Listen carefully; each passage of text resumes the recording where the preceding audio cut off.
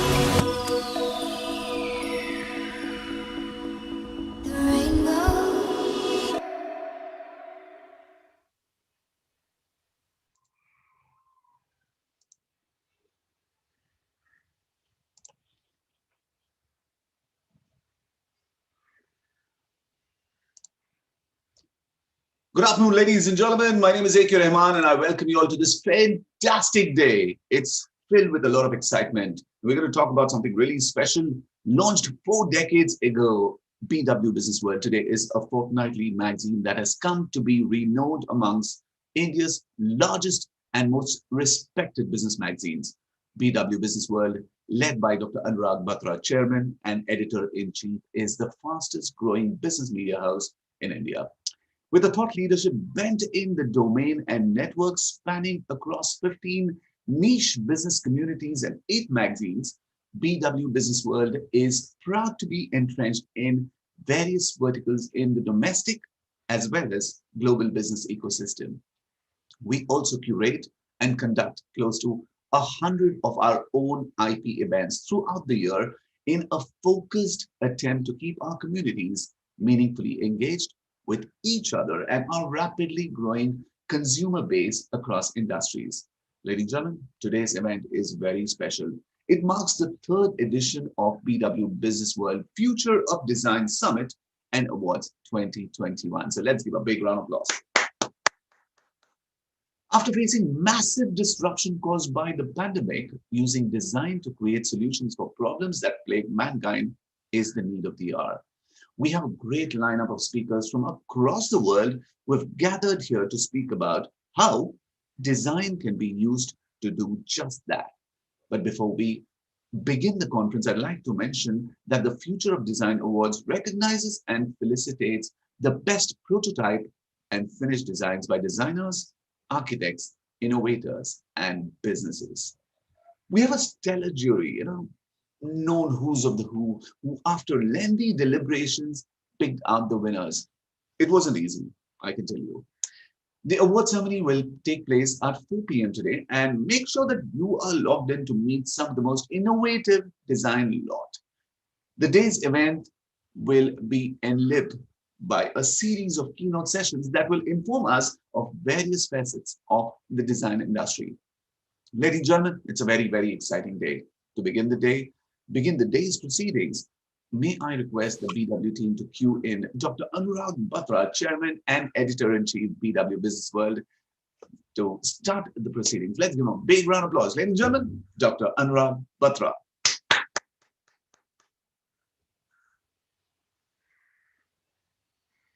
One, two, three. Good afternoon. Welcome to the BW Business World Future of Design Awards and Conference. Today we are here to discuss the future of design, how design impacts business, how design is a differentiator for creating business success. Whether you talk of design of a screen, in the last 12 months, Zoom, in terms of its easy to use interface and its design, has endeared itself to its users and made their daily tasks happen, and it's the design that has made Zoom a huge success. How do you visualize it as a very real life interaction with people through technology has been brought to life through a beautiful graphic interface through Zoom. Easy, simple. It feels that an 8-year-old can do it, and so can a 90-year-old. So design, we can say, in a world that is a 3C world, a contactless world, a compassionate world, and a collaborative world. So design is differentiated through these 3 C's: collaboration, contactless, and compassion. So I think the design that is futuristic and is a winner is a design that incorporates collaboration, compassion, and contactlessness. Also, we normally do this conference face to face. Last time we did it at the Four Seasons Mumbai.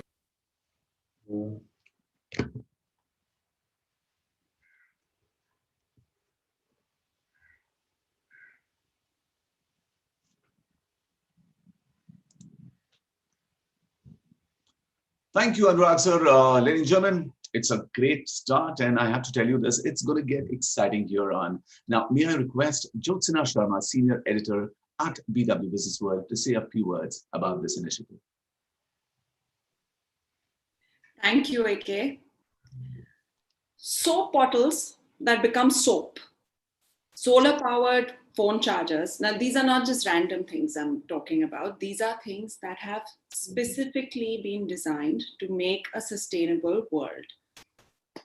Sustainability as a concept has become so very important to all of us, and it is no longer limited to the place you live in, where you work, or the food you eat. It's also about what you eat your food out of, the utensils you eat your food out of. In fact, I was, talking to a few young people the other day, and they said that now when they go into a fashion store to buy an outfit, they are no longer concerned just about the fabric of the outfit. They even care about the packaging and the bag that they bring the outfit back in. So you see, sustainability as a concept has become a way of life. And that is the need of the hour. This is where we should all collectively move towards, especially given what we've been through in the last couple of years. And this is what we will be talking about today. And like AK, you mentioned that we've got a great lineup of speakers, and this is the third edition of the Future of Design Summit and Awards. And I'm not going to take up more time. I'm going to, in fact, pass it back to you, AK. Let's begin the conference, and let's start with the first speaker that we have. Over to you, AK. Thank you, Josina. Thank you so much. And ladies and gentlemen, as mentioned, we've got a fantastic lineup, and it is going to be super exciting. Now, let's get started with this very, very special keynote session of the day. And we are requesting BW to get Mr. Srinivasan, Chairman and CEO, Linium Design and President, WDO. Ladies and gentlemen, let's take a look at this. Hello and good afternoon. As the president of the World Design Organization, I'm very pleased to join this year's Future of Design Awards. I'm also happy to see, despite the challenges related to the COVID pandemic, business world has put in a great effort to continue their good work in recognizing design from India. Briefly, World Design Organization is a global community that promotes a spirit of open collaboration to advance and facilitate innovative design-led solutions that has the power to contribute to creating a better world. As the voice of the industrial design for more than 60 years, our network, comprised of key design stakeholders from academia, professional and promotional institutions, as well as private and public sectors from across 40 countries in all regions of the world, we have been exploiting this unique status to take action on the issues that matter at a global level. When UN announced the 17 SDGs in 2015, WDO chose to adapt the same as our primary objective as we moved from a consumer-driven, product-oriented industrial design focus to collaborative, creative, solutions-driven focus, thus underlining the importance of protecting the world for future generations through the lens of design to improve the quality of life.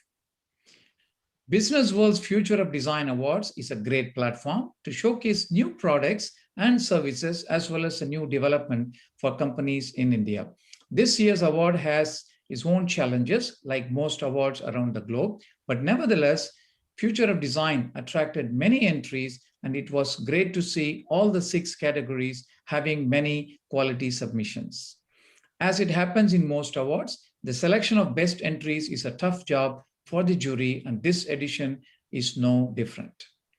The topic of this year's Future of Design is Design for a Sustainable World, a very dear and relevant topic to WDO. It is becoming more and more clear that in order to preserve the precious resources of Mother Earth, we need to design products and services in a sustainable manner. Among the 17 goals of SDG, the most important goal from our viewpoint is number 12, responsible consumption and production. Let us look at some key statistics. According to the UN reports, unsustainable level of material consumption has been increasing tremendously year after year. In the last study, they measured in 2010, 73.2 billion tons were consumed, and that number rose in 2017 to 86 billion tons, and it's increasing each year. During the same period, the electronic waste grew by 38%, but less than 20% were recycled. If you take the agriculture, harvest to transport to storage to processing, 14% of food wastage was also observed. The UN came up with key targets with a view to monitor the progress of the SDGs. I'm listing some of the key targets here that are relevant to our discussion. Target 1, 10-year program on sustainable consumption and production all across the globe. Target 2, by 2030, achieve sustainable management and efficient use of natural resources. And by the same period, halve the per capita food wastage. And target 4, substantially reduce waste generation through prevention, reduction, recycling, and reuse. Target 5, encourage companies, especially large and transnational companies, to adopt sustainable practices and to integrate sustainability information into their reporting cycle. Some of the major factors in achieving sustainability are to manage the source of materials, supply chain process, and waste reduction. Here, innovation is a catalyst where a good amount of research can be made to find locally available raw materials needed for a product. Here are some examples. Toy companies in Thailand and Germany, they chose to buy only from locally available materials within a short distance of 100 kilometers, thus avoiding long-haul trucking. Another example is that detergent companies in the US have come up with a washing cum bathing soap, thus reducing the chemicals used in these products. Many companies are eliminating the thin plastic cellophane wrapper around the cardboard packaging to avoid wastage. What are the benefits for businesses that adopt sustainability practices? Sustainability has the potential to influence, affect all aspects of a company's operations, from development and manufacturing to sales and support functions. Also, there is a lot of pressure from stakeholders, employees, customers, suppliers, and government regulations to adopt sustainable practices to stay successful in their business. In a study that MIT Sloan School of Management conducted, executives of top companies responded and concurred the following as the direct benefits for adopting sustainability practices. Company or brand image, it was considered 30% of the time and leading to more success in business in terms of revenue and customer satisfaction. Cost savings, competitive advantages, employee satisfaction, innovation, and stakeholder value. Companies that adopt sustainability in their strategy stress to their production units the need to be innovative in terms of sustainability and reward the teams for such reduction in wastage and innovation. This helps them to evaluate energy and resource usage and examine the supply chain issues and improvise where it is possible. 3 main reasons for companies to not adopting sustainability are often the companies lack the right information. Companies struggle to define the use case for value creation, and poor implementation techniques, even if they act on to follow sustainability. Don't be afraid to be the leader on sustainability. The clients might even pay higher because consumers believe in sustainability more than ever before. How do we build sustainable communities?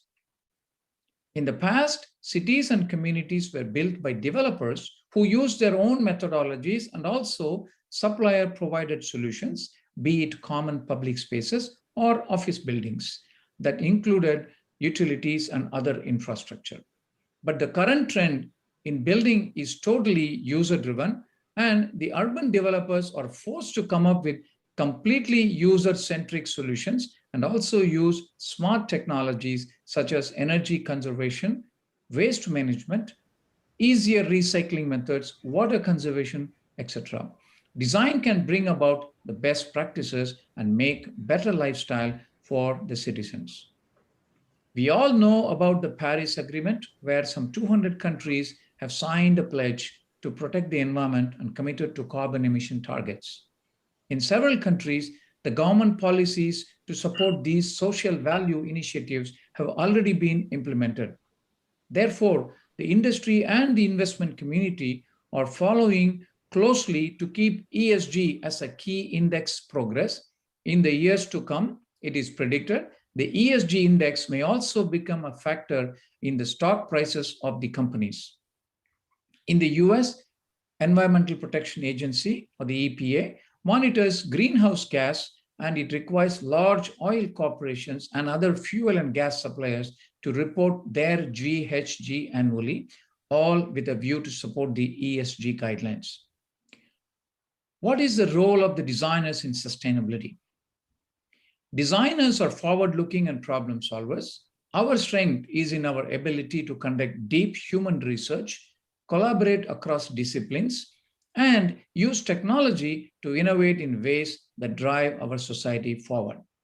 Design has always been a powerful force for change, encouraging innovation, creativity, and collaboration. It shapes and reshapes our lives beyond the aesthetics. Design thinking and processes in our linear model, however, have created a system that prioritizes productivity and output.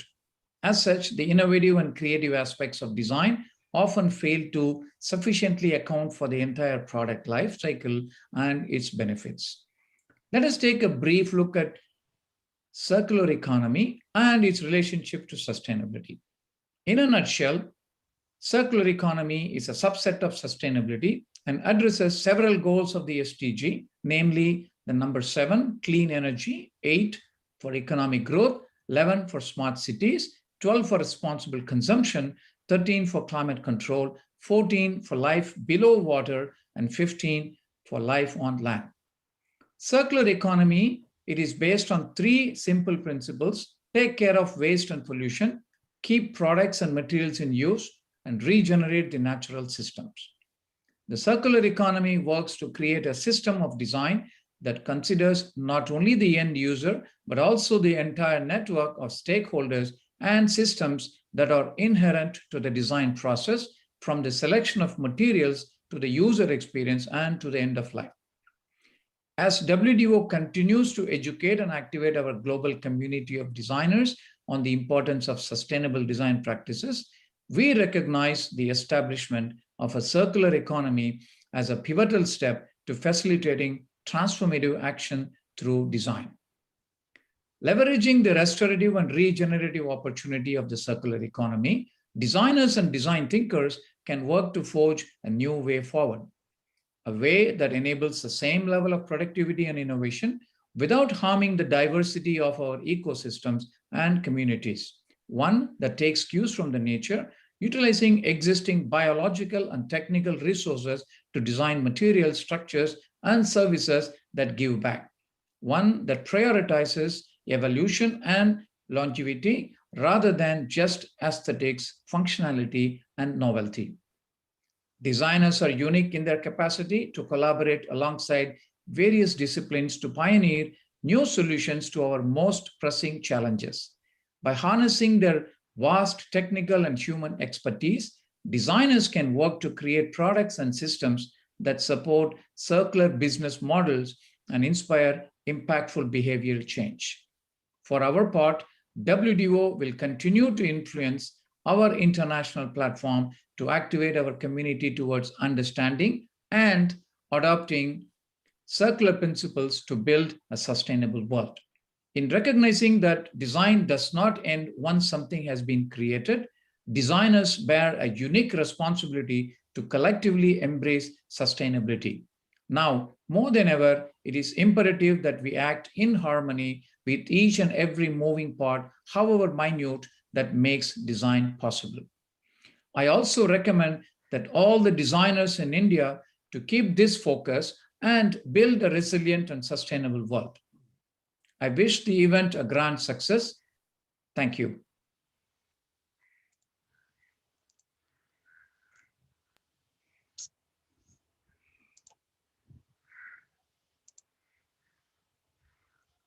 Thank you so much, sir. And ladies and gentlemen, it's a great start. And at this point, I'd like to thank our partners, a silver partner, Hans Grohe. And of course, I'd request you to use the hashtag BWFOD 2021. And right now we move on to our next session, and I have the pleasure in welcoming Partner Bharat Innovation Fund, Mr. Shubhro Pal Chaudhary. Let's give him a big round of applause.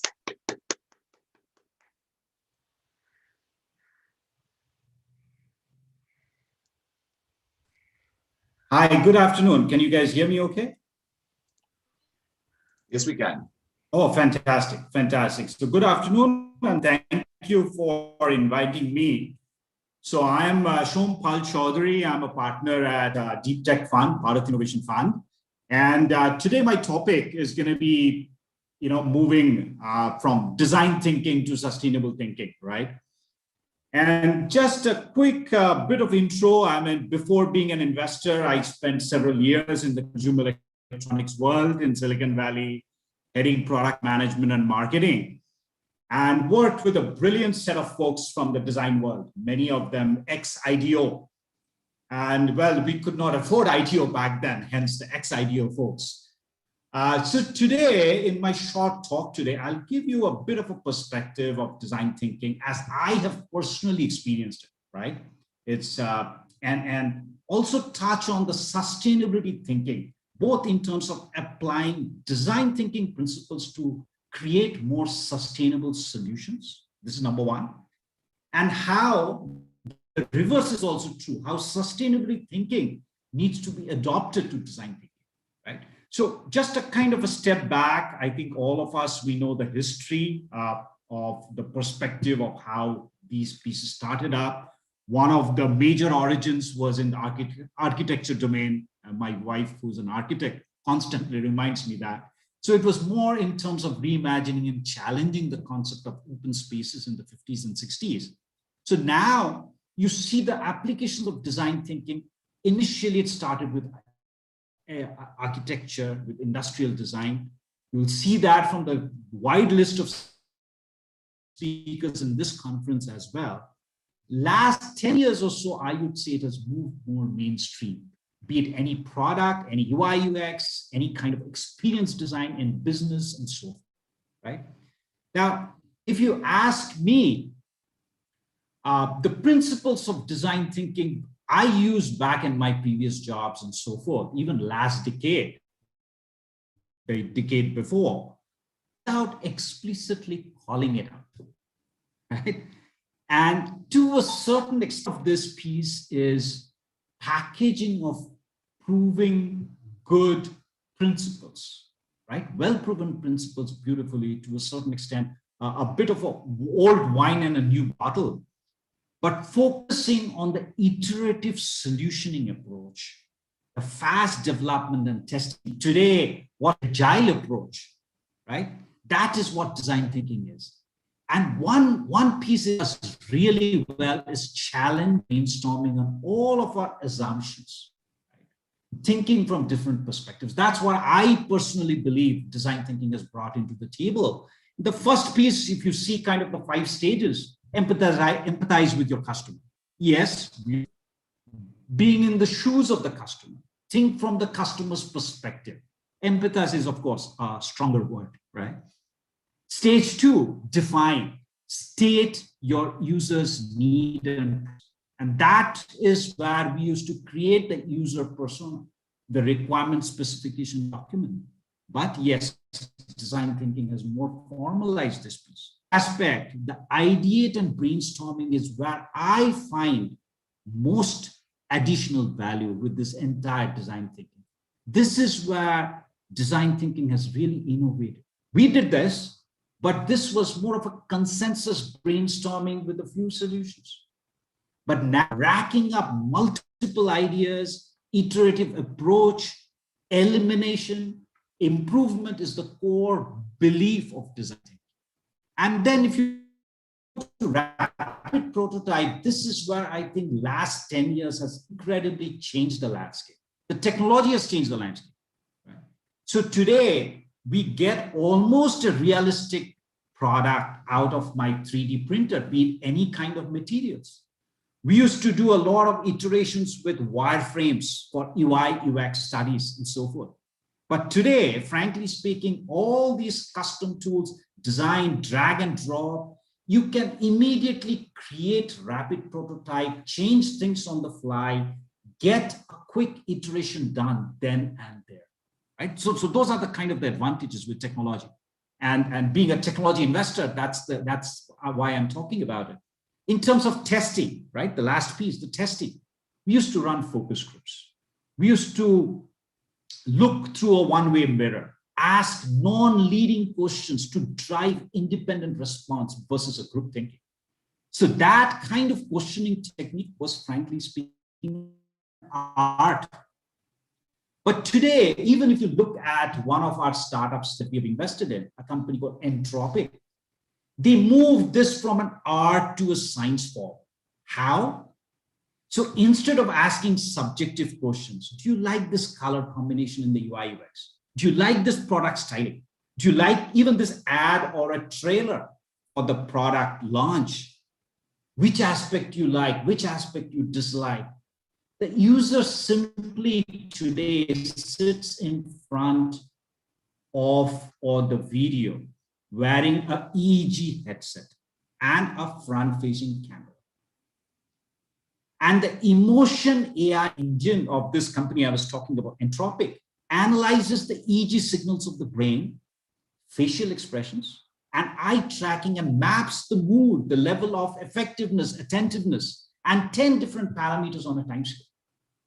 So the testing effectiveness is now real. Brain waves are not going to lie, right? So take another example of one of our other portfolio companies, PlayShifu, and they have done an incredible aspect with very rapid design thinking. It's an augmented reality-based physical plus digital, we call it phygital, educational toys and games for kids. So essentially the kid plays with a physical object like a globe or a catapult, but the gamification, the storytelling, the education all happens in the tablet, in the front, in the field of view. Now, this company runs experiments with a number of these 3D prototype toys with Bangalore International School kids, tests them, iterates on them very rapidly, and then opens it up to a number of teachers and parents globally for Kickstarter, right? To try them out before launching globally at Amazon, Toys R Us, Hamleys, and so forth. So what's the benefit? The storyline of the games, the UI, UX, the shape, the color, the form goes through an intense level of learning, brainstorming, rapid prototyping, and testing before launch, right? And it's not just UI. If you talk about products, if you talk about the experience of buying, the experience of using the product, the experience of getting rid of the product, right? Touches on the sustainability front. Buying a new product from the same brand. All these thought processes are actually apt from a design thinking perspective, right?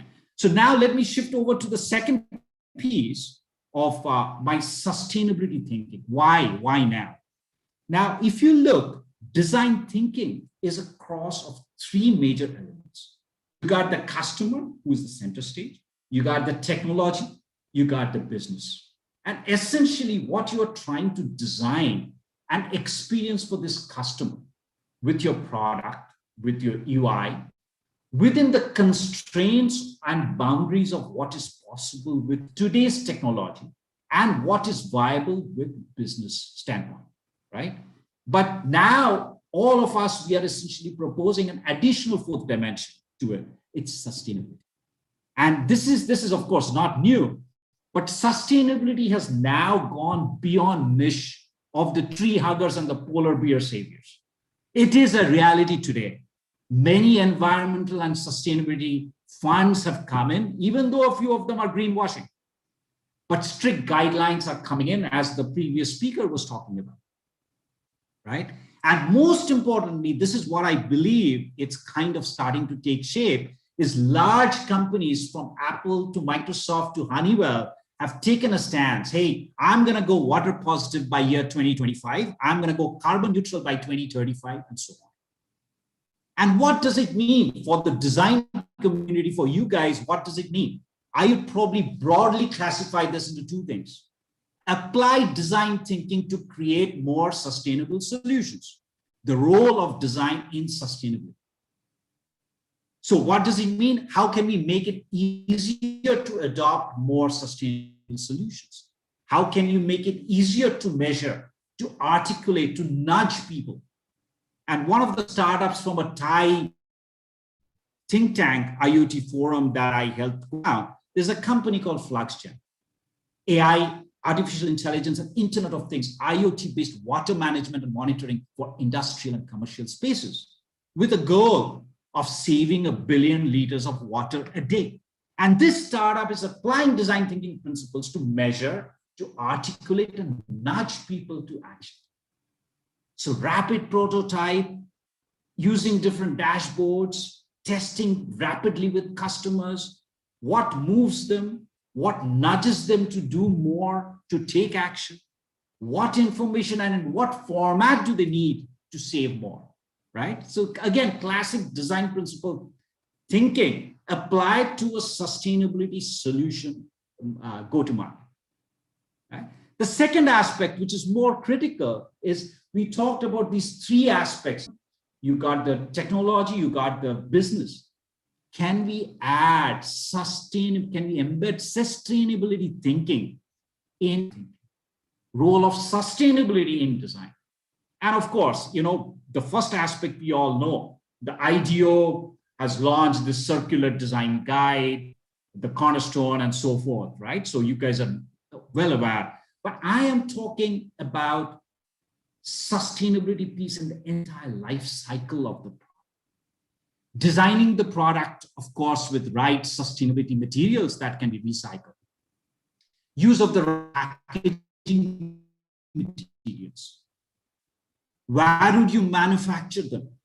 How would you transport from a supply chain logistics standpoint? How do you deliver to your customer? Is this environmentally good or are there? How do the customer use the product in the most sustainable manner? When it is time to upgrade, how does the customer get rid of the product? How do you provide that nudge?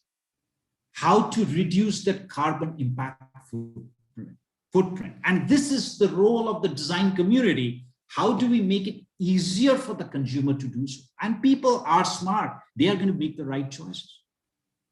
So I think what I'm essentially saying is, beyond the actual cost and the ways you are designing the product, there is a carbon footprint cost of the product, and not just design for it. And frankly speaking, there are several tools to measure them today. Now, one question that we constantly asked by the entrepreneurs, by the sustainability crowd is, going sustainable is expensive. It's costly.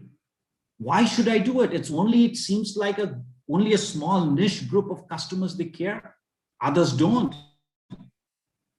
But I would like to point this out, that things are rapidly changing. It has been a wake-up call, and nobody is doubting the fact today that we have to run our business more sustainably. And just as an example, as mainstream as it can get, Google Maps launching the least carbon footprint way to go from point A to point B. That's getting next few months. And sustainability is not just good, it's great for your brand. But be cautious on greenwashing, because today people are smart, they will figure this out easily. But at the same time, I would like to point out that the carrots, it's not just, it's costly, the carrots are also emerging. Today, investment standpoint, there are funds now focusing on sustainable products and solutions. They will invest in your startup if you provide the products and solutions more sustainably compared to your competition. That's a trigger point for these funds. And customers are willing to pay premium. This is already in our doorstep, even though in India, it's a bit kind of niche. The organic foods, the whole food chain was built on the premise of people paying premium for going organic. And this was acquired by Amazon a couple of years back. But it doesn't always mean that the sustainable solutions is going to cost more. I'm aware of this company today, right? And technology has evolved. It doesn't always mean that this company, ecocollab.com, with a tagline of simplifying sustainability.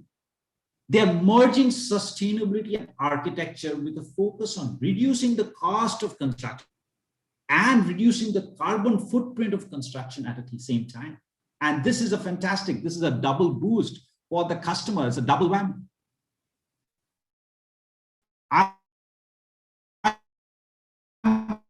I'm part of this wonderful community of sustainability called C+ Sustainability Entrepreneurs from every corner of India.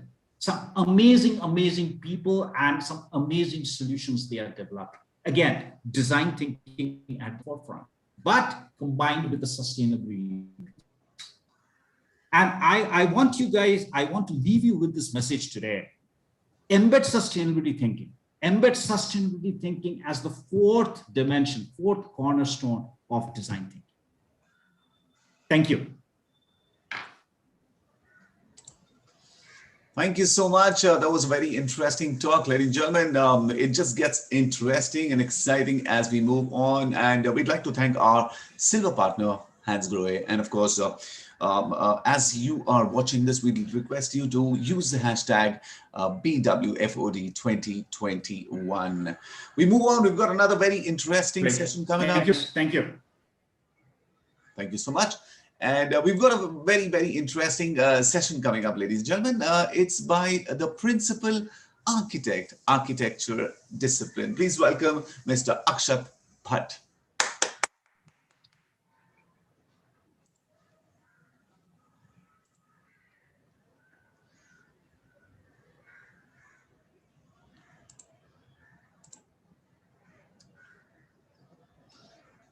Mr. Bhatt, you need to switch on your mic, I guess. We can't hear you.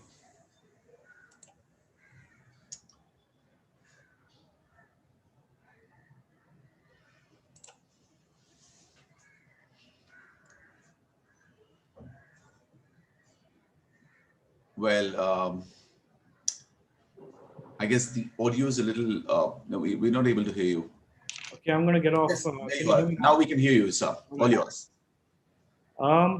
Well, to help this conversation, I'd like to share a short presentation. It's something that we put together a few days ago.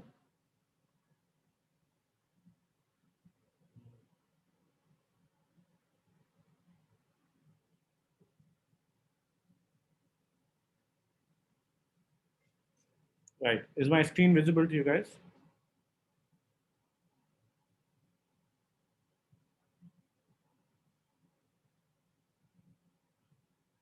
Yes, it is, sir. All right, perfect. So I think over the last few years, what we have been doing as human beings is shaping the way the planet, the direction of the planet, and this direction, and fundamentally this has been dictated by economic considerations. So what we have been engaging in is what we call human-centric design, which isn't really going the way it was planned to. And it's about time that we start thinking about the limits of the planet so that you can make the limits of the planet and the needs of people come together to achieve, a sustainable development, which you can say call a people-planet approach towards the future. And the bottom line is that cities have become our new habitat, and we need to do things to address overall development. And I say that as with cities as a as a starting point, because they are our new habitat, and buildings are what consume a significant amount of natural resource. Well, and the next number now after transport is fast fashion. So one of our objectives is not only to humanize buildings, but to create an environment that that allows us to move away from this idea of constant consumption. And to that effect, our studio has been experimenting at a few different scales. The first is the scale of cities and buildings. This is a small project in Bangalore. It's about 1 lakh square feet, and it's the beginning of, or it was to announce the beginning of a new 125-acre township. It's called the Discovery Center, and it's a demonstration of sustainable development at scale, and a building for the masses. So this is actually a town hall for that small city, and it was developed with progressive building techniques. It's a completely die construction, and this building can actually can be knocked down and reassembled in a matter of 6 months. It uses a lot of waste material, and it also uses a lot of long lifespan material. So that's one. I think when we engage in greenfield development, it's important to engage in greenfield in a progressive manner where you're building for the future. And when you're building for the future, you must understand that your expression and your aspirations have to be for the next 50 to 100 years, and it cannot be rooted purely in the past. Having said that, we have a lot of residual space and townships, cities, houses, buildings that were created in the past, and you cannot ignore them. You can't just let them be waste. So it's time to sort of engage in to give them a new life, like to give them a whole new fresh position in today's world. And to that effect, the second set of development that you have to do is regeneration. So this is a small example of an old stepwell that was in Jodhpur, which has been which used to be a dumping ground, and has now been over a few months cleaned up by us and rejuvenated to become a fresh water aquifer and a space and a democratic space for a lot of people to use.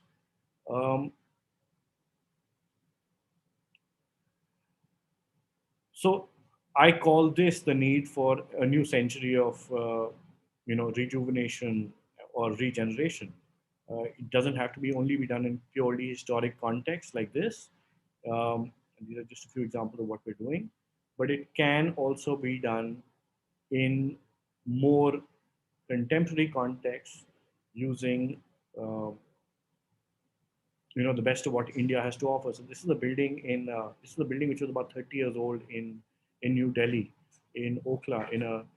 And Okhla has over the years become a fairly acrid, dirty, acidic environment, which nothing much to offer except a lot of wild animal infestation and such. So this building was created, to conserve most of what was put together in the previous iteration or the previous form of this, which was a typical RCC structure with very little to offer. What we did here was we stripped down everything to its bare bones and wrapped the building around with a skin that's sort of like a coat of armor to protect it from its surroundings. And that's about where we went into lockdown, and we realized that our problems have only compounded. It's not now limited to the city, because cities may fundamentally have to change, and our approach to people, to social interaction may have to change. So we developed something called a choker, an S choker, which is a sort of a sign of the times, a bit like the AIDS ribbon or the Livestrong band, that also works on which is not like your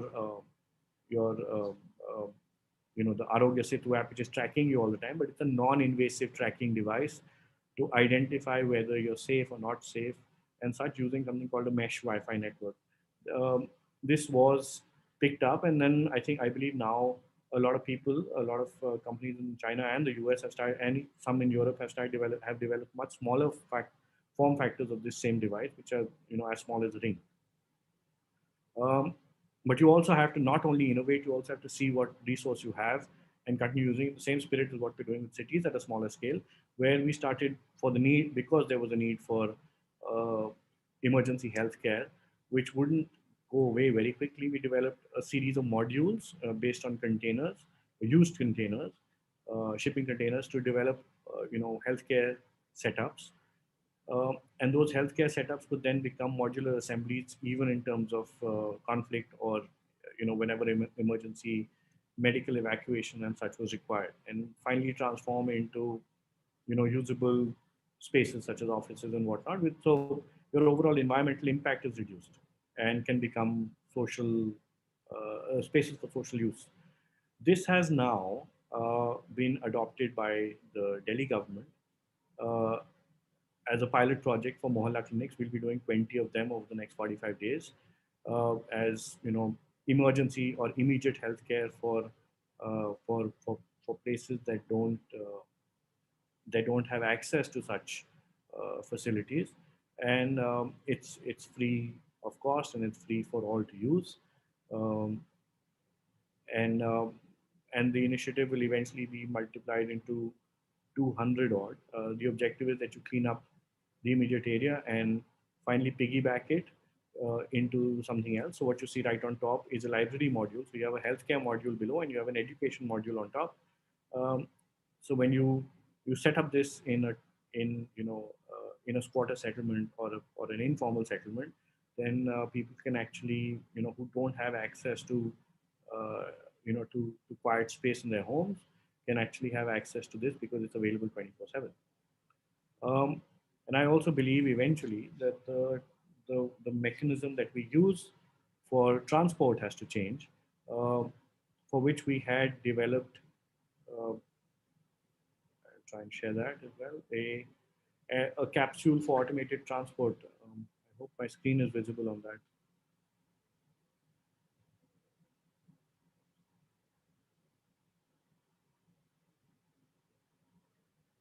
So what we've done is we've developed a capsule for automated transport, which is sort of an autonomous vehicle for use in Indian cities. So you can this replaces mass transit, such as buses and metros. It's a lot easier accessible. Has frequency control. That means you can be actually picked up with the convenience of a private vehicle or a cab. But the ownership of this is a community ownership. So uh, this is a scheme that we're actually now talking to a large corporation for a large car manufacturer for, to actually adopt a project like this, or to demonstrate a project like this for the Indian setting.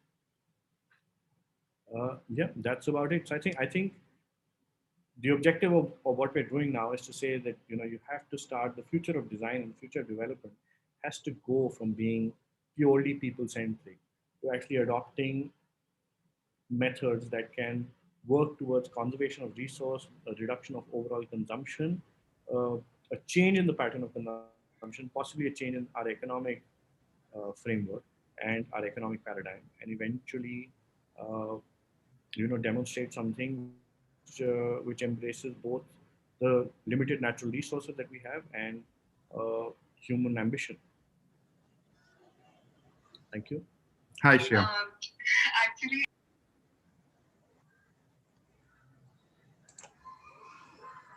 All right, thank you so much. That was a very, very interesting session. Thanks very much for that. And ladies and gentlemen, what an exciting morning it has been. We've had some great presentations. We had some great addresses, and it just gets better and exciting here on. But before we move on, I'd like to thank our silver partner, Hans Grohe, and of course, you can use the hashtag BWFOD2021. Ladies and gentlemen, here on, I'm going to take a little break, but with me is my colleague, Khyati, who's going to take over from here on. So have a great day and enjoy it. Thank you, AK. Thank you for keeping the energy up since the morning. And yes, we would like to move on with our next keynote speaker, as he's already here. So very warm welcome to you. Let me introduce formally, we have with us Mr. Akshay Lakhanpal, Chief Executive Officer, Space Metrics India, and super excited to learn more about design from you. Thanks, Khyati. I've got a presentation that I want to share, so I'll just take a moment and do that. Hold on one sec.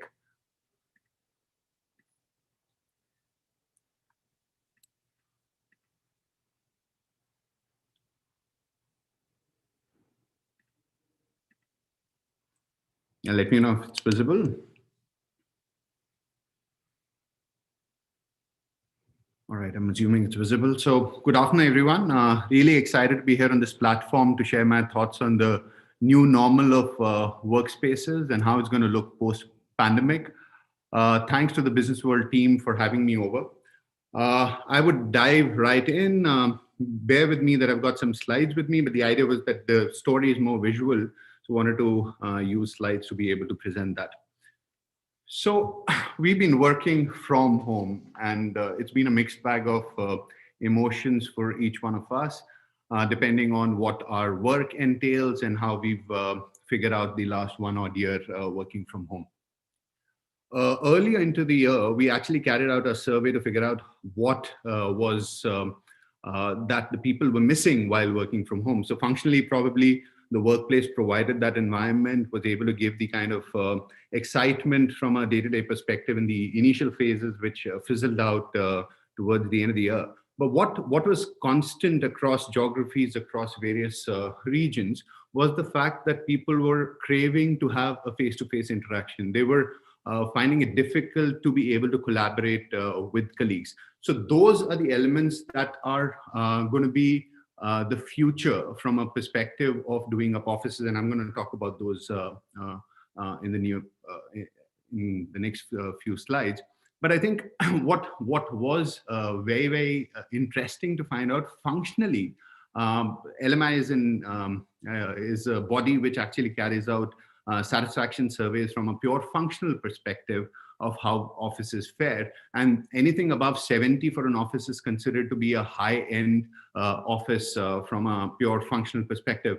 When they did this for homes, the home LMI survey, they found a 71.3 rating there, so which was higher than most of the coveted offices that exist across the world. Now that is a very astounding figure, because that shows that people were generally comfortable functionally working from home at large, I mean, on an average, but they were still missing what I spoke about earlier in terms of that face-to-face connect. Jamie Dimon, JP Morgan Chase CEO, he put it aptly: after 6 months of working from home, junior employees were losing out on the informal, intangible benefits of sitting together in an office. Now, you would ask, what were these benefits? So these benefits essentially entail human moments, as Edward Hallowell, psychologist, puts it. These are basic informal catch-ups that happen probably under an open staircase or a gossip next to the water cooler, a short meeting with the colleague at his desk. That can be more powerful than actually hours of interaction over a digital medium. So you may be able to catch up for a longer time, but the output is not as that great. The body language, visual cues of seeing a leader in action over a big project can teach far more than 500-page manual that you would go through. The joy of physically exiting a meeting, knowing that you've crushed it, is far more than dialing out of a call where you know it went well. And most importantly, patting somebody on the back for doing a great job would be far more stronger emotively than actually a 30-minute of congratulatory call that you might give. So all of these are human moments, and I think all our days, whether they're personal life, professional life, they revolve around human moments. And what technology can't provide at the moment are the human moments. I'm not saying it's not far away, while these might be provided through technology as well, but at the moment it can't. So what's going to be post-pandemic? We know what we're missing right now from an office setup. What is it going to be post-pandemic? So I'm going to use some vocabulary borrowed from Harvard Business Review. But workspace was meant to be a workspace, as the name puts it. So work was the primary driver. But now workspace is going to be culture space. It's going to be a social anchor. It's going to be a place to build personal connections. It's going to be learning, unscripted collaboration. All of these will be the drivers for the workspace. Now, if you look at the planning principles of an office design, the general approach was planning for functional requirements first, then going and figuring out the people and their experiences. What are the use cases of that office? How is each person going to be experiencing that space? And then comes the culture and brand. So this was the traditional way of designing an office. Now this is going to be flipped over. What is going to change post-pandemic is we're going to look at culture and brand first, user experiences second, and then would come planning and agencies. So planning and agencies are given, they would need to be catered to, but the whole design process would start from bottom up rather than top down. So that's the biggest change that's going to happen post pandemic. Some snippets just to give you some food for thought. Why do you think 100% online companies still have offices? It is for moments like these, right? Human moments, to be able to connect, collaborate with your colleagues. That's the most essential element that still requires an office to be built. Another element, creativity. That needs people, right? And people need collaboration, and collaboration needs offices. So again, creativity, innovation, co-creation, all of these require offices, and the offices that come up from now will need to cater to these requirements very, very specifically. And as I was saying, technology can connect, but not help create connections at the moment. I mean, impersonal connections through LinkedIn and stuff is fine, but personal connections, to be able to understand each other through visual cues, body language, all of that is not provided by technology yet. So human moments are not catered to through technology yet. So I'm going to take you through some visuals of spaces, and as a caveat, I'm going to mention that some of these, a large portion of these pictures are for our own office that we developed post-pandemic. The idea was to get insights that we've gotten from research and what we're hearing from the market, incorporating that into our own office to see what works and what doesn't work, and to be able to go back to our clients to say that with conviction that this is the future of workspaces. So certain elements that will become very, very evident in an office space going forward. One of them is choice and ability to focus. I think what we really liked when we were working from home was the ability to lift our legs, relax a bit, and then be able to still work in the same manner.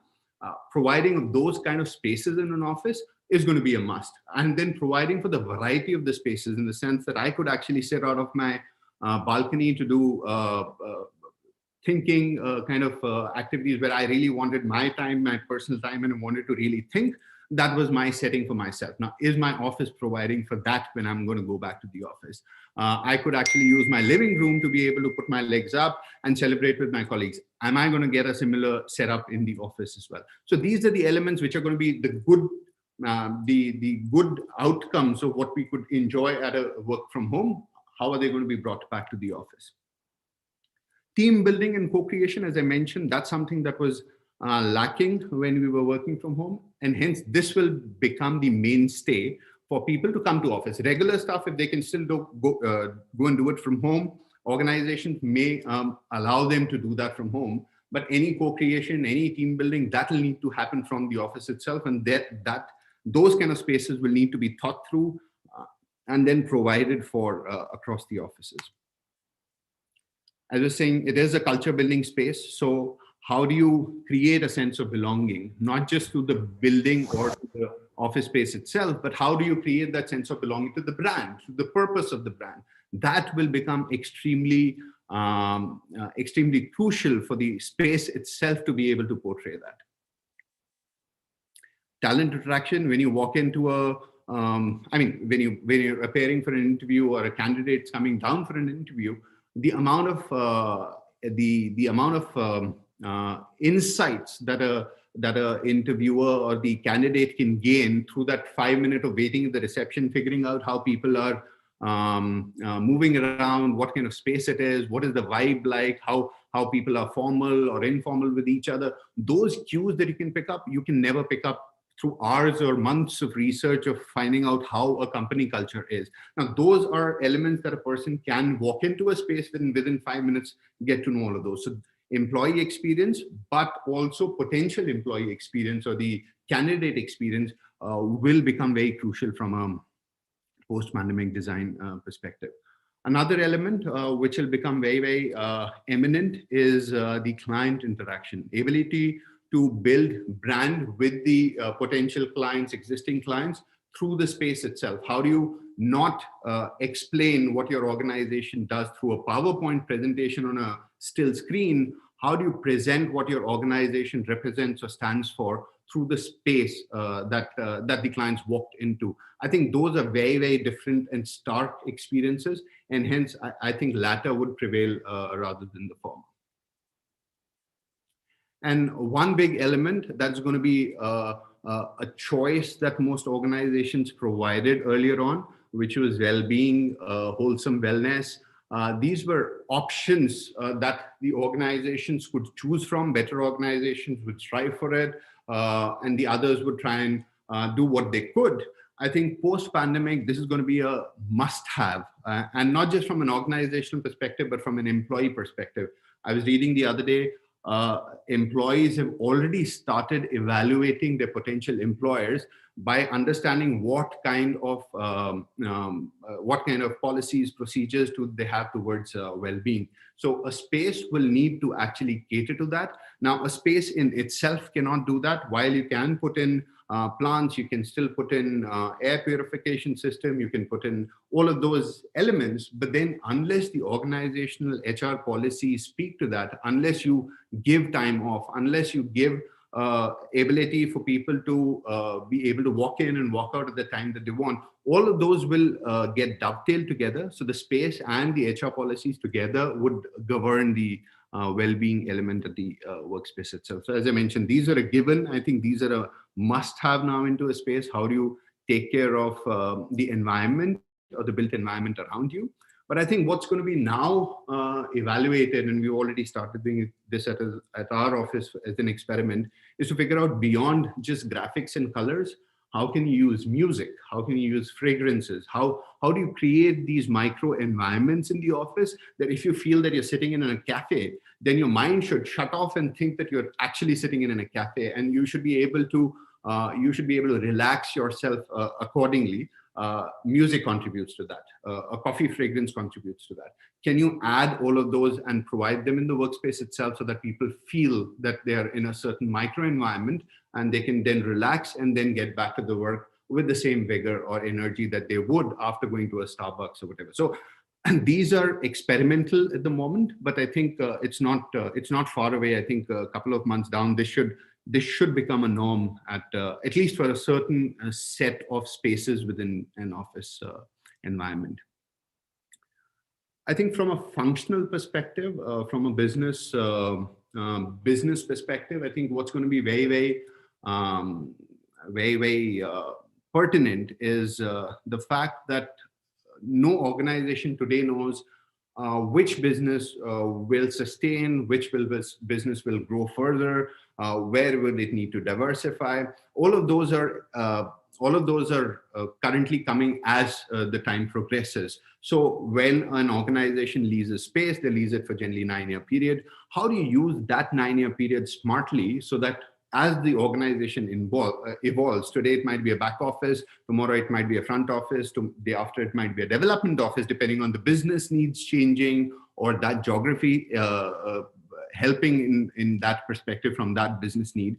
Can the space itself evolve? Can you actually design to a worst case scenario from a planning perspective and then keep adapting as the business adapts? I think that's going to be a very, very big planning principle that's going to be employed from an office perspective.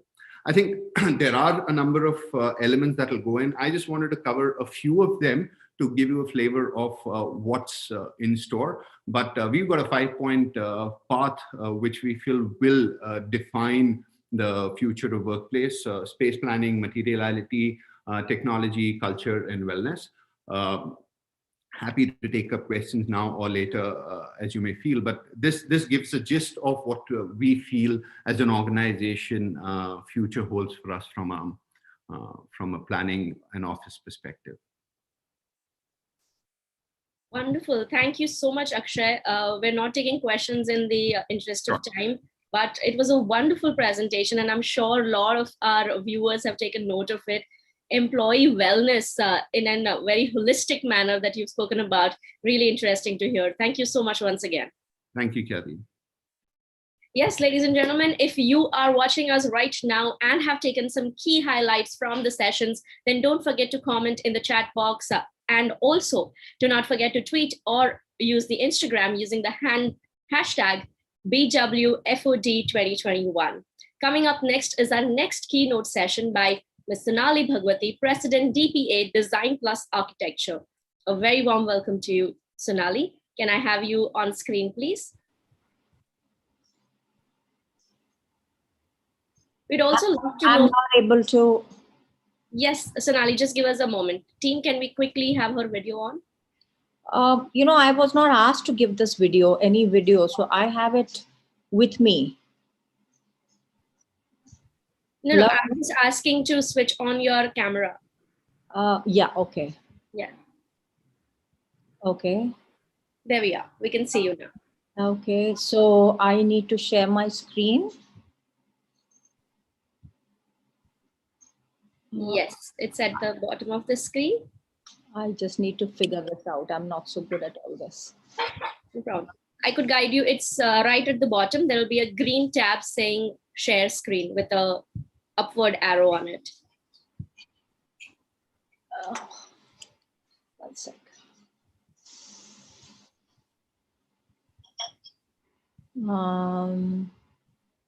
Click, okay. I don't know what to do over here. Sonali ma'am, on the Zoom app at the bottom, there are a couple of tabs, participants, chat. Can you see that? Yeah. And right there is a green tab which says share screen. One sec. Yep, I got it. Yes, just click on that. Yeah, now I need to get my screen over here. Yeah, got it.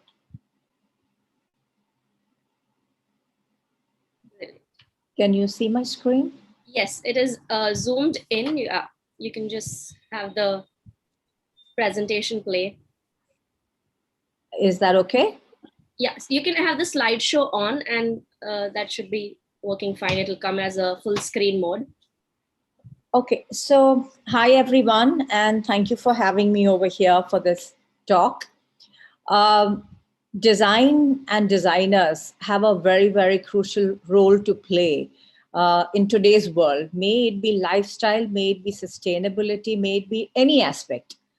And I think you're very right in addressing this with the design community.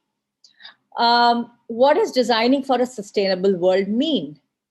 I would say a textbook definition would be the ability to think critically and to visualize innovative and better solutions to problems, particularly in relation to usability, form, and ergonomics, and help to shape the way we live.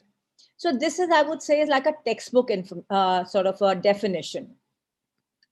However, whether it is a city we live in, a building, or its interior spaces, furniture, lighting, soft furnishing, tableware, art that adorns the walls, or the carbon drives, design affects us all. Even the pen that one draws with or the iPad that we work on are a result of extensive design development. It's a misconception that design is for luxury only. It is all about comfort and simplifying our lives while being responsible for our environment. So every aspect is affected by design. One of the examples that I would like to sort of talk about, and something which has always been very dear to my heart, is the school I studied in. And the school that sort of set us thinking in the right direction.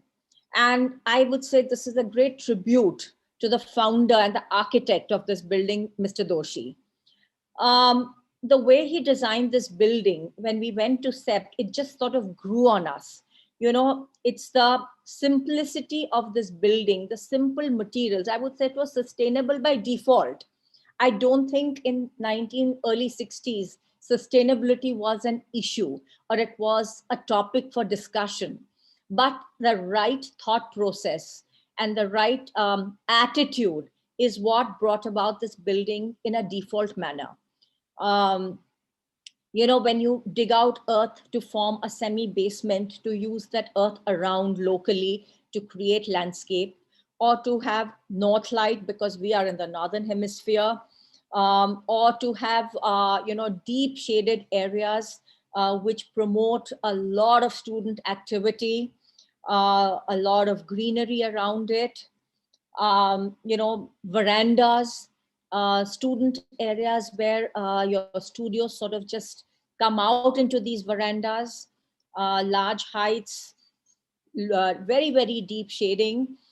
These are the kind of, design elements that we grew up with.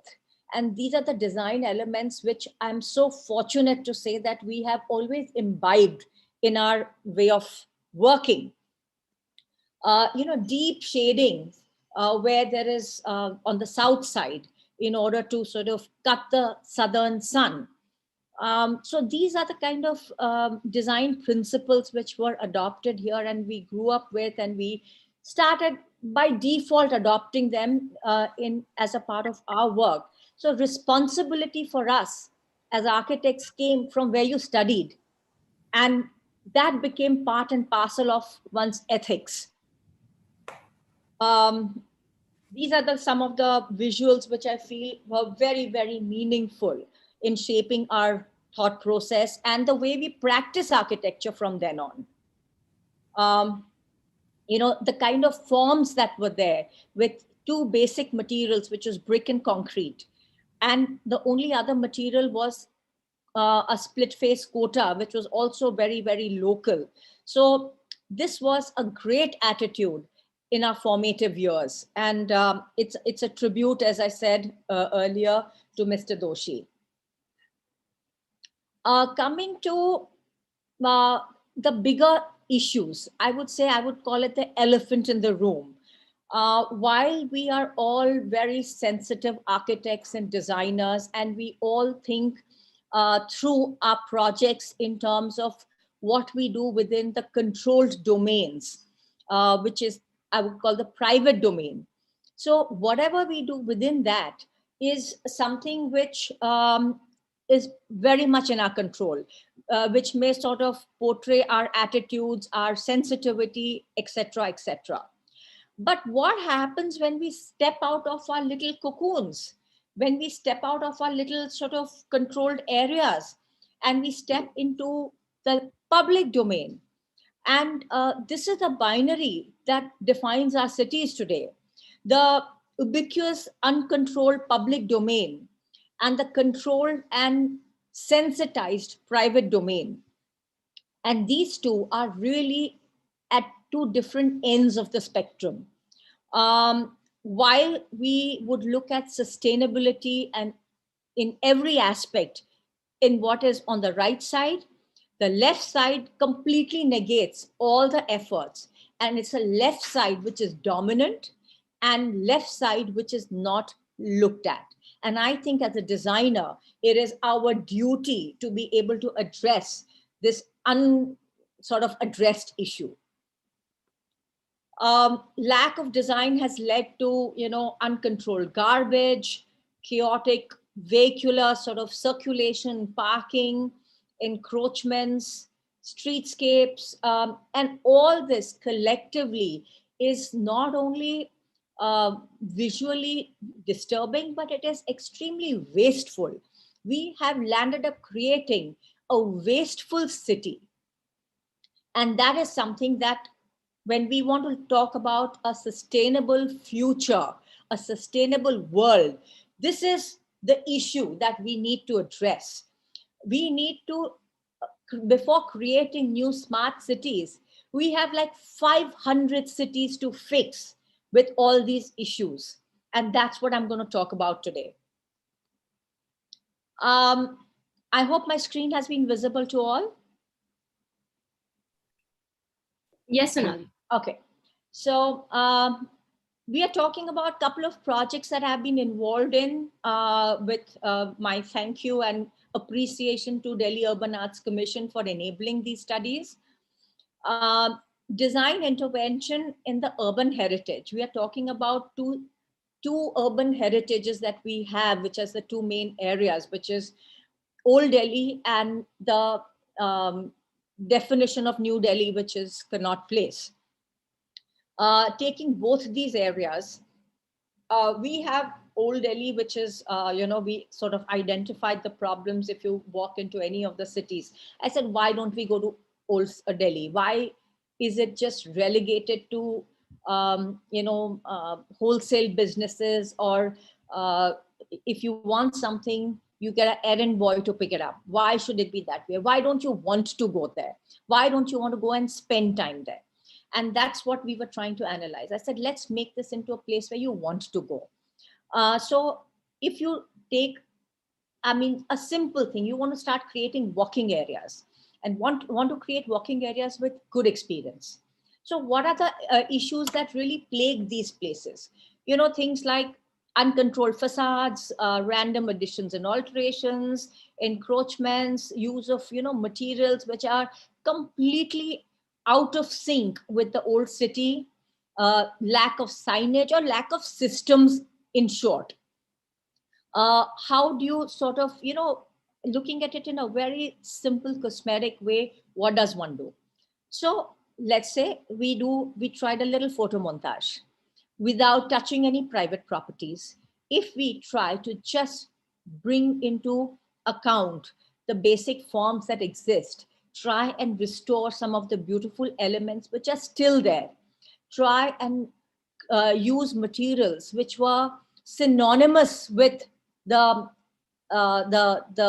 age of the city, and try and clean up all the mess which is there. Try and create areas which are more pedestrian. Try and restrict vehicular traffic to maybe just a few hours in the day, and maybe after peak hours or something for deliveries and emergencies only. And really try and pick up the beautiful elements which unfortunately for us still exist, and highlight them. Try and create a system of signages, street furniture, lighting. And with these few small things, we can start changing the streetscape and start making these areas much, much more sustainable. We can start putting in systems of, very simple systems of sewage treatment, solar lighting, and a few sustainable measures, which is possible when you look at it holistically. When you look at another street, it could be before with, the way things are, and the same street, what it would be after if one took this attitude. Idea is to put systems in place. Idea is to look at a holistic solution and not look at things in a knee-jerk, piecemeal manner. Then you look at a small street. You look at this Kinari Bazaar and these smaller areas, where again there is a lot of character. There is a lot of they're very interesting areas. All one needs to do is pick up, look at waste management, look at lighting, look at signage, highlight the beautiful old elements, and use materials, the finishing and the color palettes, which are in sync with what the original vision would have been, So again, this is one of the katras.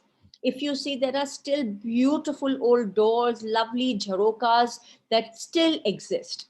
And instead of trying to wait till they all get broken down and, taken away, we could look at bringing back the glory and bringing back what this beautiful city stood for.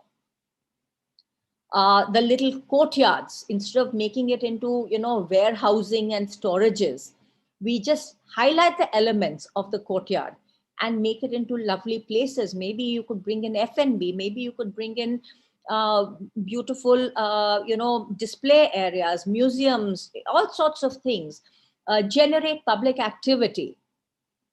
And that's the way one brings in and starts putting some kind of an order into the old city without losing its character, without actually enhancing the character and enhancing what it stood for.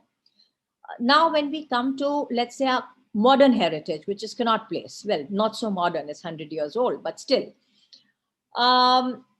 Right now, this place is completely uncontrolled chaos. So we thought, what happens if we start looking at trying to create the glory I used to live in central Delhi, and I used to walk to Connaught Place almost every second day. And we used to walk around Connaught Place because it was a wonderful experience. But today, it is not an experience one looks for. How does one bring back that experience? And it was not so long ago. This is what Connaught Place is right now, with roads all over, parking all over, everywhere. The roads and parking and vehicular movement really sort of cuts the pedestrian and makes it extremely unsafe. And if we start looking at creating a whole inner circle which merges with the central garden and becomes a whole pedestrian path, and the radial roads start becoming the emergency access points for any kind of deliveries, senior citizens, etc. So idea was to start creating a system of vehicular movement which works. We cannot wish the cars away, but we have to manage them. Try and sort of vitalize the many multi-level parkings which are in the vicinity, and try and see how they can be meaningfully connected to this, and try and create a place, a promenade, and restore the glory of Connaught Place, what it used to be. And that's what the idea would be, that it becomes one huge giant park, devoid of vehicles, devoid of, and extremely safe, full of public activities, and a place that would draw in people the way it used to. And instead of all these cars which are in a place like this, we start looking at gardens, we start looking at pedestrian movement, we start looking at greenery and landscaping. So it was just a conceptual thought that we had thought about. And I think it would be a win-win for all, because it would only increase the footfalls. Another thing is that Delhi, being a reasonably green city, much greener than most other cities in the country, the pedestrian still jostles with the vehicles. And today our roads are so congested that it is only meant for the young and agile. If you are physically challenged or old, or if you have a child, these roads are not meant for you. These roads have completely cut out that section of our population because it has made it completely unsafe for them. So what do we do? How do we make the pedestrian feel safe? We can't wish the cars away. So we said, let's look at the gardens of Delhi and let's start looking at how to connect them and make them into pedestrian ways, So I'm just going to run through it very, very quickly. So we took these big gardens and forests of Delhi, and we tried to see if we could work out pedestrian paths and start developing connecting nodes, entrance nodes, and connecting these green areas to the fabric of the city, so that people know that this is a place to be. You know that you can walk through this, and not make it like a closed up area with large gates and you can't enter these areas. So this is what we decided, sort of, it was again a very, very ambitious project. So I'm just going to sort of show you a few visuals that we tried to develop. How to make a seamless pedestrian way, how to create these beautiful entrance nodes which connect these parks and forests to the fabric of the city. Bring in people, make it all inclusive. From the roadside, you create nice plazas. You create, walking areas, you create public areas where people can sit, which are sustainable, self-supporting. Little kiosks. Idea is to generate public activity, which Delhi is very devoid of. You start looking at, industrial, waste to create these kind of areas, which can be very nice, very exciting. And it would bring in, it would start becoming social hubs. And this is how you sort of create interest in the greenways of this, our city. So I would say going forward as a firm, we would continue to sort of create very meaningful architecture, because we have always believed that you don't create random forms or random sort of spaces. Every form that you create or every space that is formed needs to be meaningful and should have absolutely irrefutable reason to it.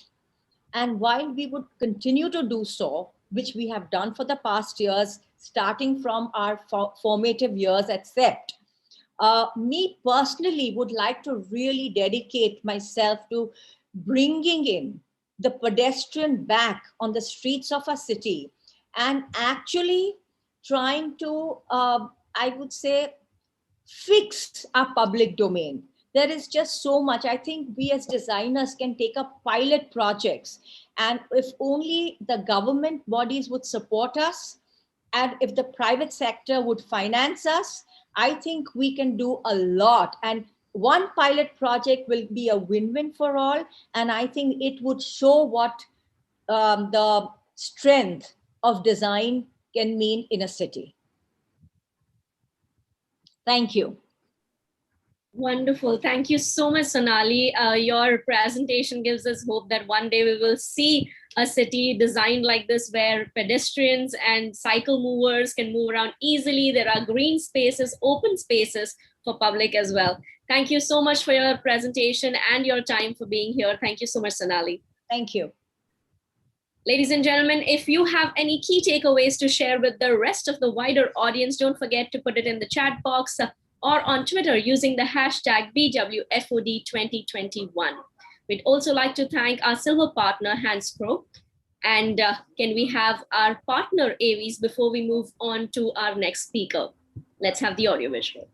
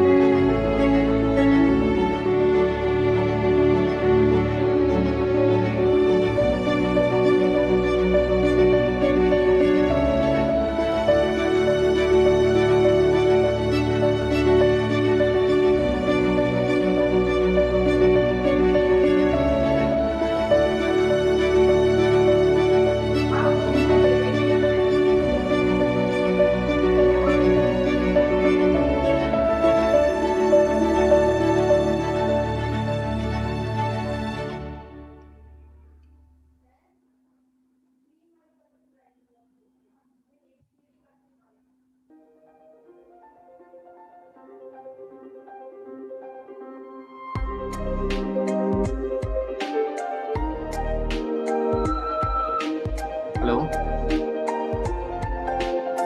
Hello?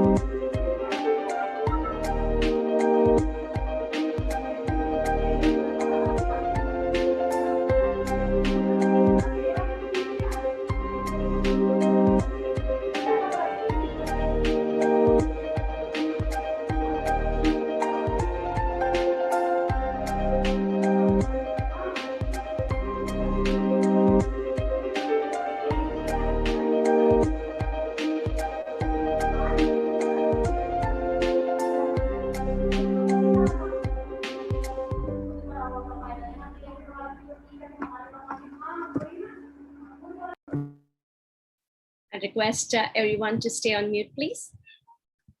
Ladies and gentlemen, in this event, which is BW Business World Future of Design Summit and Awards, we're talking a lot about design. So we'd like to know from you, which are these unique designs, whether it's in products, in services, or rather in architecture as well, that you have seen and that has inspired you?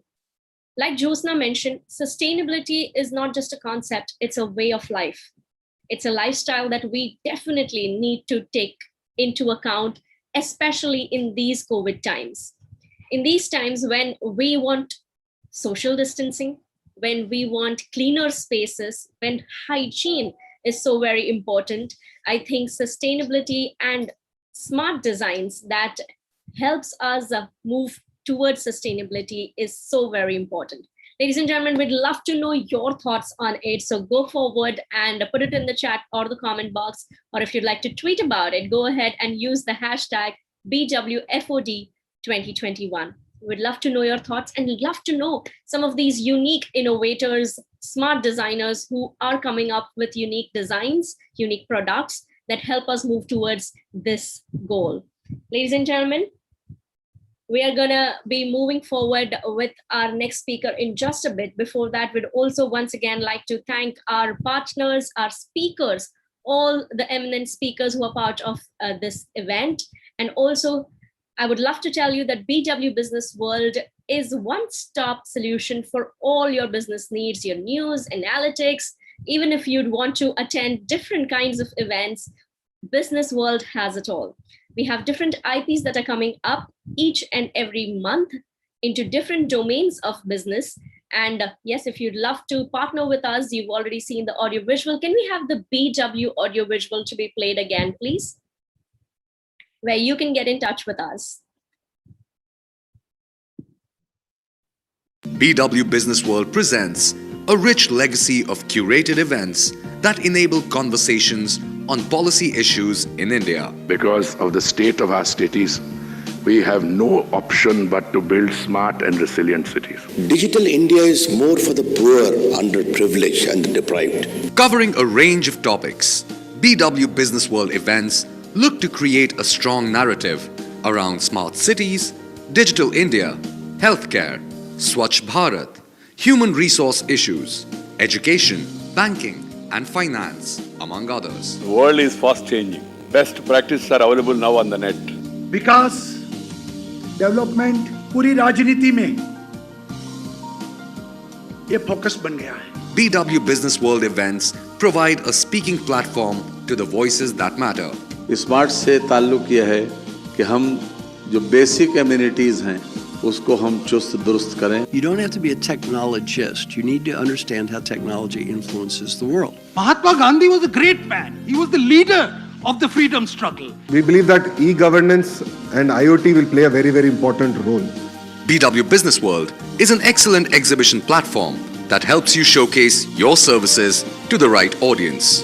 BW Business World's digital transformation went on the fast track in 2020. Marrying its legacy of credibility and robust business journalism to a technology-first world. Hosting over 250 virtual summits and webinars across its 17 niche business communities, with millions engaging with the power-packed content like BW Dialogue Series, Festival of Life web series, and custom-created webinars and hosting 20+ virtual summits.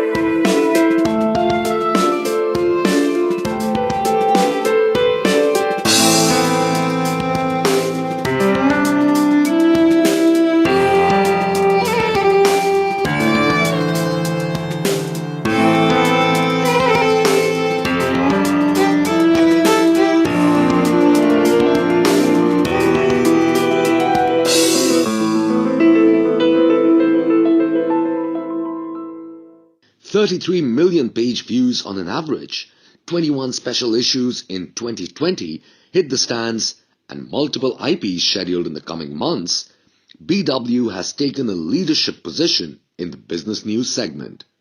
To become a part of our legacy, write to us at partner@businessworld.in.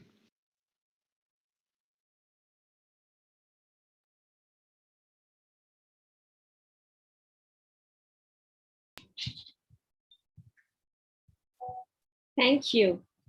Ladies and gentlemen, yes, we would love to know your thoughts. And as we've seen, BW is coming up with different IPs and events every month in different sectors of businesses. But today we are talking about design.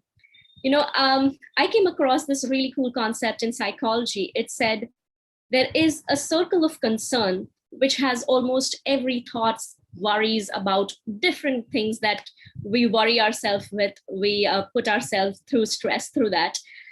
Could be about politics, could be about what the world is going towards, how the business is, etc., etc., etc.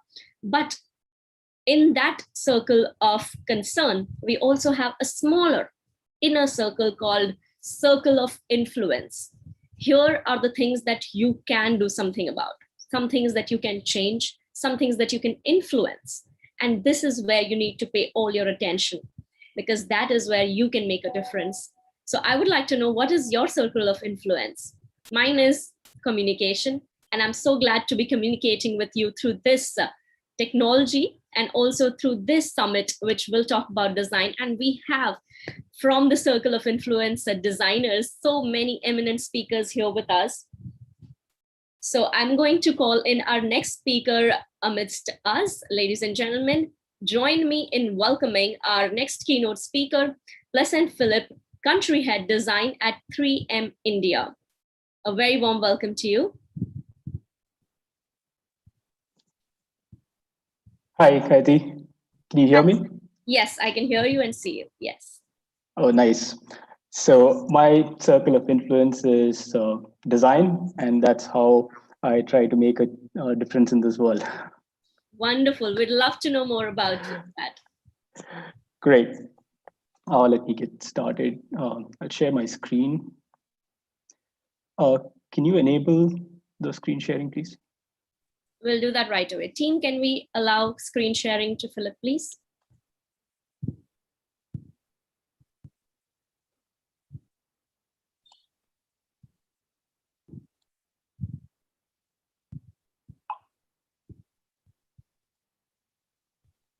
Is it enabled, Philip?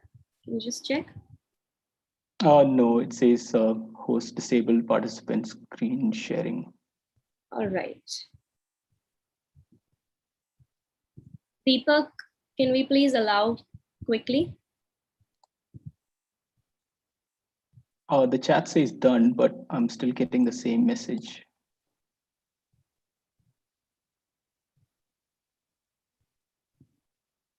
Okay, can you try now? I think they've made you the co-host. Yeah. Yeah, all right.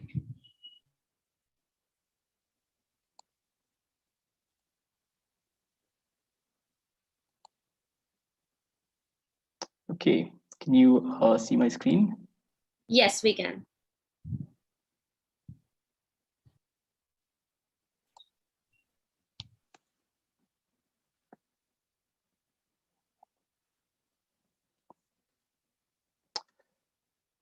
All right.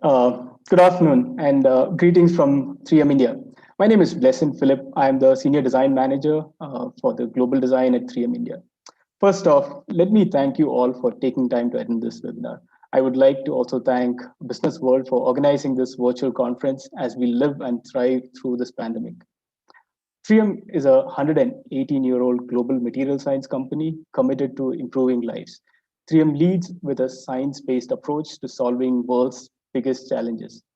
See, as we face unprecedented and accelerating challenges, it's really heartening to see how our own priorities have changed over the last 1 year.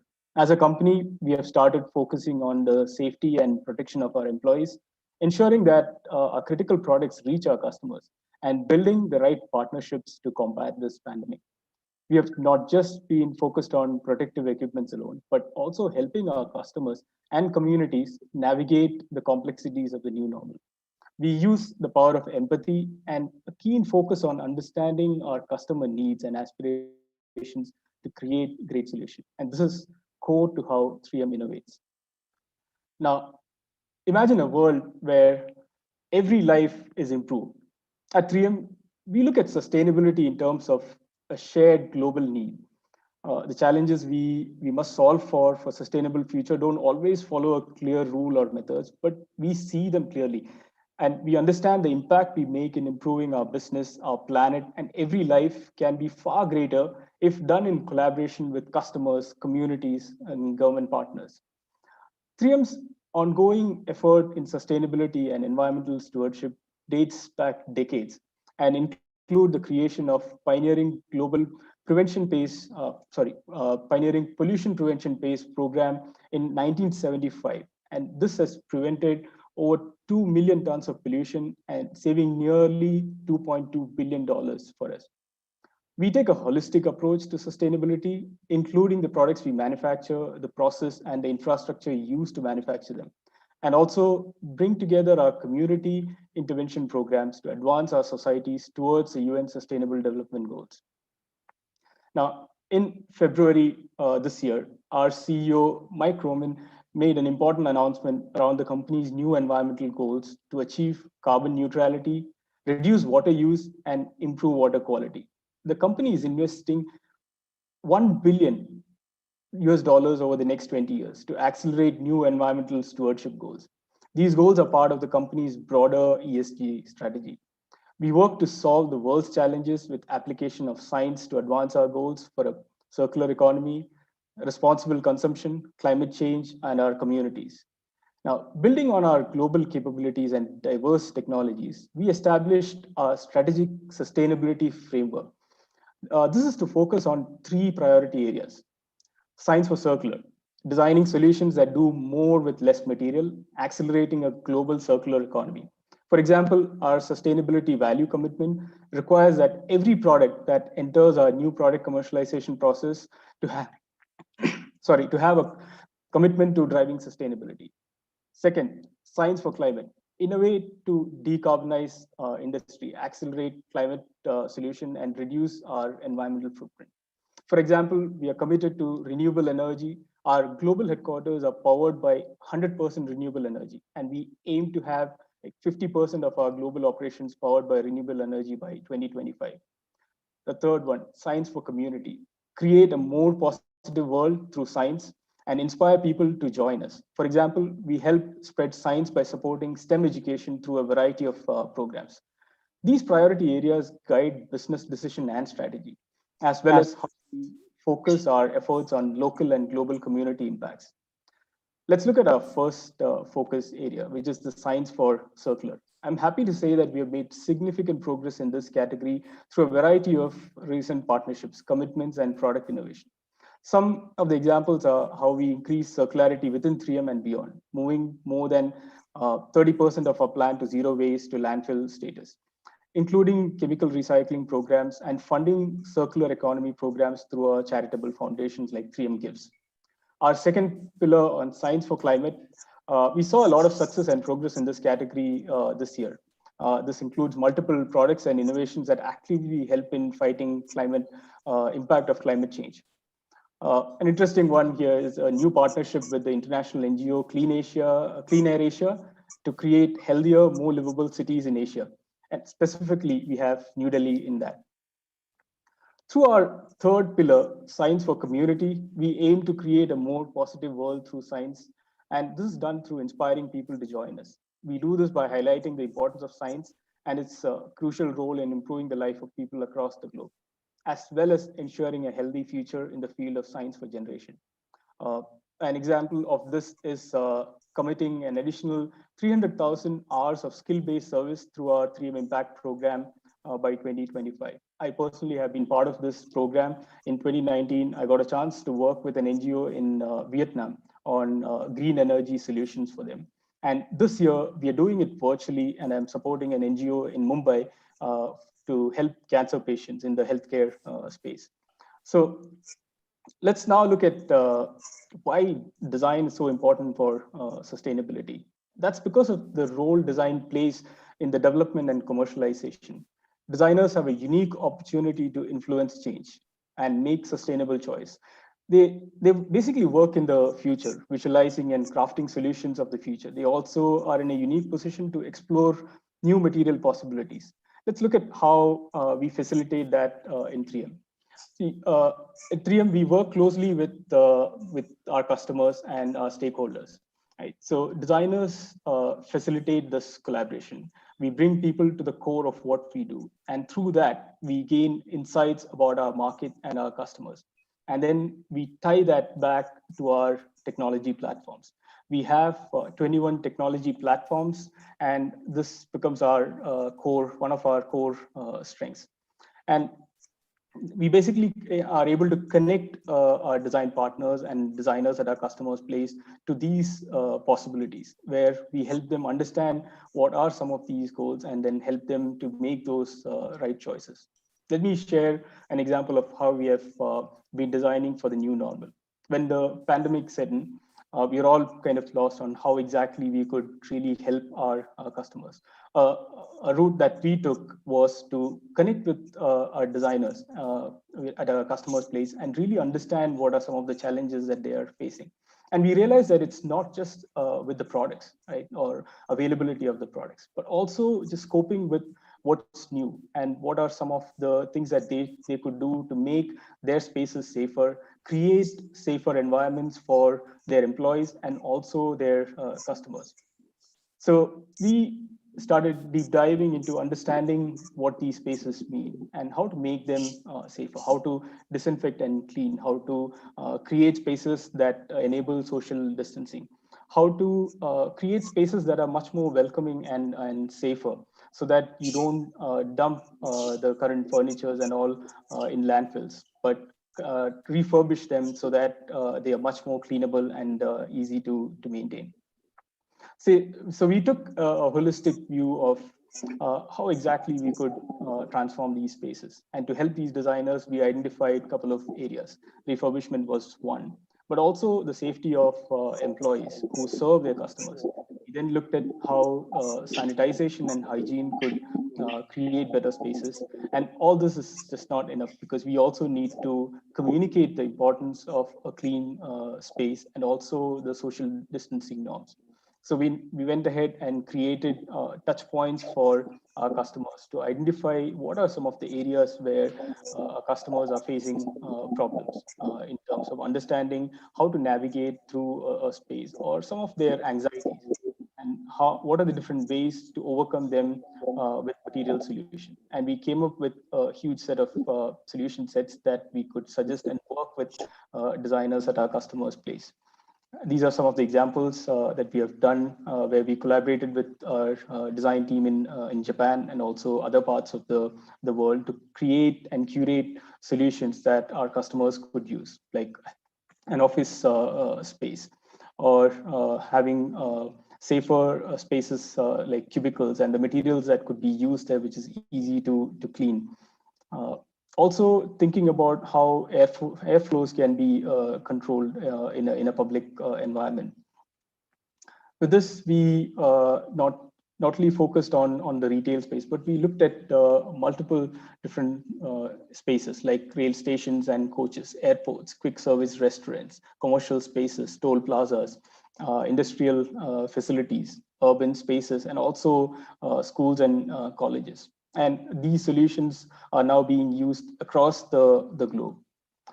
So this was a quick overview of what we have done in this space in the last 1 year. I have a short video that shows our approach to design in India. Please take a look. Dots, shapes, circles, lines, layers, colors, spaces. Design is deep-rooted in our ethos and culture. As we navigate through evolving complexities, rising from growing aspirations, we need creative and innovative solutions with design at its heart to make our worlds more livable, safer, and sustainable. Design has the power to integrate values, aspirations, and culture and bring change in the lives of people. With this deep understanding, 3M has evolved to stay relevant to create meaningful brand experiences for our customers and make a positive impact on the lives of people in India by bringing design at the very center of innovation. Every day at 3M, we are bringing value to our customers through collaborative creativity, where all ideas are welcome. Every question and every thought is about people. Wonder and curiosity define the way we see our world. Explore a combination of 3M materials with a designer's imagination. Our science is an amazing platform for creativity. From using design to create cities with character, enhance passenger experience in Indian Railways, push the boundaries for sterile environments in hospitals, to innovative cleaning tools for modern homes. 3M Design Center is our new creative science engine with a vision to use design as a strategic tool for innovation, sparking creative expression, inspiring new ideas, exploring possibilities, and new partnerships to advance every company, enhance every home, improve every life. Come and explore what's possible with 3M Design.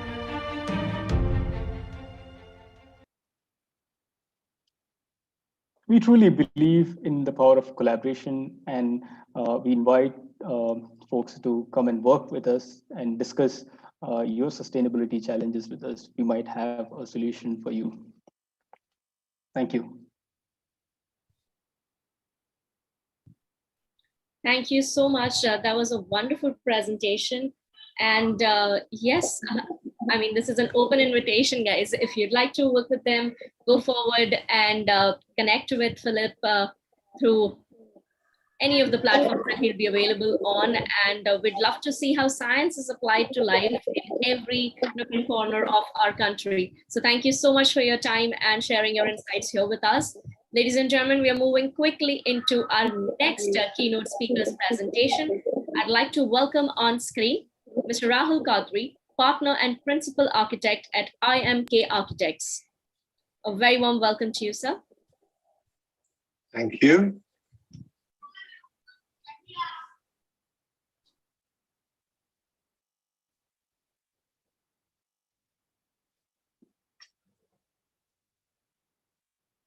Can I request Philip to stop sharing the screen?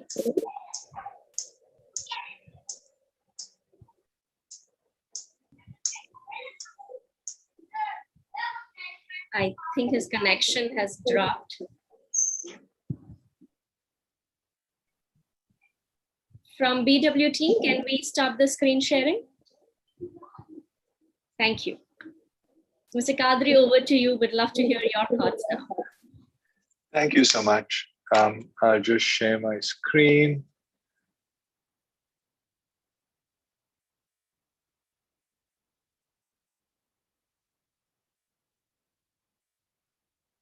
Yeah, can you see my screen? Hello? Not yet. Not yet, Mr. Kadri. Okay. Now? No, not yet.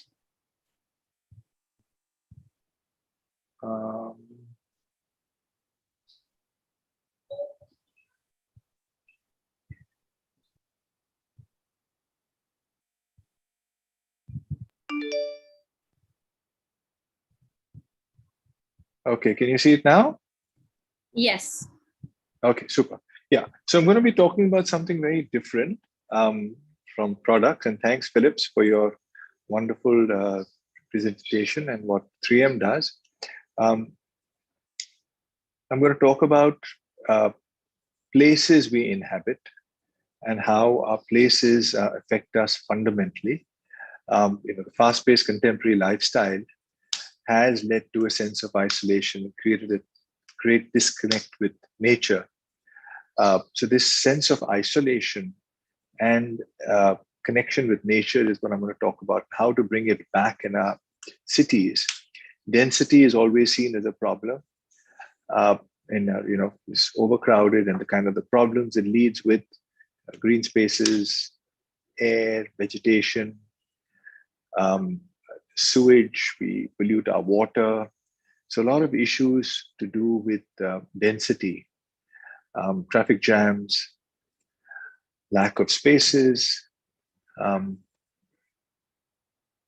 We're using streets as playground.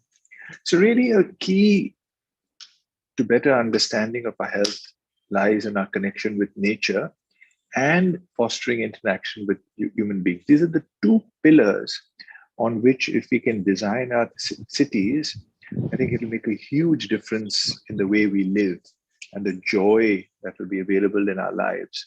So we crave interaction with nature as human beings, but we also crave interaction with each other.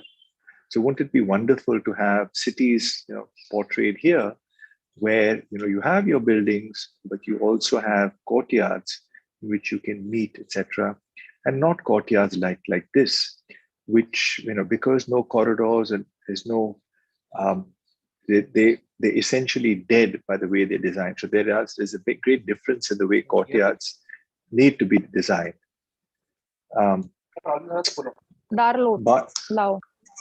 Biophilic architecture is really the new buzzwords, and introducing plants as much as we can in nature in our buildings is definitely a new trend. This is a rural hospital we're doing in outside Pune. So it's just so calming when you would enter this. New trends: vertical farming, rooftop farming, city farming parks. So just bringing nature into the cities is something we really need to do. Let's just first understand this issue of density and what does it mean and what is an ideal density.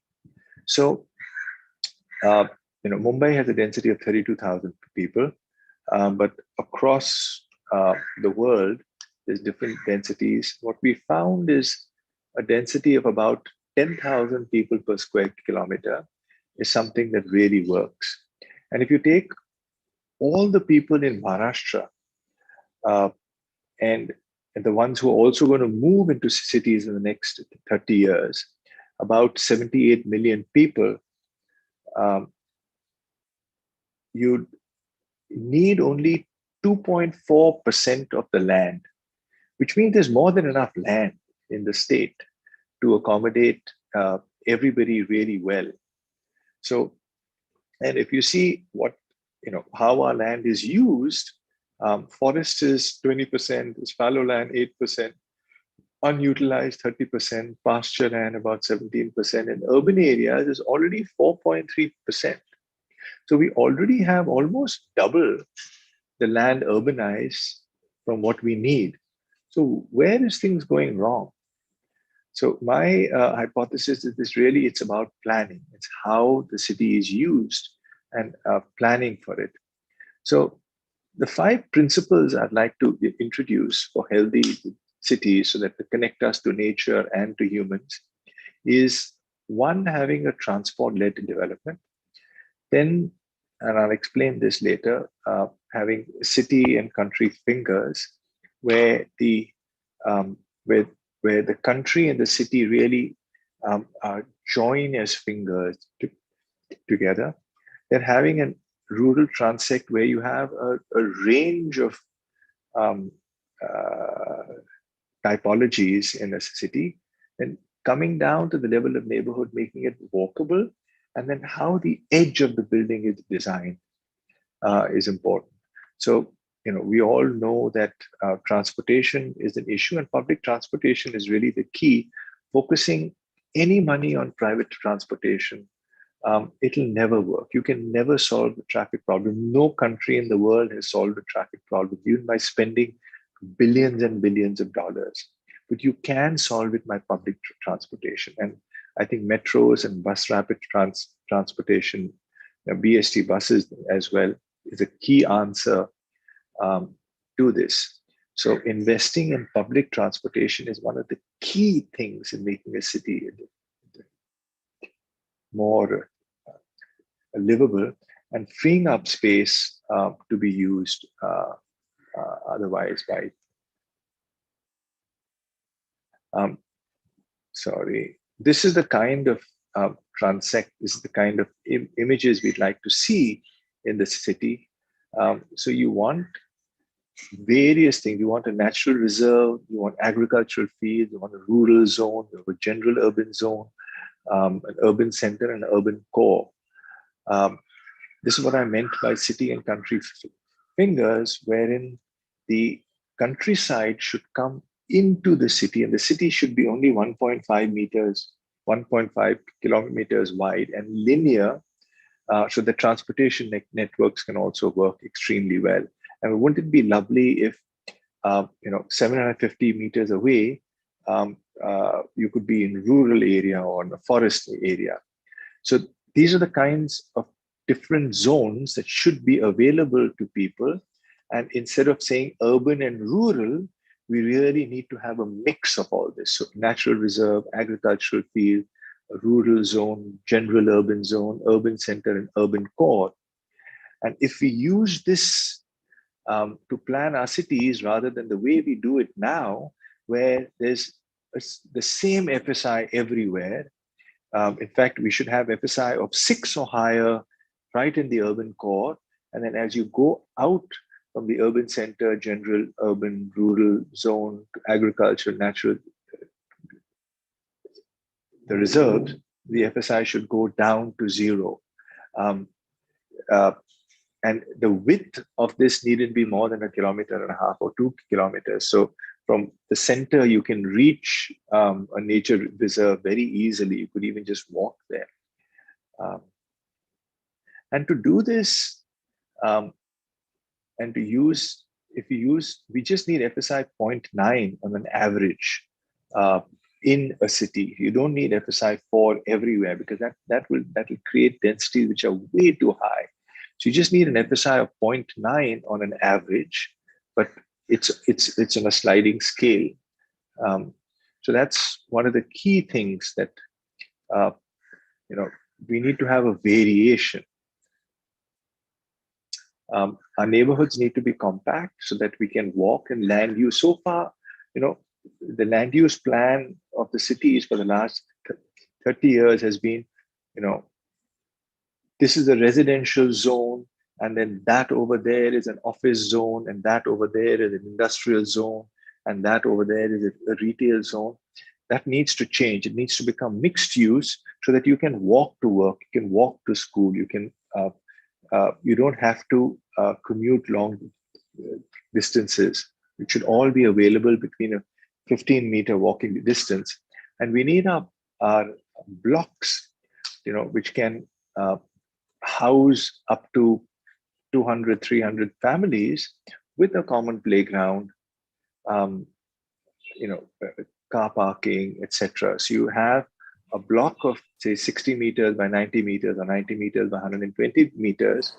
And these is where people live. So something like this. So this can be one urban block, and we can vary the height on this, but it becomes a self-sufficient block, but there's lots of green space within it. And the street network, such that social spaces are available at the junctions. And as you can see in the image, there's much more space given to the pedestrian and the cyclist, and much less space. And the car is not allowed to go straight through. Car is slowed down in the city. Lots of so street space can be reclaimed if a lot of the mass movement is happening underground. The edges of buildings, I think we make a big mistake in India by having a very simple thing like, when we have our roads and we have buildings, we have something called the front open space. That front open space needs to become a public space so that the building forms the edge of the road and not an amorphous space which is there between the road and the building, which is really, we waste almost 10% of our urban space in that front open space, because we don't have our buildings on the edge. This is what I mean by having the building on the edge. So you can create tremendous character. Of course, this is a pedestrian street, but if you have uses at the edge, it changes the character of the street completely. And lastly, we need to build on successes rather than trying to build new cities. Old cities, existing cities have jobs, have a network of friends and relatives, have schools, infrastructure. So we need to upgrade the cities rather than looking to build new cities. Having said that, if we were to aim at building, 100 smart cities in India or 1 lakh amazing smart towns, we need to analyze which towns we need to really grow based on the density. And we've done a study on this, that there are certain towns where the density is already too high and you should not focus on that. But you should also use parameters like natural features, rainfall, favorable the terrain, rivers, make sure it's drought free, accessibility, how much forest area is nearby, the economic potential. And by doing that, we found that these 9 cities are the ones that Maharashtra should really focus on and grow, because they have the potential based on all these parameters, and the densities are fairly low. So Nagpur, Wardha, Jalgaon, Pune, Kolhapur, Ratnagiri, Aurangabad, Kamte, and Nashik. These are the ones we should focus on, and we should defocus on Mumbai and the greater Mumbai region, only because just the density is getting extremely high, and getting simple things like water over here and recycling our sewage, because there's just so much of it produced, is almost impossible. That's what I have for this morning. Thank you all so much. Thank you so much, Mr. Kadri, and what a wonderful presentation. We should defocus on certain metropolitan cities and focus on the others where the density is lesser. I think if the government and people start looking into it, we should be at a better place. Thank you so much, Mr. Kadri, for your time and insights here with us. Ladies and gentlemen, thank you, sir.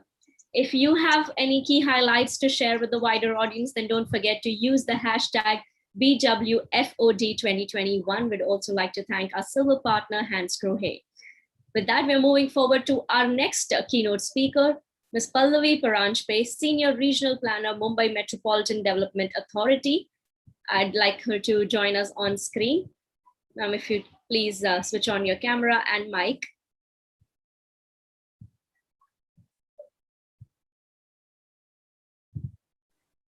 Hello. Hello, very warm welcome. Am I visible and am I audible? Yes, you are, both of them, very loud and clear. So lately there has been a lot of discussion on whether, also taking up from the previous presentation, so whether cities should have fixed densities, should we try and control densities of cities, and should the scale of cities be reduced? So here are my 2 bits, and I will also try and focus on how design can play a role in making our cities better and sustainable. So we were predominantly agricultural rural society until very recently. It is only after the 1950s that our cities started growing in a very uncontrolled and haphazard manner. However, we cannot deny that cities are economic centers where industries and financial activities are concentrated. People and businesses are in fact attracted to cities because they offer a certain urban advantage. A broader choice when it comes to jobs, job hopping becomes easier. Access to varied skill sets is better, but there are better earning possibilities, better health and educational facilities that a city has to offer. And larger the city, the more pronounced are these advantages. Thus, the scale of a city, the population size of the city, and the density together, they have a very big advantage in terms of this combination of high number and density results in higher consumption levels, which results in cost efficiency and innovations. So which is why cities are important the way they are, the metropolitan cities are important. And in fact, with the technological revolution that we have, that has ushered, a city can no more be looked at in isolation. Cities are a part of the world urban system. The very advantage of cities, the density and the scale, is the reason why cities are also resource intensive in terms of land, food, energy, water. Cities take a lot from the surroundings. And more affluent a city, the more energy intensive it is. A lot of debate has been happening around sustainability of these energy intensive and resource intensive cities in the past 30 to 40 years. It has resulted in a number of initiatives worldwide, like the eco city, sustainable city, resilient city, smart city. All said and done, the most important principle translates of all these concepts translates to reducing the negative impact of cities while retaining the benefits a city has to offer, and also making the cities more attractive and livable along the way. Sustainable cities is still an evolving concept. We do not have a short recipe which says doing these 5 things or 10 things will result in a sustainable city. So from the available literature, one can infer that a sustainable city should be all of these.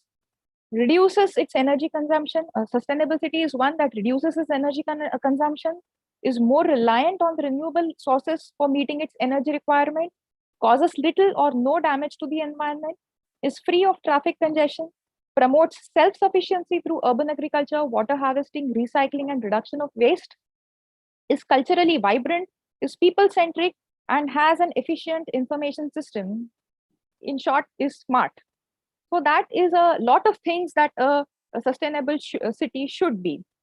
Smartness comes from use of information technology, which definitely will help accelerate cities being more sustainable in terms of efficient use of resources. However, one must realize that the baseline of each city is different. So the available resources, the level of development, the aspirations of the stakeholders, all of these are different for every city. Also, the related socio-economic development stage, as well as the sustainability challenges, will be different for each city. So with this in view, since it is very difficult to compare how sustainable a city has grown or how it has performed over a particular period of time, the Indian Bureau of Standards has formulated standards for monitoring this performance. This is for some 17 to 18 aspects, which includes, I'm naming a few of them: energy efficiency, service delivery to citizens, governance, public health, transportation, and waste management. However, sustainability is not only about technology. Apart from all things smart, sustainable cities should be able to respond to difficult situations intelligently and quickly. The forward and the backward linkages that a city has with its hinterland cannot be ignored. A city is interdependent. City and the hinterland are interdependent on each other for various things such as workforce, housing, jobs, food supply, etc. And hence, I feel that rather than looking at sustainable cities, we should be looking at sustainable regions. Efficient mobility is the lifeline of a city, and access to opportunities depends on transport efficiency. So taking the workforce that is available to a city, being able to move that workforce from one place to another efficiently in a time effective manner and in a cost efficient manner is the crux of urban planning. So mass transportation is the most natural situation, and that is something that will make the regions more efficient. However, this pandemic has made us realize that overt, what do we say, a dependence on mass transportation can also adversely affect the economy. So more than mobility, probably the ease of accessibility should be something that we should look at. So planners have been increasingly promoting transit-oriented development, where mixed-use development with very high FSIs are the kind of development that we are looking at. So transit stations, be it a BRTS station or a metro station or a suburban railway station, these areas are developed in a very compact manner with extremely high densities and mixed use, so that people can walk to most of the activities, and the dependence on cars and vehicles is minimal. However, Since in a city, if I live in a particular cluster and I may want to change jobs and I may want to shift location, then I would not want to be restricted to the particular transit-oriented development zone that I've been residing in, which is why housing mobility should also be looked at. So if there is a huge supply of houses available, maybe on a rental basis, where I'm able to relocate closer to my place of work easily, then I think that will result in a better choice in terms of, that will give a better choice to businesses as well as households in terms of location, and that will result in the economic and social well-being. Again, ambitious planning standards, which are meant to make living better, the living conditions better, may result in houses becoming unaffordable. So revisiting the planning standards in this context is therefore important. The state of Maharashtra has come out with the Unified Development Control and Promotion Regulations, the UDCPR as we know them. And these regulations have been implemented very recently in the state of Maharashtra. And the UDCPR has taken this, it has this objective of making affordable housing a reality. So another thing that is of concern is very high FSIs. So very high FSIs are not bad. We must understand that allowing very high FSIs will not necessarily result in very high built-up areas. High built-up areas will come up only where there is a market demand. Otherwise, no matter how much FSI you give, people will not build if the market is not there. So, however, making a provision for higher built-up FSI, if and when required for promotion of development, will make housing affordable. Sustainability also implies less outside dependency on food production and lesser miles traveled to bring food to cities. Complete self-sufficiency is just impossible. However, with advancement in technology, it is possible to put the lesser valuable land within a region to agricultural use.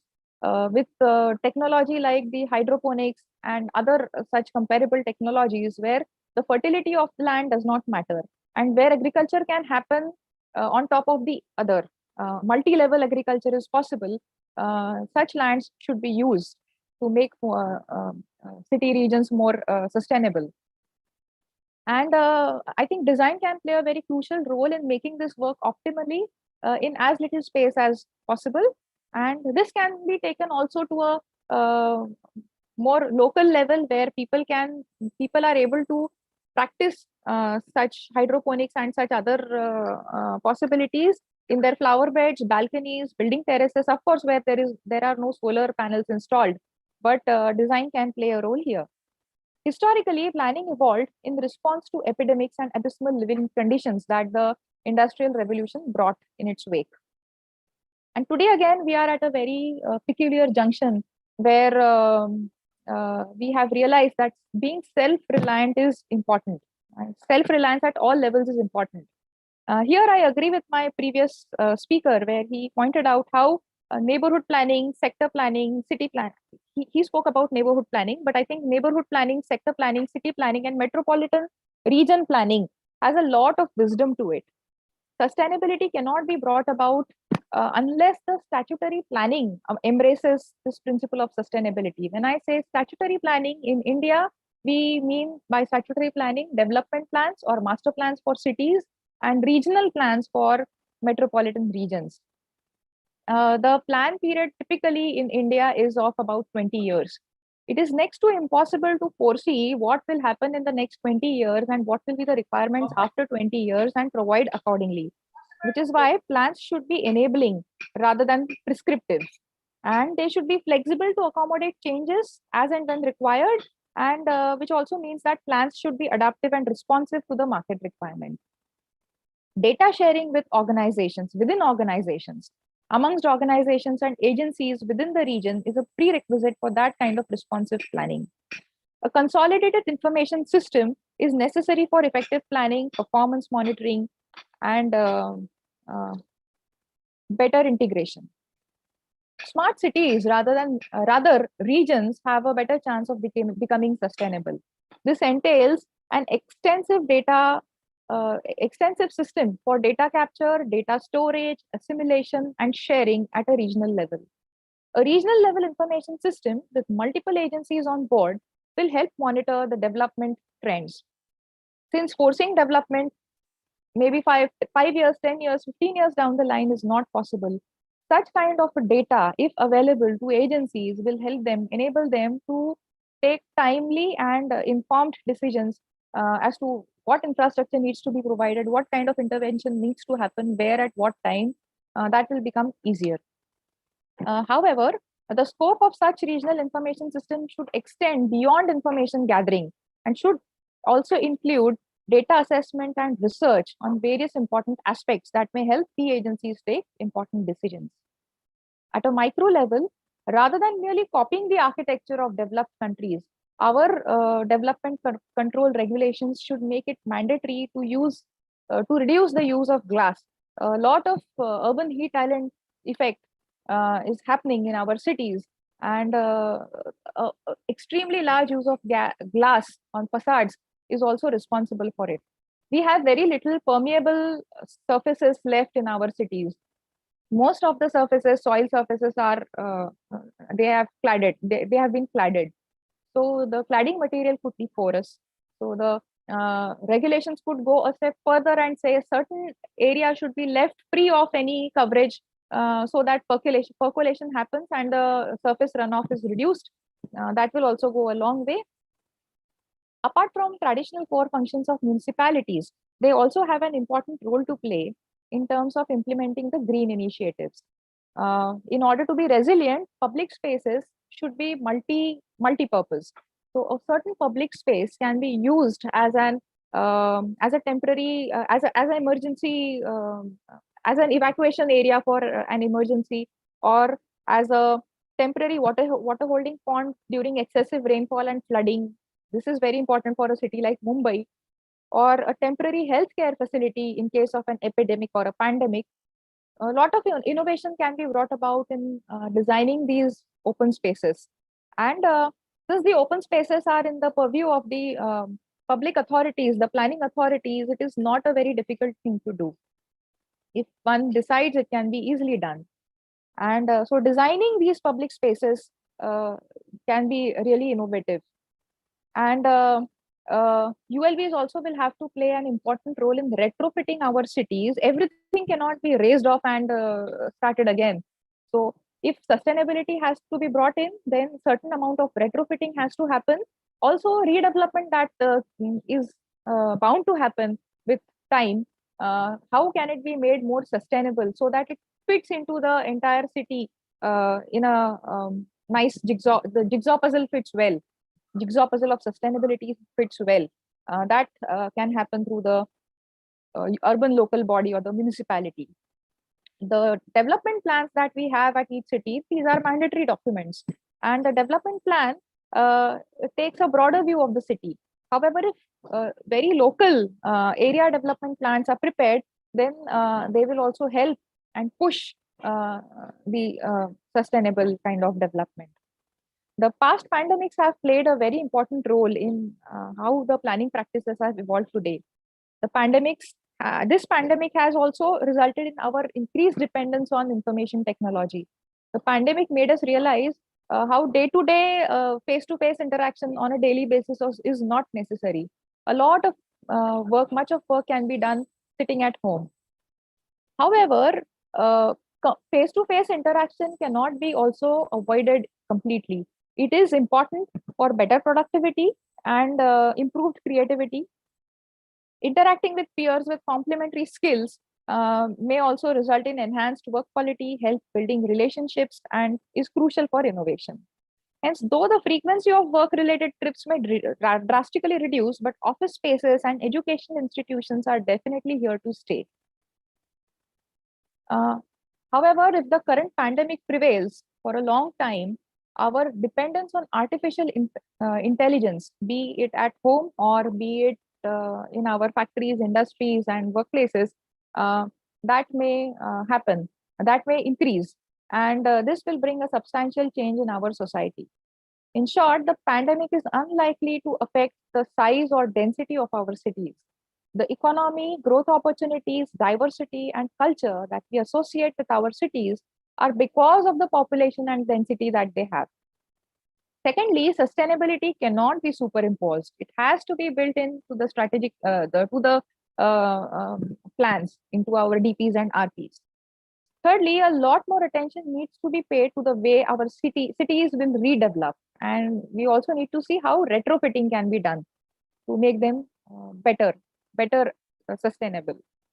Finally, sustainability is the building block that will have to be integrated through innovative design at every stage, be it at the dwelling unit level or the apartment level or the society level, neighborhood level, and so on.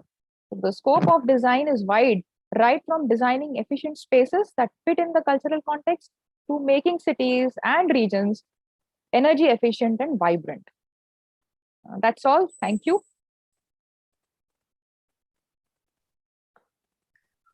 Thank you so much, Pallavi, for that wonderful session. And I'm sure all our viewers have taken note of it. Thank you so much for your time and sharing your insights here with us. Thank you. Ladies and gentlemen, once again, I would like to urge all of you to share your key learnings from the session so far with the wider audience with the hashtag BWFOD2021.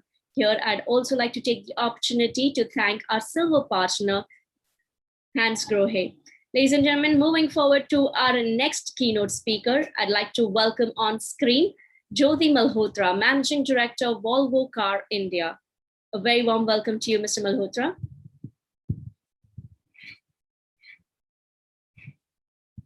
Mr. Malhotra, you're on mute. Yeah. Hi, Khyati. Good afternoon. I hope you can hear me well now and see me well as well. Absolutely. Okay, that's good. Fantastic. So thank you to have me here. I'm really honored to be on this panel here. And I think this is something which is now the talk is all about the future of design, especially keeping in mind the sustainability. So let me talk.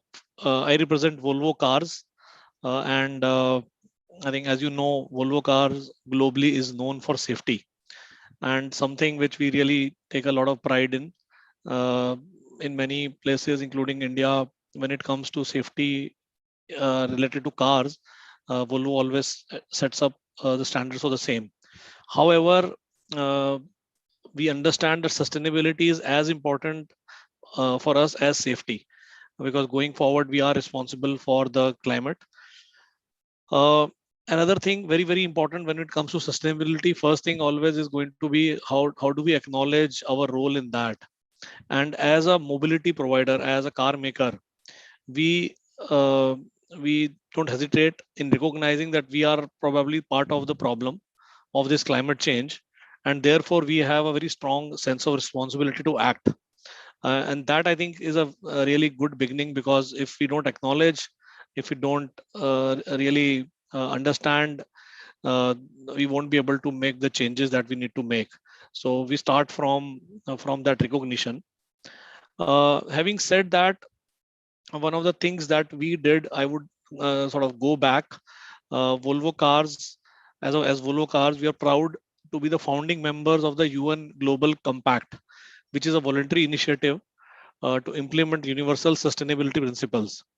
So as a founding member, we are committed to drive business awareness and action in support of achieving the sustainable development goals by 2030. So this is a sort of a lot of companies have come together, but we are the founding member in that. And that also tells how important and how seriously we take sustainability. Another important thing as part of this, what we are now saying is that we would like to reduce emissions across our value chain. It is not just about the tailpipe emission from our cars, but reducing the emission across our value chain. With that, we aim to become a climate neutral company by 2040. And that is something which is part of our sustainability promise. Our commitment to setting the highest standard of sustainability in mobility.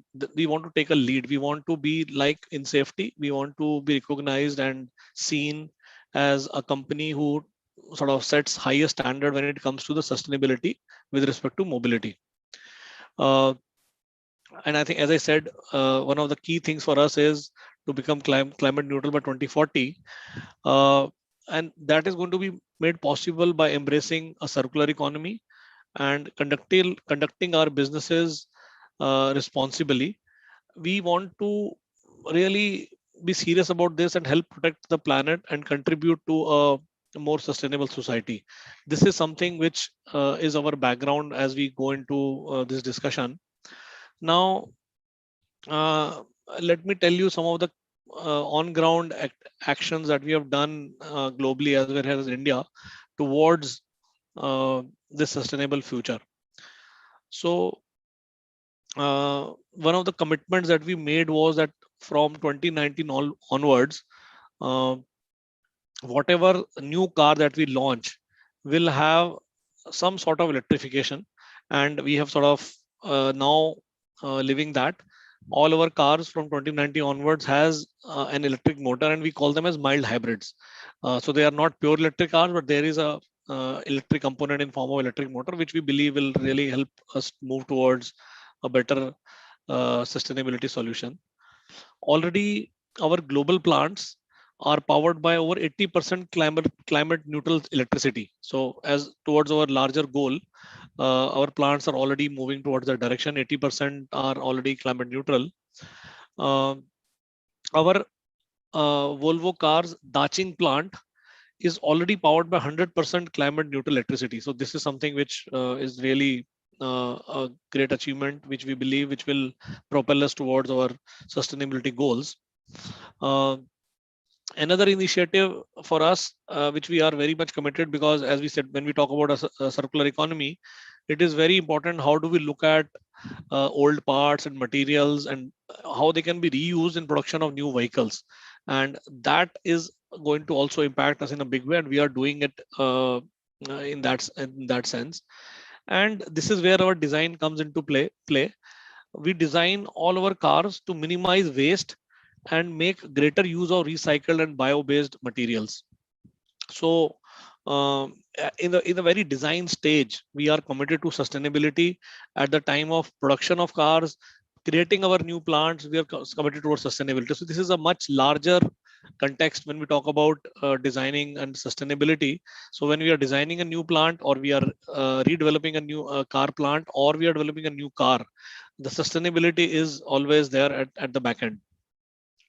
And another step that we had taken some time ago, all our cars now are under 2 liters in terms of their capacity, the engine capacity, which also is very important when it comes to reducing the carbon footprint. And we have done this without compromising on the power input. So even with a sub 2 liter engine or 2 liter engines, we are able to provide optimum power for the benefit of the customer, and also reducing overall emissions. Moreover, as part of our sustainability initiative, we have been conducting beach cleaning up campaign in many countries. You know, oceans are, we hear a lot about how various oceans are getting impacted, and we have been doing this cleanup activities and campaigns across various countries, and this is our also contribution towards sustainability. Here in India, if you see, I think we every year around Diwali time, we hear a lot of noise around air pollution, and then somehow everybody sort of forgets about it, and then every year it comes back to us. We have been working on something we call as a Breathe Free campaign, and this is an ongoing thing. And this initiative, our emphasis is to bring clean air or democratize clean air. That how we can ensure that everybody can get a clean air. So as part of this initiative, unfortunately during pandemic it was a bit difficult, but before that we have been reaching out to schools, and we took initiatives to curb air pollution in cities like Delhi and Delhi NCR. So what we did basically, we worked very closely with schools and also traffic police. We created what we call as clean zones for traffic cops. So when they are, let's say the traffic cops who are controlling the traffic, they are the ones who get affected the worst when it comes to air pollution. So we created a clean zones, which is a replica, closed replica of the sort of air quality inside the car, and which we gave that access to the traffic cop.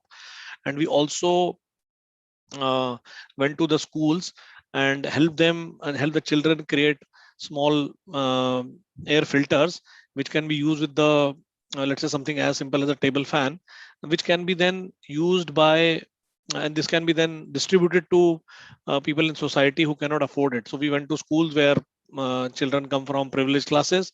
We help them create a sustainable filters which can be used with the air fan table fans to offer good quality airs, and they were then distributed to the underprivileged children. So that is how we sort of been contributing. Now, looking into the future, I think very important for us to understand what are our plans and ambitions, and I'll talk more about India here to start with. If you see, we are committed to electrification.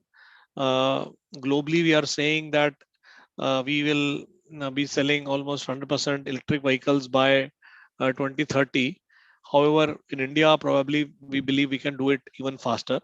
In that direction, we will be launching our first fully battery electric vehicle, what we call as XC40 Recharge, later this year, around October of this year.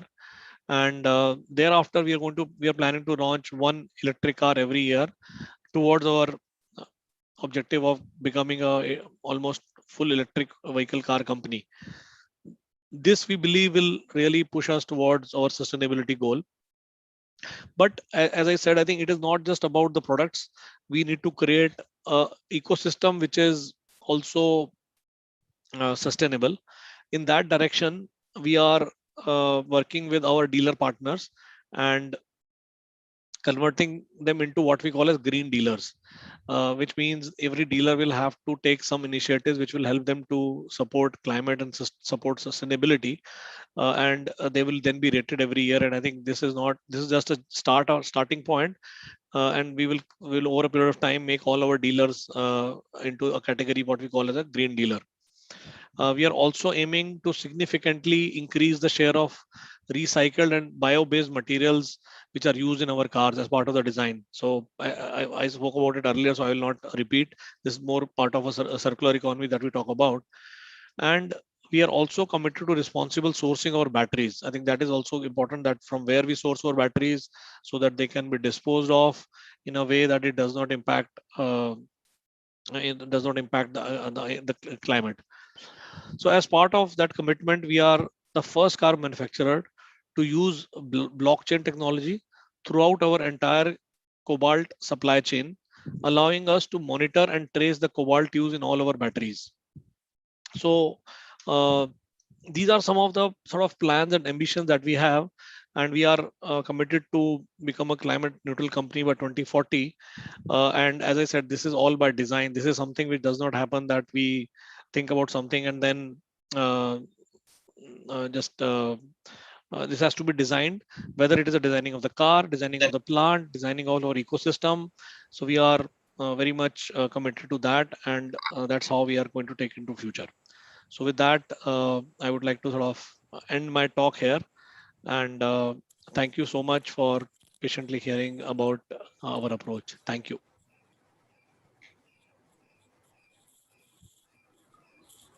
Thank you so much, Mr. Malhotra, for sharing your views and insights here with us on BW Future of Design Summit. We only hope that all brands and companies think alike and come together for a more sustainable future of our country and around. Thank you so much once again for your time. Right. Thank you so much. Have a good day. Bye-bye. Thanks. Thank you. Yes, with that, ladies and gentlemen, I want to take forward our next keynote speaker who's here with us. Really happy to announce and invite Ms. Anne Asensio, Vice President Design Experience at Dassault Systems. Can I request Anne to please join us? A very warm welcome to you. Thank you. Can you hear me well? Yes, I can. Thank you. So I'm very pleased to actually being able to make such an address. I'm basically speaking from France. And if you don't mind, I would like to do this address with some presentation. So give me just a little bit of time. Can you see my screen? Not yet, Anne.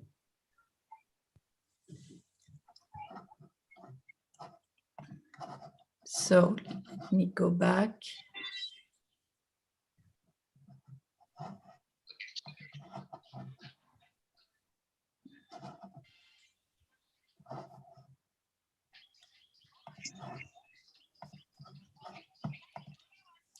Sorry, maybe just the fact that I'm just like talking to you from France. It's maybe the time it takes to get the image. Here it is. So I would like to, I've been called to actually address you a particular moment of staying back and looking at what is the future of design. And I will more specifically be looking at what design can do in the purpose of all of what we were discussing this morning. I'm a designer. I'm a car designer. I mostly worked at Renault for 13 years at GM, and I'm currently, since a decade, organizing as a principal design at Dassault Systèmes. And the question I would like to basically address today to the audience is the question of the role of the designers in the world to come. And something that we can see clearly is the posture of the iconic designer looking at his imagination and how he can transform the world.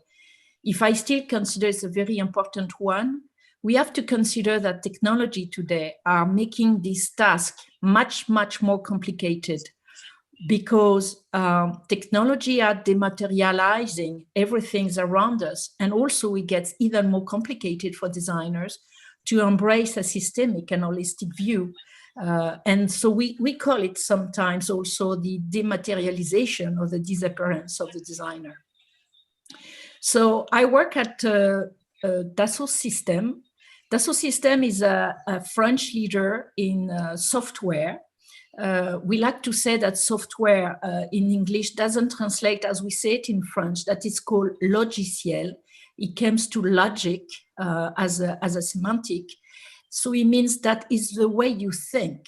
So software is a very different meaning in English as something soft when other things may be hard. As a software company, we provide innovation to most industries in the world. And if we started in doing it for the aeronautic and the cars, we currently just serve any industries, including healthcare and cities. And the discussion on cities were very important earlier. And we do it with this motto that we used to say that we want to harmonize product, nature, and life. And we really want to work at the crossroad of these quadrants with a human-centric approach. Dassault Systèmes has been, by the way, often highlighted as a very sustainable company. And where we are aiming now is to basically transform the way we design, create, learn, produce, and trade. And we have one particular belief. Our belief is that virtual worlds extend and improve the real world. What does it mean? Virtual doesn't mean necessary technology, but it means that your ability to think about what may be coming. And we know that we are just facing this decade of transformation, a decade where everything is going to be happening in terms of sustainability, in terms of taking a new track for the world that we are living in. And so we believe technologies such as virtual universe, virtual twins may entirely change the way we can do this. Yet we still may have these issues about the fact that talking about technology is one thing, but technology alone does not do anything. And certainly when it comes to design, we cannot accept that technology may be dehumanizing the way we live. And this is, by the way, a question that designers are asking to themselves. You know, what is the level of understanding technology, but also embracing technology in helping in the disruption that we need to actually achieve our sustainable goals. So I would like to, during this very short address, to make you reflect on 5 keywords that I would like now to just give you a perspective of how technology and design can actually help us to tackle those 5 important keywords. The first one, complexity. So this has been clearly discussed during this this event, is the extreme level of complexity that is now emerging. Certainly when we were a designer and looking at product, and then to services, and today to the full experience, and maybe today what we call system of systems. The problematic for designers is to keep it human, to keep it to the scale of a human life, and connecting humans and systems, making that extreme set of data connecting to the exact, simple, precise, and immediate benefits for a human is absolutely key. And that only works when designers, with their way to think, in the way they are using their imagination, but also the way they are embracing the big picture and looking at humans as a beneficial aim, needs them to actually embrace that level of complexity. And we need tools. They need to understand how to do this. So everybody knows that design thinking could be applying to defining services and experiences. But the real question is, how do you move from the moment where designers are thinking soft mobility, walkable area in a cities, connecting mobility systems, health and living? How do you do this when you have to actually translate, I would say, a human language into a machine, into a system, into technologies? This is also, if you go in a different level of granularity, and I was listening to the managers Volvo, and clearly, you know, what we can see is in the car industry, what is absolutely key. It's not just to think about, you know, was 5 or 6G will come up and providing us the possibility to connect with all of those different layers of operating system for, by example, connected cars, sustainability, and autonomous cars. This is not just a problem. The problem is, how do you move from an experience that is meaningful for the individual, for the user, for the human? So, and you have to go very deep into building confidence and trust. That is something that is completely excluded or eluded in the technological messages, because actually machine does very well with machines, but when it comes to the unpredictability of humans, in the way we think, in the way we connectively interact with each other or with things and our surroundings, that's a completely different picture. That is why designers have to embrace those technology in their own way.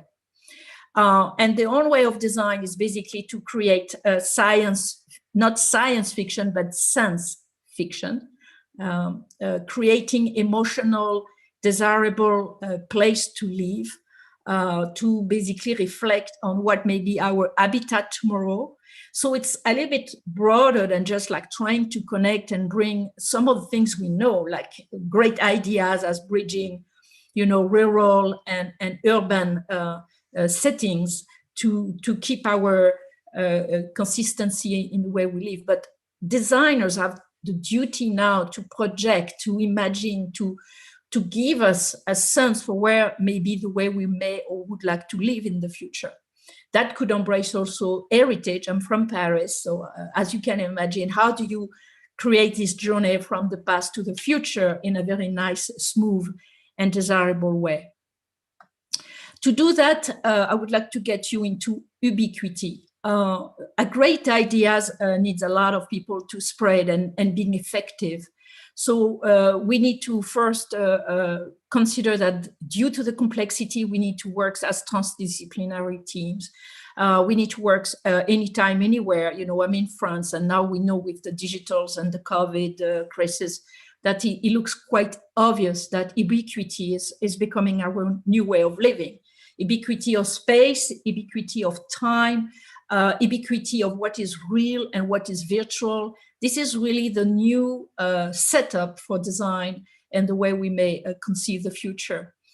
And to do so, Dassault Systèmes and my studio that is working since now a decade with those technology, bridging design thinking and approach of contributive design, how we may basically work with any stakeholders of great experiences for the future. We do it within this physical and virtual place. That means that the platform allows us to expand and extend any ideas into physical product. We do have, by example, more than 400 people ready to actually expand those ideas through print that could be printed in local, even if the thinking has been done globally across different countries. But it's also good for embracing citizen or looking at any great stories or ideas that may come up from anyone, not necessarily designers, and breed this idea into the most technical one. The second aspect, in a more traditional way, when you design a product, it's quite important now to embrace the mini aspect of it in the digital space, because sometimes we are not able to actually being all together physically in a studio when we used to. So that means that we have to now replicate within the virtual the exact same type of attitude and interaction we used to have in the physical studios. So that's what we are working on. In the studio, we're actually doing things, and we also are thinking how we may do things. And this level of ubiquity could just go very deep by leveraging, I will say, you know, what we call serious game, intensive, immersive virtual universe where you can play all of the scenarios in real time and make meaningful decisions. And this is not just for prototyping. It could actually be used in a daily basis on a city hall to interact with citizens at any time and keep this iteration you know, ongoing, and keeping the possibilities that contextual ideas, narratives are actually being in touch with all of the stakeholders at any time. The third one, sustainability, we talked a lot. In Dassault Systèmes, we have a program called Design for Life. What we tend to do is to actually embrace the ideas of great designers. Here's Kengo Kuma on the Milano Fair in 2018, where we were looking at how we can find a way, a very simple, typical on the principle of design, where things have to come just like in the first in your face. And this was to actually tackle on air pollution by an origami material that actually absorbed the CO2 in the air. And the spiral and the setting was actually entirely displayed virtually before it was about to be placed physically in the space. And the second aspect of sustainability, and I'm going to be very short on this, is to actually do what Dassault Systèmes does for years, is to actually control the total life cycle of a product and to be able to see at every step in the process, to look at what would be the end or recyclability and get back to a circular system of design. And this is feasible because if you do it virtually, you actually the ability to see where are the missing elements, resources, or basically just what is basically the roadblock or the inhibitors into the full virtuous circle of sustainable design. Fourth, science. Dassault Systèmes is a scientific company, and it's great for designers. You actually can simulate at every scales what you do. You can simulate the product, but you can simulate the material. You can simulate the effect of the material in physics, hydrodynamics, but we can also simulate a human attitude by just crafting on avatars, some human behaviors. This is just really the beginning of setting up by science new design practices.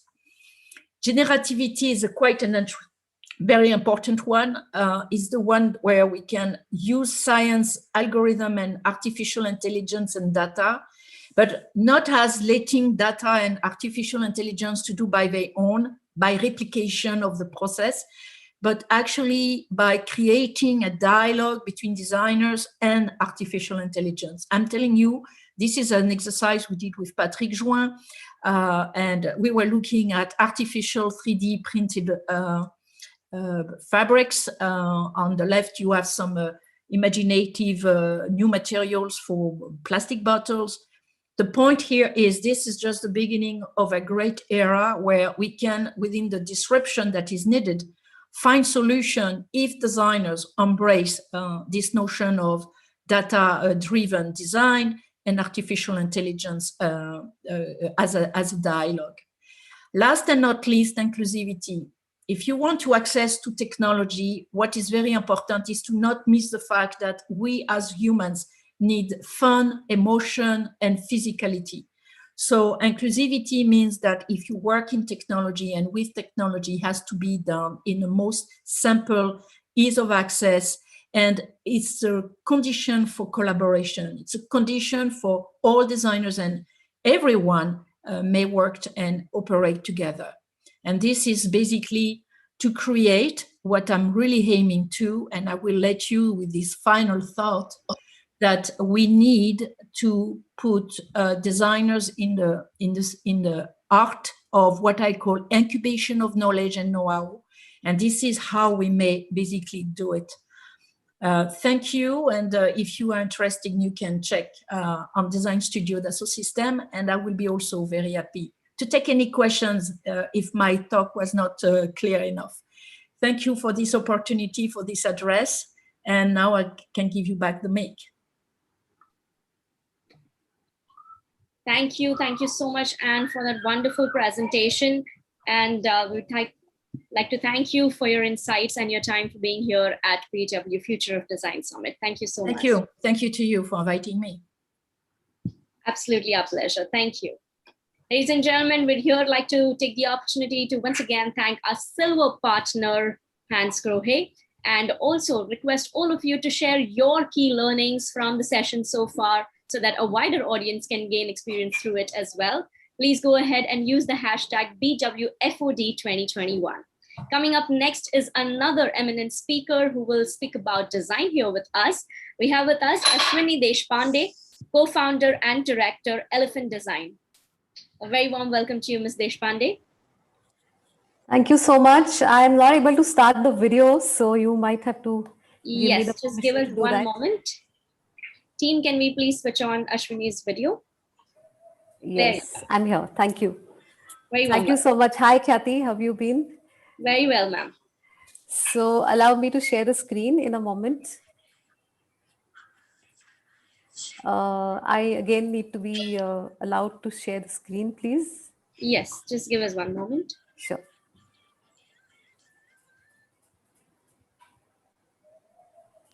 I think you can do it now. Would you try once? I'll try that, yes.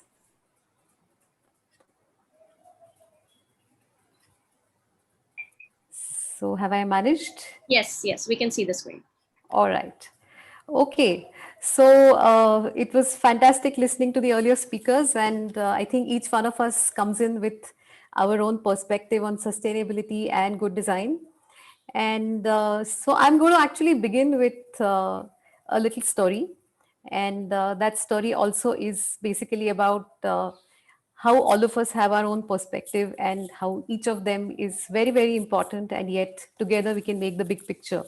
So it's the story of a blind people and elephant. Long ago in an Indian village, there were 6 blind people. And they heard that there is an elephant passing by. And of course, they were very curious. So they wanted to know what this creature is. And each of them went and touched a part of the elephant and came back very, very enlightened. Each of them believed they know what an elephant is. And the one who touched the back said it's a wall. The one who touched the legs said It's a tree trunk, a rope, a fan, and they started arguing.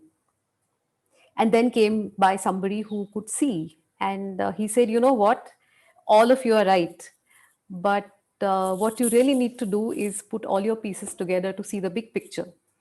And that is the philosophy with which we have been working at Elephant for nearly 32 years now. We believe that not one of us can complete the picture, but we need many, many perspectives to be able to complete a picture, to be able to make a difference, and to be able to have that big picture. And I believe today in this conference, as I hear different points of views, I believe again that that story really holds so true, because sustainability is a big picture, and it can be completed only if all of us put our perspectives together and earnestly give it a try, and keep trying, and keep walking the path, so that eventually we see that big picture. So that's how I would like to begin the talk. That it's the big picture that all of us need to see and put together, and that's the way forward. I'm going to specifically talk about FMCG, because that's really what I work a lot in, which is fast moving consumer goods. All of us buy something or the other and consume something or the other, right from the beginning of the day till the end of the day, beginning of life till the end of life. So what is the future of FMCG? I mean, because I design and brand a lot of products and brands in this space, it's natural that all of us in our studio keep thinking about what is the future, what happens to FMCG in future, and are we ready? Are we ready to design for what lies ahead in the future? Because consumption has not reduced, no matter what happens. Pandemics will come and go, and recessions will come and go, but consumption is not reducing. It's only growing as the population and as the number of choices and as the number of brands. Everything is growing, so consumption is not reducing. And we cannot ignore the reality either. All of us have unfortunately seen a picture like this, a reality, somewhere around the corner, somewhere. We don't have to walk, any of us in India don't have to walk very far to see something as terrible as this. And that's a reality. And what is all that? That's really all the packaging and wrappers and labels that are being thrown without a care, that are not being segregated properly, that are not being recycled, or not seeing their next life. So that is the reality that also cannot be ignored. Consumption is on the rise, and irresponsible behavior is also on the rise. So what do we do? And that really is the big question for designers and for everybody, for the marketeers, for people who are putting out these brands. So how do we shift towards a sustainable future? No, we cannot replace all plastics. That's really not possible. And I'm often asked this question, oh, what is the last brand you designed? Oh, but they use plastic. Oh, but they use MedPet. Oh, but they are just all about, they can't be recycled, and so on. Oh, plastic is so terrible. But no, we cannot replace all plastics, because we have several properties of plastics that we need in our day-to-day life in the products that we buy. So what do we do? The answer to solving a problem is not killing it. The answer to solving a problem is approaching it from every possible way, and trying to see how, believing each of us is a blind person, trying to see what each of us can bring to the table so that we can solve the big problem, because there is an elephant in the room, right? But I believe there isn't just one way. And I've had this long experience of working on FMCG brands, which are supposed to be the biggest villains, though I don't believe they are the only villains, but the biggest villains in making this world unsustainable.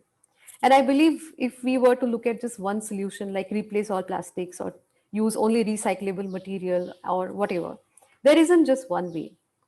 When there is a mammoth problem to be solved, a wicked problem to be solved, there isn't just one way. But the key is to start somewhere. Where do you begin? If you can't completely change the picture, and you still need to start bit by bit so that you can make a difference, whether it's small today, it could become bigger tomorrow. And if you're working on big brands, really large ones who are using tons and tons of material that goes out there in the waste, even if you make a 1 millimeter difference, it is tons of plastic saved. So the key is to start somewhere. And in my experience, what I have seen is that there isn't a single brand which will have a terrible intention of polluting the world. Every brand is actually looking inwards and seeing, where is it that they can improve. And so what I'm doing is I'm going to share my 7 mantras, and these have come through experience, and these have come through actual observations and having seen some brands do some great stuff. And so I'm going to share these along with examples, and that's really all I have to share today about sustainability. So the first key is to replace. And what do I mean by replace? Now we work with this really large brand called Tata Salt, and they make, I think they use 4,000 tons of plastic or some such thing. So in a year. So if you were to look at this brand, which comes with every good intention of making the world better, uh, what would you do to change something? Now, when Tata Salt started looking at using recyclable materials, they realized that the speed at which they need to print, recycled materials were just not ready for that kind of a speed. The kind of sealing that needs to happen with recycled materials, their machines were just not the right machines for doing that. And the wastage, the speed, all of that would eventually have a very, very large impact on their output. I mean, India may not have enough salt if they were to get into this tomorrow. So what do? Do they just give up the whole idea? That's not how it is, right? He is to start somewhere. So what they did is they actually decided to run a pilot. And what could that pilot be? If you were to do just 1 month of supply of Tata Salt in the whole year using recyclable materials, substrates, and inks also, it would make a huge difference also.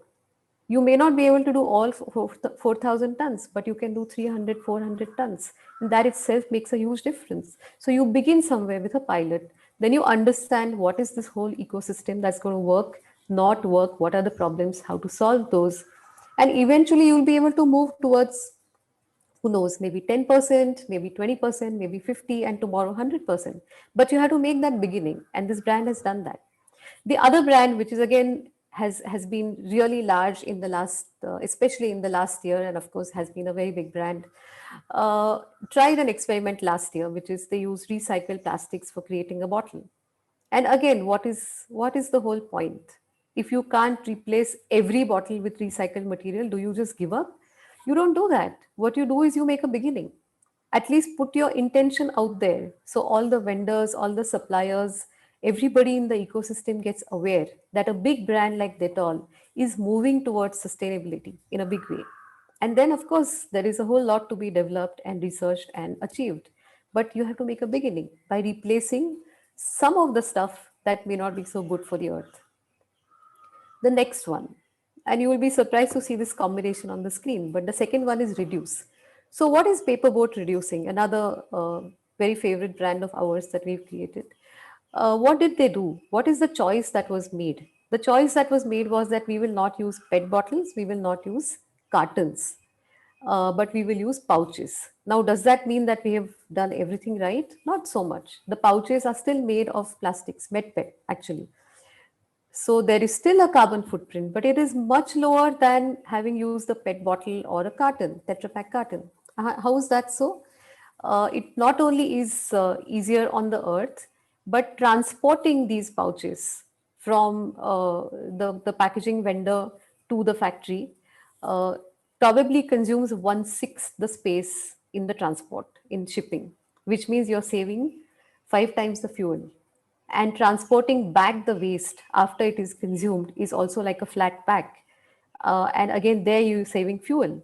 So you're basically reducing your consumption of fuel during transport twice in the whole cycle. And that itself is reducing a lot. The other example I put out there, what they have done recently is they've come up with these hipster bottles for various brands. And what does it do? Each of these is a very different brand. It's an established brand. It's a large brand. But if you see the bottles, they are identical. It's a small bottle and it's identical.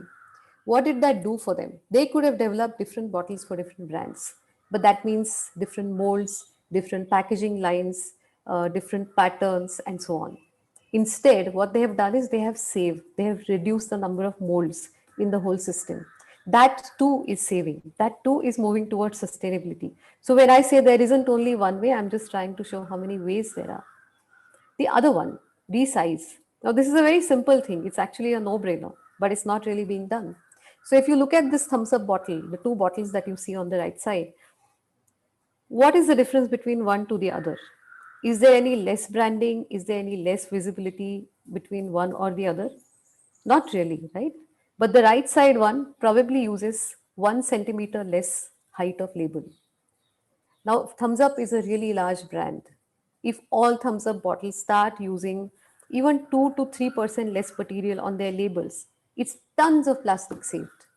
That's a small beginning, but it's a great beginning. And why not do that? The other one, the other brand you're seeing, the Kurkure brand, which is also a very large brand and another brand that we worked on.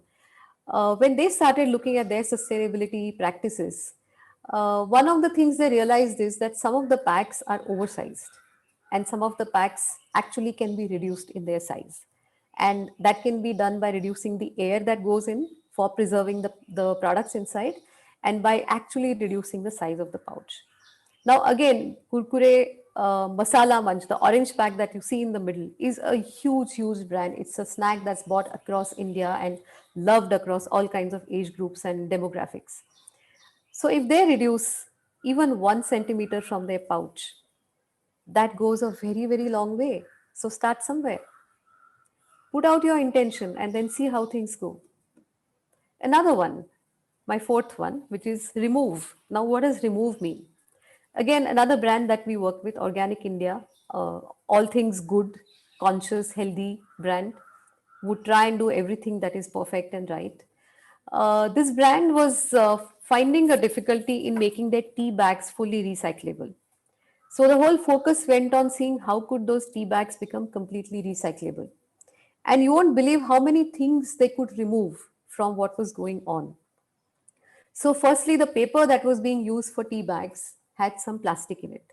So now they removed the complete plastic content from that paper. So the tea bags went completely plastic free. The second one, they are made from plant fiber. So again, it's very, very easy to recycle or compost or any of those things. The paper that they use is unbleached, which means no chemicals. Remove the chemicals completely. The glue that is used is also plastic free and there is no staple. So remove the staple, remove the plastic glue. And the last thing, the label has a little branding piece on it. That branding piece is printed with soy-based inks, which means they are also fully compostable, fully recyclable. So just from that little tea bag, they could remove so many things and become far more sustainable. So if you look inwards, if you look deeper, look at all the components that you can change, a lot can happen. The fifth one, repurpose. Interestingly, this brand, and again another of our favorite brands, this brand is looking at ways to convert ink into fuel. And there is a deep research going on. The sixth one, this is often misunderstood, and I want to talk about glass bottle a little. A lot of times people say we should not have PET bottles, we should have glass bottles instead. And Coca-Cola has had glass bottles for a long time. But what is the problem with glass bottles? Do we ever sit and think? The glass bottle has a huge amount of breakage in transport itself. Then it gets filled in the factory and there it has some wastage and breakage. Then it gets transported to the retail, it has some breakage and wastage. And then it needs to be collected. So you're spending double the fuel, you're bringing the bottle back to the plant, then you're sanitizing it. In that, again, there is breakage and wastage, and then you're filling it and sending it back out there. And glass bottles are heavier, which means you spend much more fuel in transporting glass bottles. And typically, a cycle of a glass bottle is 6 to 7 times usage. So eventually, in any case, you're going to have to throw that. So readjust. Maybe glass is not the solution. Maybe remove all glass bottles and just get into recyclable plastics. Maybe that's more eco-friendly, more sustainable. So these misconceptions that remove all plastic, bring in all glass, these really need to be examined. And the last one, and this is an interesting one, and this is something that Tata Group being Tata, they don't actually talk a lot about, but I'm aware of it because we work on all these brands. Reroute. Now, what does this mean? None of us know this fact, but 90% of the Tata consumer products are shipped through railways, which means you will not have an individual crisscrossing of a huge network of trucks using lots and lots of fuel going across the country. There will be feeder trucks, of course, places where railway stops and then it needs to be fed into the city, town, village, and so on. Of course, there'll be transport. But the major part of the transport, 90% of major part of the transport is done through railways. that is also a very, very sustainable way of transporting. So, like I said earlier, there isn't just one way. What you really need to find is multiple ways. They could be small, but each of them, drop by drop, will add and make the ocean. So, one has to make a beginning somewhere. And finally, I want to just end with a little Buddha story. Buddha says, "We are what we think." And there is a very apt story by Buddha, which I'd like to tell in a short bit. One of Buddha's disciples one day came to him and said, "Master, I need a new robe because my robe is really tattered and I cannot wear it anymore." So Buddha looked at his robe and said, "That's fine, but you know, what are you going to do with your robe? If I give you a new one, what will you do with this one?" So he said, "Oh, my bed sheet is actually also up for change. So I'm going to use my old robe as my bed sheet." He said, "Fair enough. What happens to your old bed sheet?" So he says, "I'm going to cut it into two and make it into a pillowcase. And that's how I'm going to use my old bed sheet." "Okay, but what are you going to do with your old pillowcase?" And the disciple says, "Master, I'm going to use it as a foot mat. My old pillowcase is so tattered that I'm going to use it as a foot mat." And then finally, Buddha says, "All right, that sounds good. But what happens to your old foot mat?" And the disciple turns up towards the lamp that is flickering, the oil lamp, and says that my foot mat was so tattered, it was threadbare. So I made each of the threads into a wick and I have lit my lamp with that. And I've already done that. And then Buddha was convinced. He said, "Absolutely, you deserve a new robe." And we come from this land, the land that has actually got recycling, repurposing in our blood, in our genes. So we cannot forget that. We really basically need to revisit where we came from and move the future towards that. And a little interesting fact before I close my session: the blue bench that you are seeing right next to the Buddha is actually a repurposed Macintosh hard disk bench. So the two blue blocks that you're seeing and the two behind that, the reddish ones, they're actually old hard disk cases of old Macintosh computers. And that's how we also recycle and repurpose as much as we can in our studio. So that is all I really had to say. Future, let us make it brighter. Thank you very much. You can get in touch with me at ashwini@elephantdesign.com. And that's all from me. Thank you. Good day. Thank you, Ashwini, for such a wonderful presentation and really giving us food for thought. We come from a land of Buddha, and I hope that we all can take inspirations from his stories and teachings. Thank you so much for sharing the insights here with us. Thank you very much. Ladies and gentlemen, yes, you must have taken the note of all the points that Ashwini just mentioned: repurpose, readjust, why not recycle as well? And if you have to give away these key highlights, don't forget to use the hashtag BWFOD2021 and share it with a wider audience. We'd love to know what were your key takeaways from the session so far. Moving forward, I'd like to welcome our next keynote speaker, Riya Mehta, luxury lighting and installation designers. I'd like to welcome her on screen. I request you to please switch on your camera and mic. A very warm welcome. Hi, Kathy. Hi, Riya. So, should I share my screen? Yes. 1 second.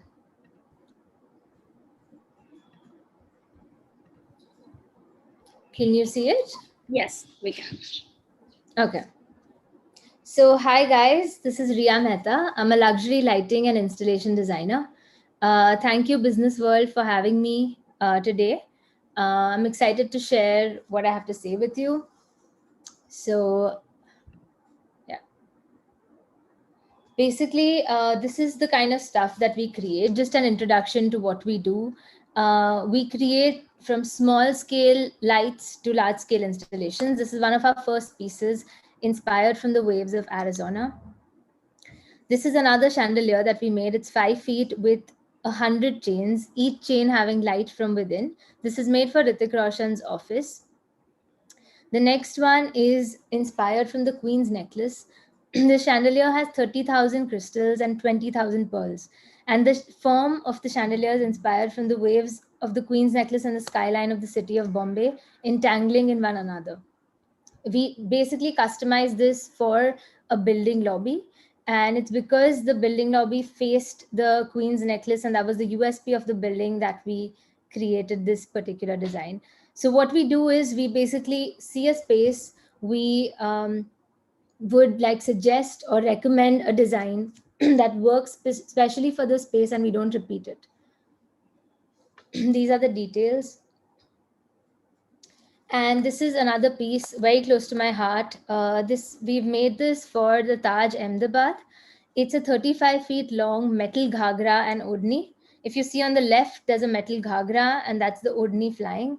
Because Taj in Ahmedabad is Navratri is one of the most famous festivals there, is why we basically chose this theme and we went along with it. This has 350,000 crystals on it, and it's the second largest site installation in India. So this one is very close to our heart. It was very recent. We finished it in October, and that's the details. So about sustainability.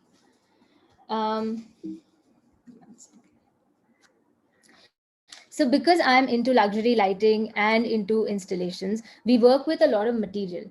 And because we work with a lot of material, we find that if we tweak the raw materials we use and the processes that we use, we can really make a choice and become more sustainable. So let's start with some of the raw materials like leather. The interior design industry has a lot of usage of leather. So does lighting design industry. It kills animals, it creates water waste, it creates chemical waste. An alternative to that is vegan leather. So a lot of people have been debating the topic about whether they should use leather or not. And a lot of people have come up with different material, plant-based material, that can basically change leather, and we can use this instead and replace leather basically. So it has the same look and feel, it has durability and is sustainable. So why not go with these kind of different leathers? There's cactus leather, there's mycelium leather. Cactus leather is basically made with just cutting the cactus, the top of the cactus, not the entire plant, and they remove the skin of the cactus and use this as leather. So the skin is basically good for your skin. It has very less chemical usage when they are manufacturing this compared to regular leather, and it absorbs much less water. And through the process, also very less water goes compared to when regular leather is manufactured. So since everything is the same between leather and vegan leather, why not use this when it's a much better alternative? Another alternative is using organic dyes over chemical dyes. So organic dyes reduce toxin waste. Basically, when we think about organic dyes, we think about really like old traditional techniques, old motifs and particular colors. But now there are so many colors available in organic dyes as well.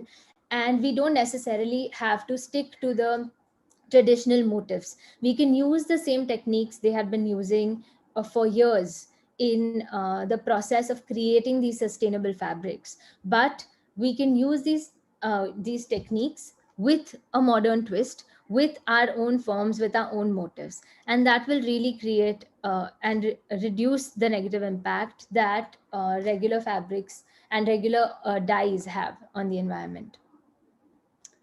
Another material is bamboo. Bamboo is a great material for outdoor structures. We had created a really big outdoor structure where we used every joinery in the structure was made with bamboo. So there wasn't a bolt of metal, there wasn't anything beside bamboo. All the joineries, all the joints inside that entire structure was made with bamboo as well. So there's a lot of creative ways you can use all these material to be more sustainable. These are just some examples of how you can use bamboo in different ways. Also, I would like to add that we feel when we say sustainable, we feel eco-friendly, and we think of materials like they can't be luxury, but that's not true. We can create luxurious looking spaces by using sustainable materials as well. The next one is this new material called the whitest white paint. It's this white paint which reflects 95% sunlight. So it brings down the temperatures of the interiors of the building. And in turn, it reduces the air conditioning cost and energy. So it's just a paint which is applied on the surface, and because it reflects light, it does not let the interiors heat up. So another concept I would like to add here is the concept of LRV.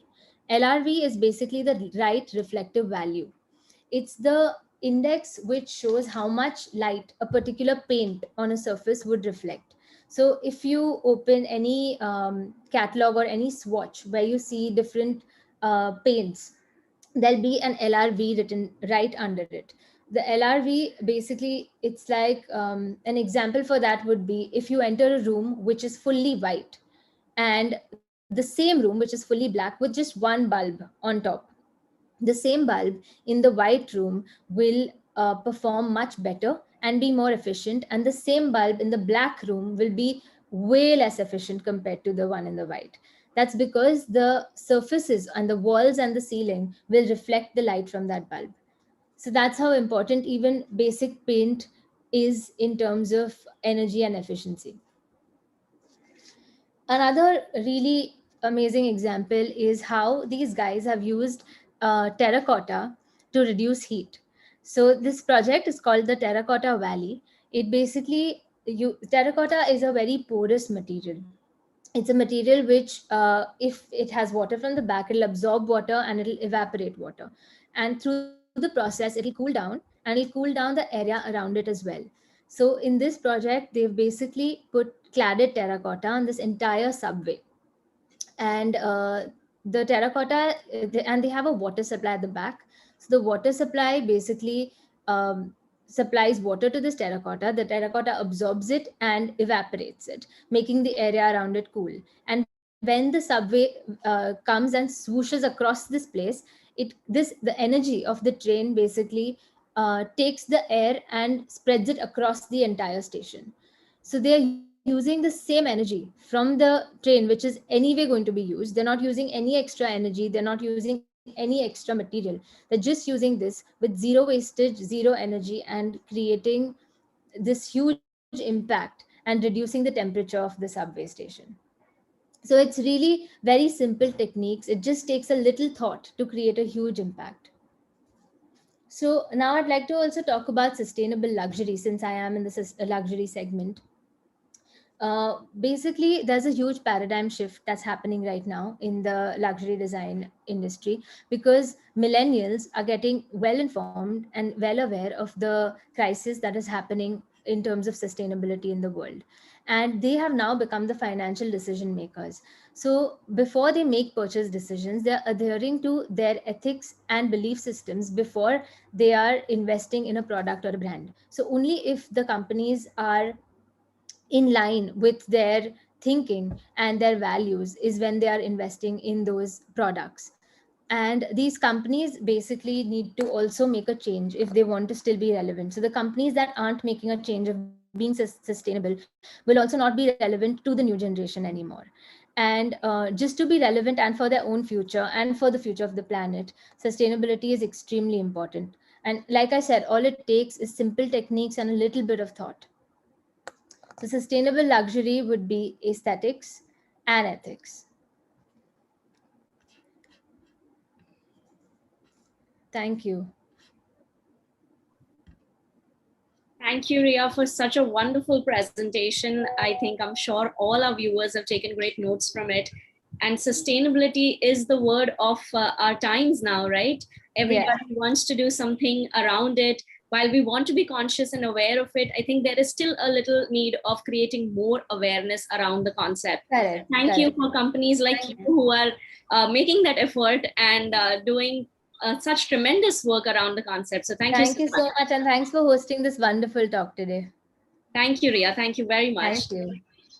With that, ladies and gentlemen, we also have our next keynote speaker here with us. A very warm welcome to Ms. Sabah Ali, Director, Strategy and Partnerships, India, Sotheby's International Realty. A very warm welcome to you, ma'am. Thank you so much. It's been a remarkable event, wonderful speakers. So much has been said, and I'll try and add some value from my end too. So I'll try and bring a perspective from what we do. So Sotheby's International Realty is the world's largest corporation that facilitates the buying and selling in the residential space, in the luxury residential space. We are present in more than 70 countries around the world with 1,000 offices, and we've been in India for the last 6 years. Here we have offices in Delhi, Mumbai, Kolkata, and also Colombo. So of course we have dealings with high net worth individuals, luxury buyers, and luxury sellers. And there's a holistic overview we have to the world of luxury being Sotheby's, because our sister company is Sotheby's, the auction house. So at this point, I'd just like to share the screen.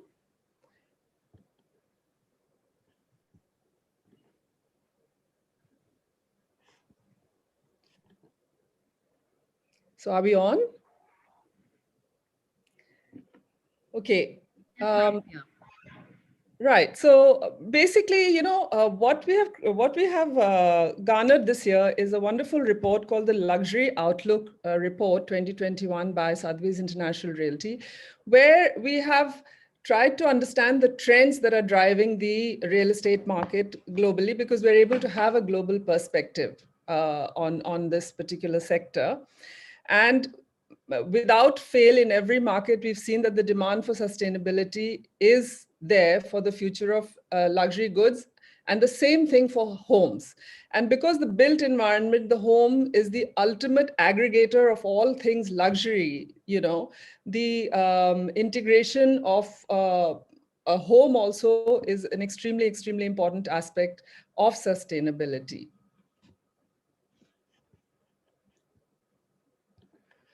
Now, greener homes, of course, is the key, because using all kinds of new technologies, new solar power, sensors, recycling, composting, all sorts of green technologies are being looked into even by buyers. And they are the present and they are the future. This is going to be more and more the trend for buying homes as we go along,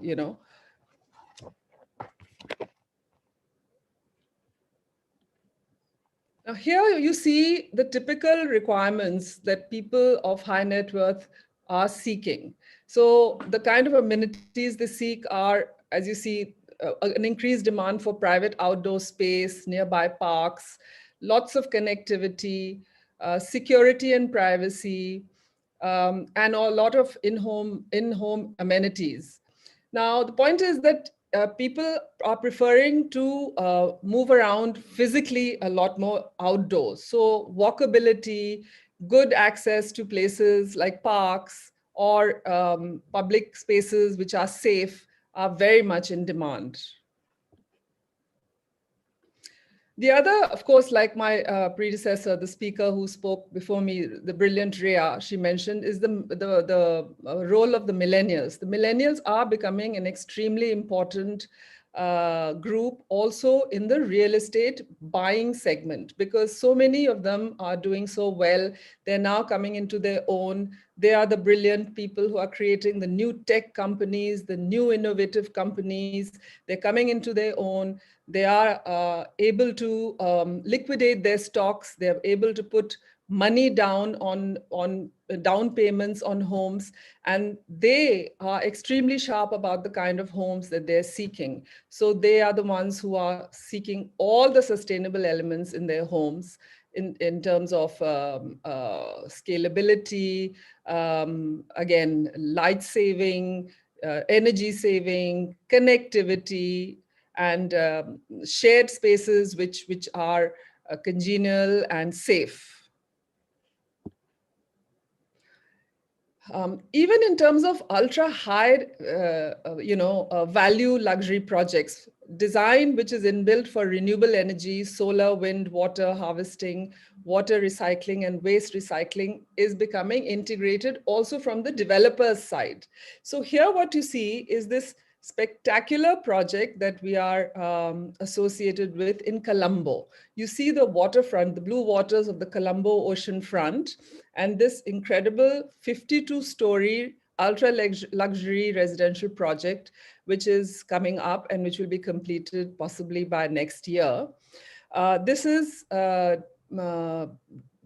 designed by Gensler, one of the most wonderful architects, high-tech architects, and it is the interiors are by Philippe Starck. So even these, even Philippe Starck has taken a lot of the natural elements and natural inspirations of Sri Lanka as a nation and brought them in and very thoughtfully designed the interiors and used local materials for a lot of these elements. As you see the interiors of this project, it's called the Sapphire Residences of Colombo. Lots of natural light, has been used. And this particular project is also by a developer who's highly conscientious historically about, waste, recycling, and so on. They're a very leading Indian hospitality brand who started this sort of mindfulness long before it became the trend and the fashion of our times. This is by ITC Group, where even as you know, every hotel of theirs is very, very thoughtfully built in terms of the sustainability, accountability. This is the facade of this project that you can see coming up. There's the hotel here, and there's the 52-story tower here. And this whole thing is an icon. It's called the icon of the Indian Ocean, not just because of its architectural beauty, but also the way it live and breathe sustainability. This particular picture shows the award-winning architect Adao Tando of Japan, who has designed this particular project. Again, you can see the kind of lighting that you have, natural lighting, high ceilings, and lots of, connect with the outside world. So architecturally also, there's a lot of bias towards really connecting with the outside world, really connecting with light, nature. Now, as far as millennials are concerned, another trend is to, look at homes which really have exteriors and interiors which use sustainable and recyclable materials. This is an example of a home which has used every bit, which has been recycled. Now, this is a classical home which is in the hills, which we are representing, which has endured, the vagaries of time, and it's very, very representative of the beauty of building locally. When you use local materials, local styles, they stand the vagaries of nature because of the local knowledge which you can apply to your built environment. Now, this is a very interesting picture because it's a very modern home where you'll see that the estate, it's an entire estate, but if you see, they have not cut off the trees and they've not, mutilated the landscape. So what they've not done is they've not built extensive lawns and, flattened the ground, but they have kept the forests. So this is the other new trend we are seeing, is to live very close to whatever nature has to offer you. So here the forest has been integrated into the home's compound, and the owners are able to live a life as if they're living in the forest. So design which allows for the deep penetration of natural light, space, greenery, thoughtful, mindful existence is really what our luxury buyers are going for. And that is also what is commanding more and more premium. And hence, even the developers are integrating these elements more and more into their projects. So this is a very, very clear trend towards the luxury living now and in times to come across age groups, as I told you, even with millennials. So this is a feedback I'm giving you from the real estate market side. The other thing I wanted to flag in terms of thought leadership is that, there's some wonderful things that are happening in the coming year, which is the Milan Triennale, which is the design triennale in Milan. The theme is very interesting. It's called The Unknown Unknowns, which resonates so much with what we are going through, because this pandemic has more than thrown us into that area where we don't know what is out there. So there's a wonderful theme that's coming up called The Unknown Unknowns, which will bring in a lot of thought leaders from across the design world, which will happen in 2022 in Milan.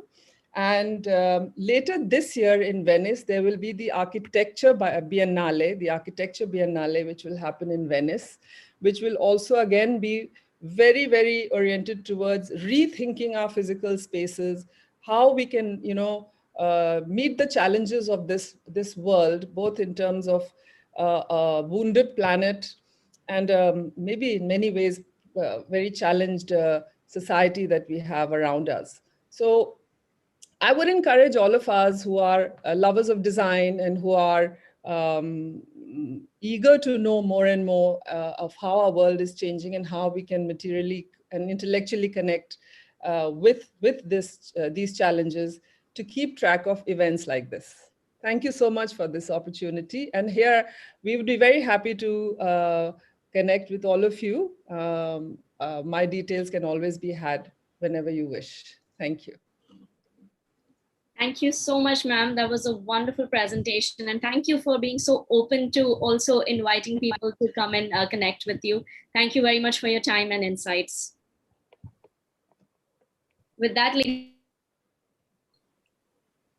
ladies and gentlemen, we've come to the end of the summit of BW Future of Design, but we are moving towards the awards. I'd like to start by just introducing it to you. I'd like to welcome all of you to the third edition of BW Business World Future of Design Summit and Award 2021. After facing massive disruption caused by the pandemic, using design to create solutions for problems that plague mankind is the need of the hour. Before we begin the award ceremony, I would like to mention that the Future of Design Awards recognize and felicitate the best prototype and finished design by designers, architects, innovators, and businesses. We had a stellar jury who, after lengthy deliberations, picked out the winners, and it wasn't easy, I can tell you that. I'd like to thank all our jury members, Mr. Pradyuman Vyas, a former director, National Institute of Design, board member, World Design Organization, Srini Srinivasan, chairman and CEO, Lumium Design and president, WTO, Wahid Mirinfar, brand futurist, Wahid Associates, Mr. Mohan Krishnaraj, Vice President and Global Head User Experience, Human Design, Harman International, Pier Paolo, Professor of Design, Politecnico di Tornio, WDO Board Member, Darshan Gandhi, Global Head Design, Godrej Consumer Products Limited. We'd like to thank all our esteemed jury members. And of course, now that it's time for celebration, I'd like all of you to share your celebratory moments with the hashtag BWFOD21. While sharing on social media, let us join the celebration as well. You can also watch us live on www.businessworld.in and facebook.com/BWBusinessWorld. Now, before we kickstart the ceremony, we would like to thank our partners, our silver partner, Hans Grohe. Can we have their audiovisual, please?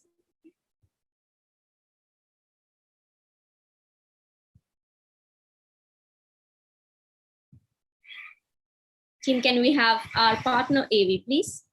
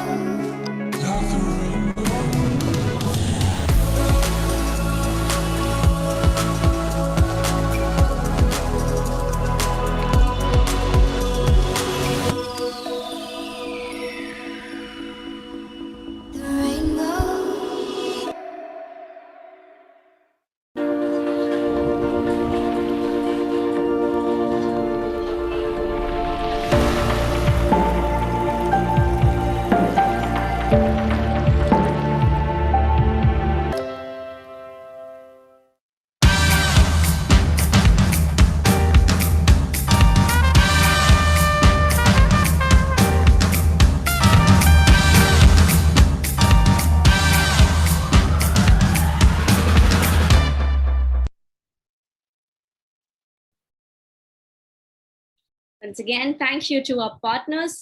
Now, ladies and gentlemen, we'd like to showcase the jury speak, the jury that has deliberated on all the entries and come up with the winners. Let's see what they have to say about the whole jury process and the entries that they've received this year. Can we have the video, please?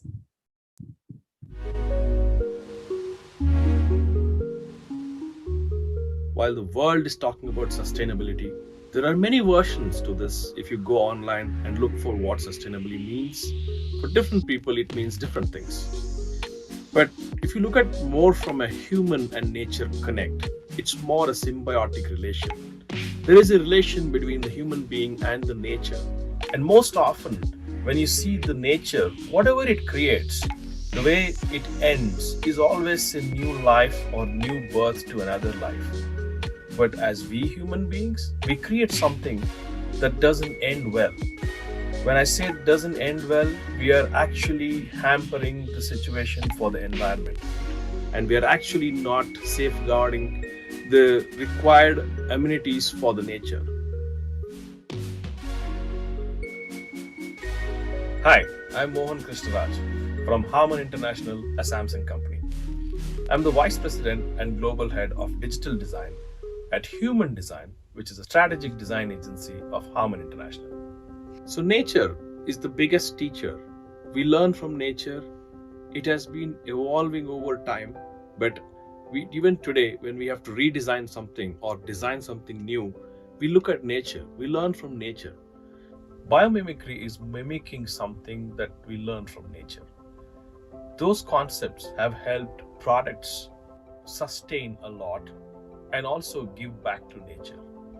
So what we typically learn is to create a good product that works best and where it has the best experience with users.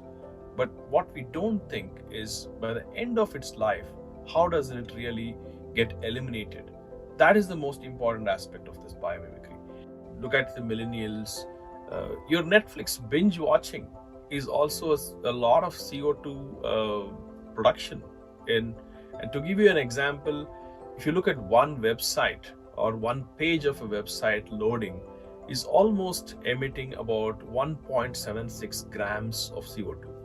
But now there is a constant effort and a conscious effort for how we can save the planet. But as you can see, we are all not doing great in that. We have to work towards making better strategies and better maturity models that can make these things happen and give a better future for the coming generations. We've heard many terms how sustainability initiatives are, like the green design, eco design, designing for circular economy. All of these have to be measured. What is the burden on environment and how accurately are we measuring this, and what is the impact that these initiatives have on the nature is something that we need to work towards. Why do we feel when an eco design is done, there is a compromise? If you have seen some of the buildings which are very well designed, which is very environment friendly, is much more fancier and is much more swanky, and it's better than the other buildings, I would say. I have seen a few and they're really, really good, well done. So design is never compromised for these initiatives. When we look at how design can play a major role on sustainability, this is where I'm trying to lead to the conversation of how design or designers play a vital role in having sustainability to a matured model. Talking about the role of designers on the whole sustainability initiatives, we should be making decisions which are very, very important at the very beginning of the product design. 80% of the ecological decisions are locked at the design phase. So designers are responsible and they have to be responsible for the future of design.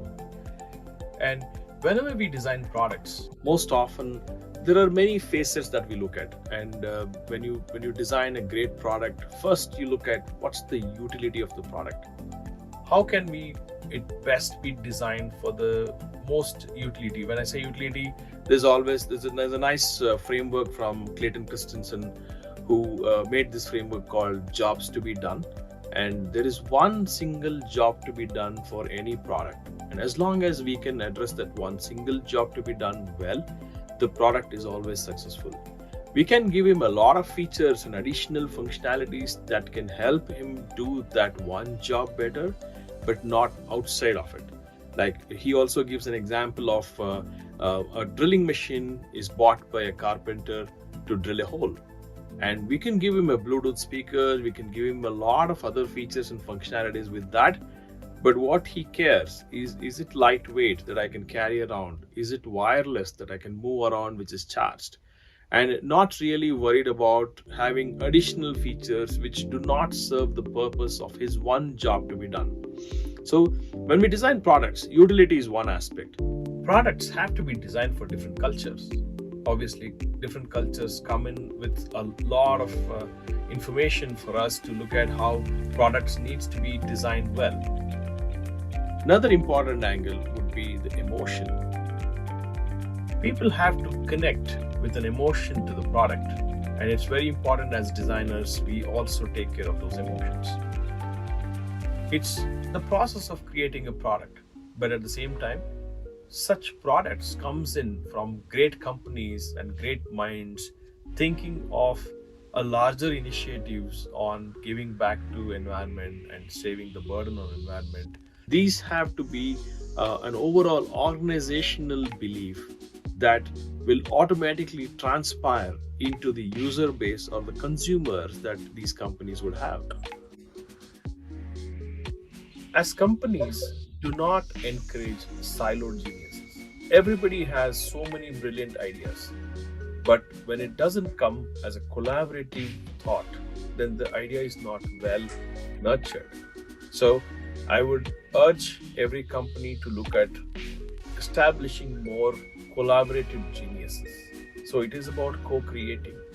Every idea that is thought through which can impact the product or reduce the burden on the nature is very important, that everybody as a company come together for those ideas and make it more a co-creation. There's always cues in the nature. As long as we can learn from the nature, this is the concept I was talking about, biomimicry. If we can mimic the nature, then we are almost right in what we're doing. The evolution in sustainability is a change in mindset. It's not only about reducing the negative impact, it has to slowly evolve and move into making positive impact on the environment. How do you design for sustainability? We have spoken about how design plays a vital role in sustainability. Design thinking is a popular concept, and whenever we think of design thinking, all we can think of is empathy. Empathy is listening to users, understanding their pain points. But when we act with compassion, that is solving the problem for the pain points that we have learned. And that is the one major task that we as designers have when we look at the path towards sustainable designs. It is more about taking responsibility, not as just a company, but as the employees or the designers or the consumers in itself. Please have a vision as a company to create a sustainable products. There's always rules and regulations by every government in every region, but as long as each of these compliances are looked at as an opportunity, it works well for sustainability initiatives. I read this interesting book, 3-Box Solution by Vijay Govindarajan. He talks interestingly about how we can compartmentalize every activity into 3 boxes. If you look at from a sustainability angle, the first box is what is going fine, we need to keep doing it. The second box is something we need to look at deeply on what is not going right and stop those activities over time. And the third box is innovate more, that feeds into the first box. Make value chains sustainable, because it's just not about one company or one product achieving. This is a whole ecosystem that needs to come together for a single goal. Like any other big initiatives like digital transformation or customer experience has maturity models, sustainability also has maturity models. Stage 1, when one-off project has some compliances and guidelines to achieve sustainability goals. Stage 2 is when the company has policies and guidelines where the whole organization start following. Stage 3, when sustainability starts driving business innovation. And stage 4, when the whole organization culture starts encouraging sustainability. Stage 5, when the whole organization becomes a purpose-driven ecosystem. Sustainability is not an ultimate endpoint. It's a shift in mindset from compulsive consumption to conscious living. Good morning. And first of all, thank you for inviting me to be part of the jury of the Future of Design Award 2021. I'm very proud and honored to be here with you today, even if just in a digital mode. Few words to introduce myself. I'm professor of design at the Politecnico di Torino in Italy. I'm an architect with a background in history of architecture and urban design. I'm also board member of the World Design Organization. So the question today is how to design a more sustainable world. Well, it's a very important question, and I like to address this topic starting from the speech delivered in the mid-19th century in North America. The citation is, "We do not inherit the earth from our ancestors, we borrow it from our children." Here the focus is on the relationship we should establish with our planet Earth. This advice totally changed our way of thinking. We do not have to focus on the present or on the past, but highlight the impact of our current actions for the future. So, this is something totally different from our normal way of thinking. For some thinkers, such as Dennis Meadows, among the authors of The Limits to Growth Report, 1972, a seminal book, more than 10 million copies sold worldwide and translated in more than 30 languages, it is too late today to achieve sustainable development. So we have to stop seeking sustainable development and strive for survivable development. So we have to move from sustainability to resilience. Actually, I don't know if it's too late. For sure, we live in a complex world, and as designers, we act facing complex problems. And we need to adopt an approach based on system thinking. What is system thinking? System thinking is basically a broad term to represent a set of methods and tools that focus on systems instead of single parts. And as designer, we could have an impact on the production of systems. So the role of the designers changed in the last decades, from a key role played along the entire value chain of a product service to the motor of sustainable processes. Of course, reuse, reduce, and recycle is not enough. System design could play an important role to move toward a circular economy model. It represents a very huge shift in the concept of industry, away from a linear model in which waste is considered the norm to an integrated system where we use the flashes of matter and energy from one system to another to reach zero emissions. And the industry mimics nature's sustainable cycles. It contributes for sure to reduce the impact of anthropic flows on natural resources. It also brings about more radical changes in terms of culture, in terms of social relationships and civilization. It is therefore, let's say, a virtual practice with the potential to impact positively on a territory in terms of employment, environmental sustainability also, and waste reduction. So this is my contribution to the discussion, and thank you a lot for inviting me again, and stay safe. Hello to everyone, and congratulations to all the winners. For the next few minutes, I will share my views on how the role of design can be pivotal in creating sustainable world, and most importantly, in the context of design practice in India. Design practice is a relatively modern discipline that is purpose-based, a practice that is anchored and inspired by human evolution. And there are several design disciplines dedicated to reimagine aspects of richer, better everyday life. I often get asked in my work to blow up a little leaf icon or a 100% natural claim on our packs, and then I recall first year of design school where we were taught design concepts and concerns, a foundational module that helped us, sensitize towards life cycle, life systems, and ecosystems connecting industrial and social fabrics. Designers are conditioned to be compassionate about natural resources and telling the truth to the user. Thankfully, at Godrej, we are willing to understand this and trying to make this good and green changes. Look at it from this perspective that many of the solutions that we use today in our day-to-day life are often centered around needs like convenience, luxury, comfort, efficiencies, on-the-go quick solutions. Some of them accidentally get reused or repurposed, but the fact is that the most of these solutions were not conceptualized from a responsible sourcing or a mindful usage or a disposal point of view. The consequences of the creation were not accounted for at the inception stage.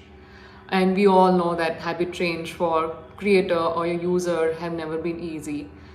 Being responsible means changing our behavior, and hence you need to work harder and you need passionate designers to make experience that bit more fun and evocative, keeping in mind that not all sustainable solutions need to be cumbersome or boring, and sustainability can be achieved alongside delight.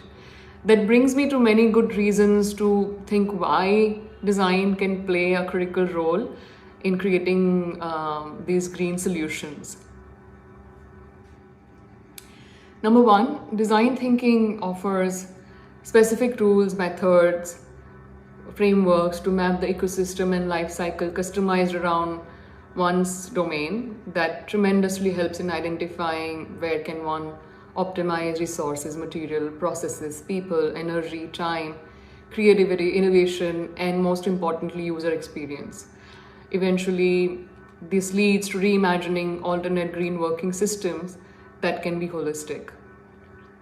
Number two is that the design process in nutshell starts with immersion, followed by lots of conceptual thinking and ideation, and most importantly, prototyping. And the computational design has made processes even more foolproof. One can simulate and test various models online to choose the best suited option that to retaining profitability alongside adding more green currency.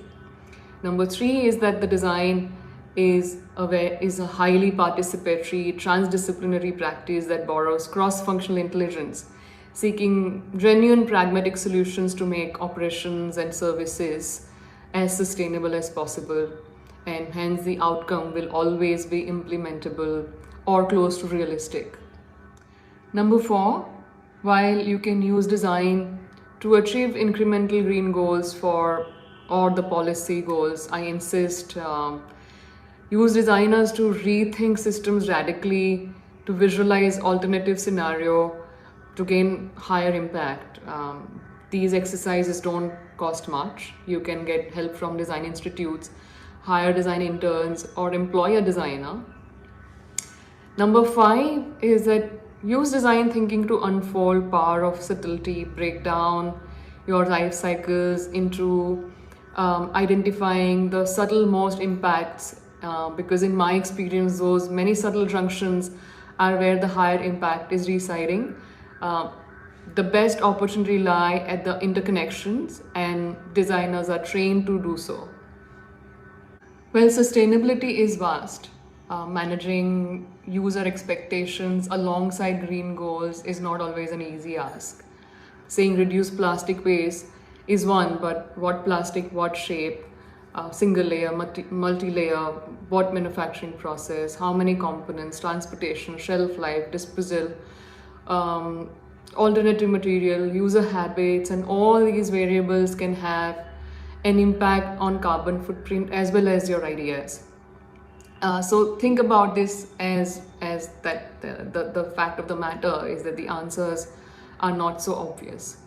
And that is why design thinking need to start at the heart of each industry as well as policy making. I would promote institutionalizing relevant design expertise in every domain. Will definitely increase predictability and course of action towards greater green. I would like to end with the fact we must all know that Indian lifestyle is by far the most sustainable. Eco living was invented here. Our cultural roots, diversity, and community living over many years gives us an edge over a lot of developed nations to do our best at sustainability as it comes very naturally to us. In fact, we have a lot more to offer to the world from our ancient wisdom. So on that note and on that reminder, I thank you, Business World, for having me share my views. Thank you.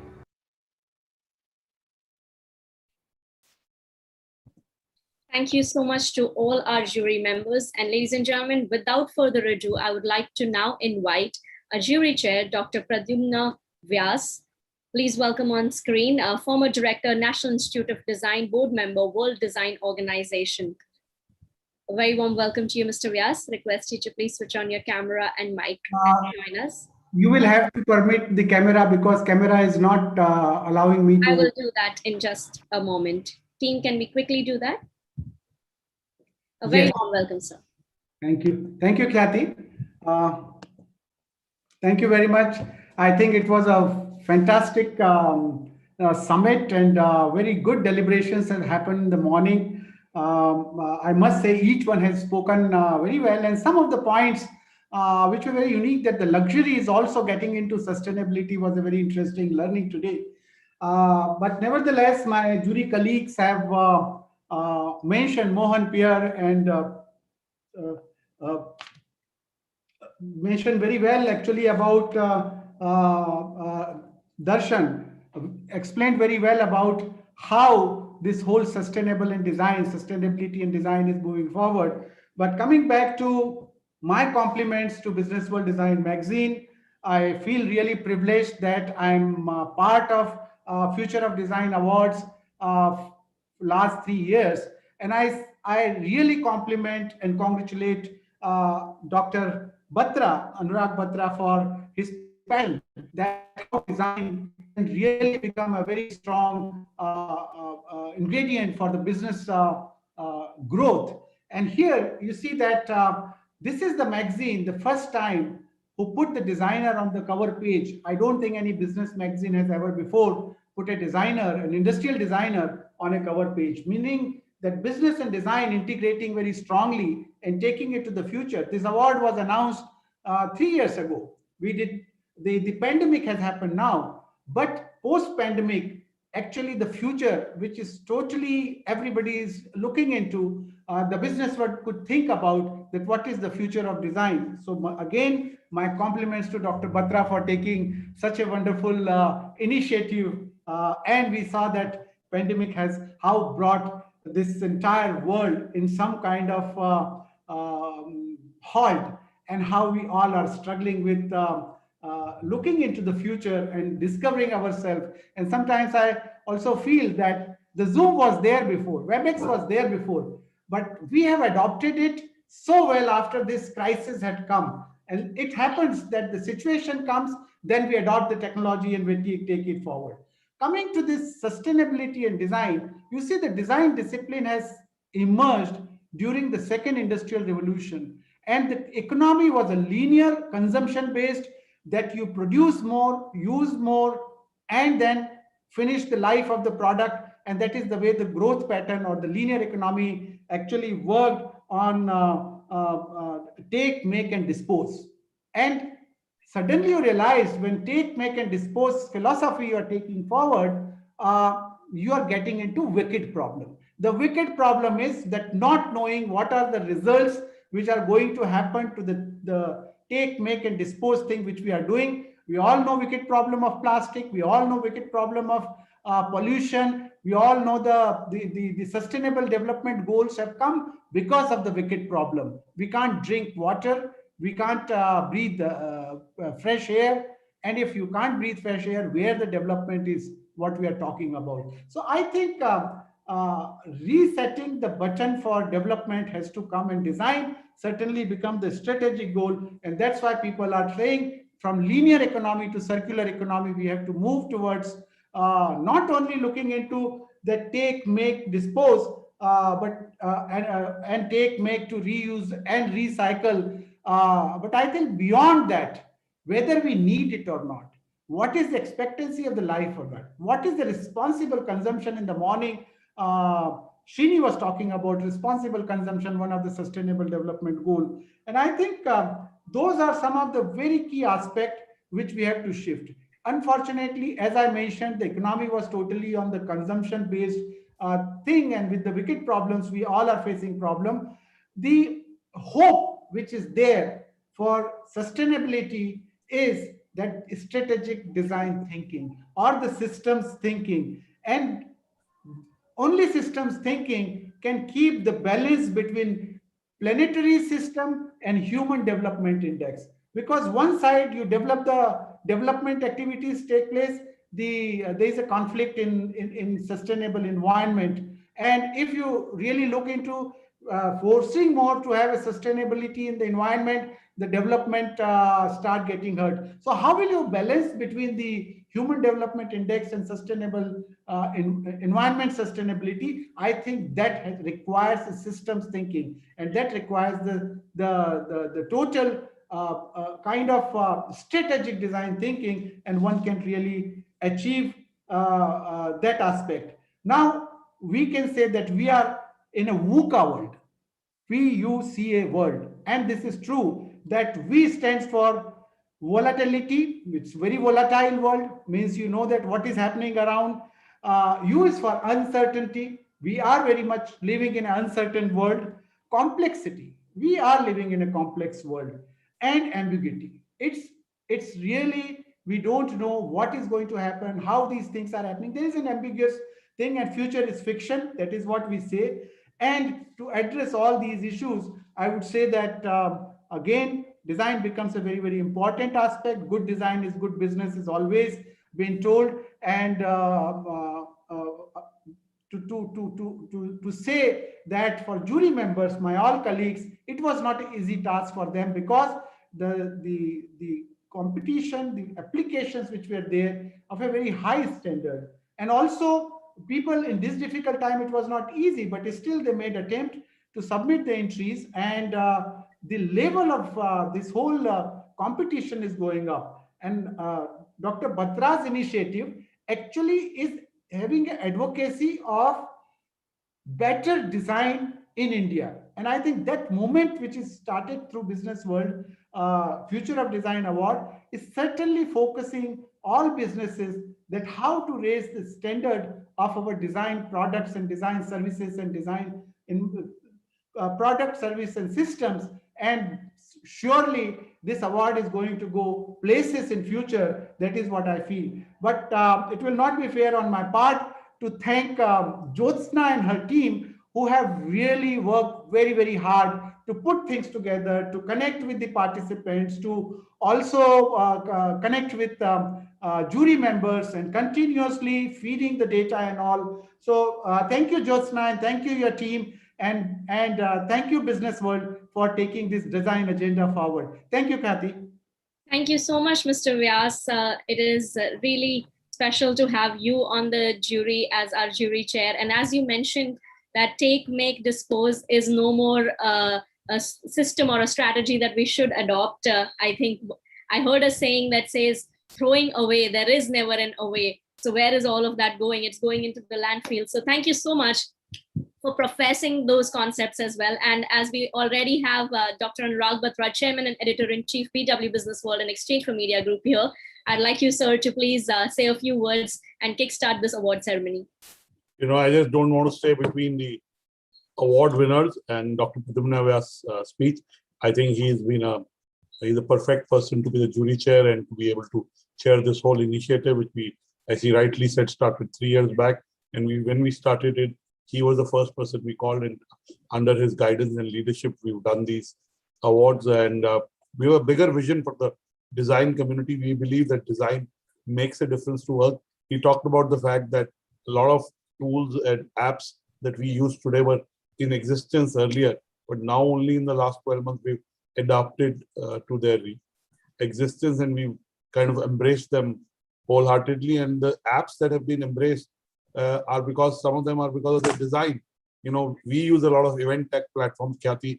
You know, some of the design can be politely, I mean, polite can be usually better. So design is a differentiator. I mean, the fact that we use Zoom because it's so simple, but it has in some way, I said in my address, been able to recognize what we do when we would be on screen. So it has been able to map that in a very simple way. So design is an ability to elevate the experience through simplicity, if I may say. Yes. You know, I think Zoom is a great example of that. And I think design, whether, you know, you heard design experts throughout the day, I'll only say that design matters, whether it's the design of a magazine, it's the design of an app, it's the design of a website. And increasingly, design creates business value. It creates economic value. And I'm glad we are doing this. The jury process was virtual this year, unlike last year when it was physical process. And the winners that you see tonight, 13 winners, have been chosen by the jury and the jury members. You heard Ms. Darshan speak just before Dr. Pradyumna Vyas.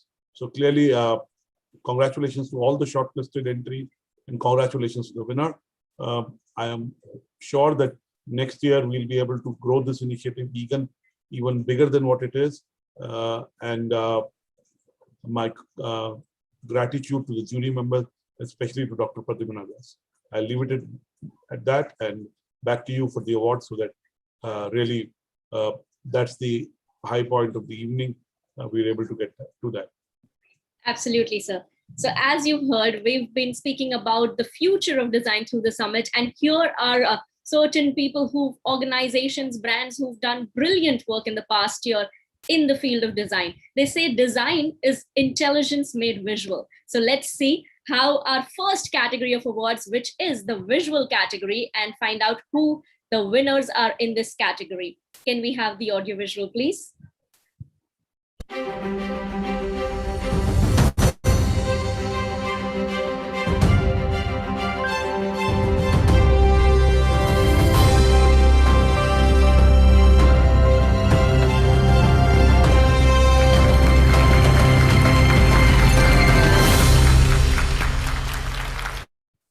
And the gold award in the visual category goes to Ayushman Bharat by Lopez Design. I'd like to welcome Anthony Lopez, founder and chief creative officer, to join us on screen, please.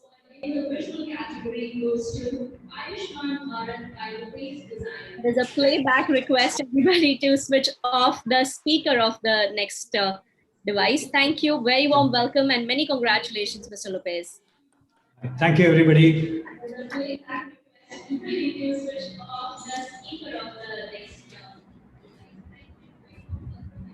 Anthony, it's all yours. Oh, I was not prepared to give a talk, but this is, I think, the best way for anybody to understand and probably appreciate this particular project is to visit our website and see the case study out there. But we basically were given the responsibility by the Ministry of Health to design the branding for the Ayushman Bharat program, which is about 150,000 health centers which are coming across the country. And the challenge for us is how do you create a brand identity system for an extremely diverse a nation. So each village is very different from the other. And so how do we bring the aspect of inclusivity into the entire process? We basically, as designers, have always been taught to create one thing for many people, but India is very different. So from a branding perspective, I think it's an example which you should see how basically we have thought about it tangentially and come up with a solution where each health center is responsible for its own design. and yet basically we don't step out from the overall branding of the Ayushman Bharat program. So that's what the unique part is. But I also need to give credit to everybody in the process, right from Mr. Nadda, who basically took the decision of supporting an idea like this, which was very risky, because it was left to every village to come up with their own pattern, their own design, under a system. And I think, so kudos to him and his team and everybody else along the line, basically, who implemented it, because every person who implemented the design is the designer, right? What we did was just create a framework. And I think that's where we need to figure out as designers how we work in a collaborative manner for the greater good. Wonderful. Thank you. Mr. Vyas, would you like to No, say? and I want to tell you, Doctor, I started Exchange from India 20 plus years back, and I met him once 20 years back. He hasn't met me in the last 20 years, but I did go to his office near Asian Games Village Complex. He may not or may not, but I met Anthony almost around the time I started my first company, Exchange from India. And Anthony continues to do great work.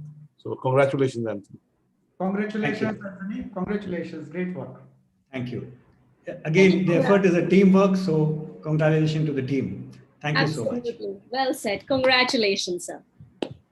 With that, ladies and gentlemen, we are moving forward to our next award, which is the Silver Award in the same category, Visual. Let's find out who the winner is through this audiovisual.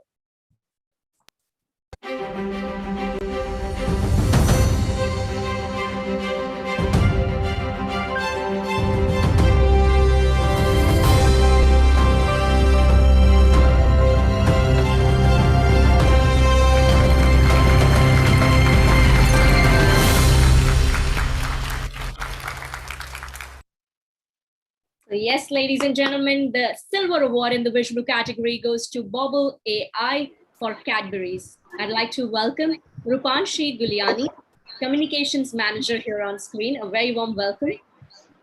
Thank you. Hello, everyone. It's a pleasure connecting with you all. Thank you, jury members, for believing in our long-haul journey of innovation. We believe that ad industry needs to evolve in order to meet the needs of future. Bobble AI has crafted a unique avenue for brands to be a part of user conversations using sticker, GIFs, and other visual elements. On that note, thank you to organizers for putting up such an incredible show. Congratulations, Rupanshi. Thank you so much. Dr. Batra? Congratulations, Rupanshi. All the best. Thank you. Thank you, Rupanshi. Many congratulations to you and to the whole team. Thank you so much. With that, we're moving on to find out who the bronze winner is in the visual category. Let's take a look at the audiovisual.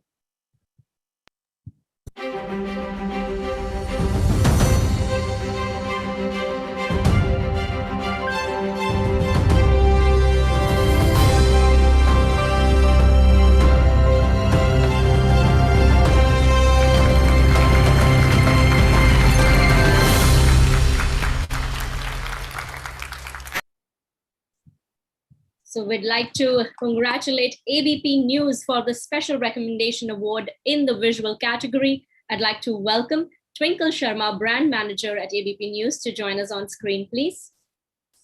Thanks, Khyati.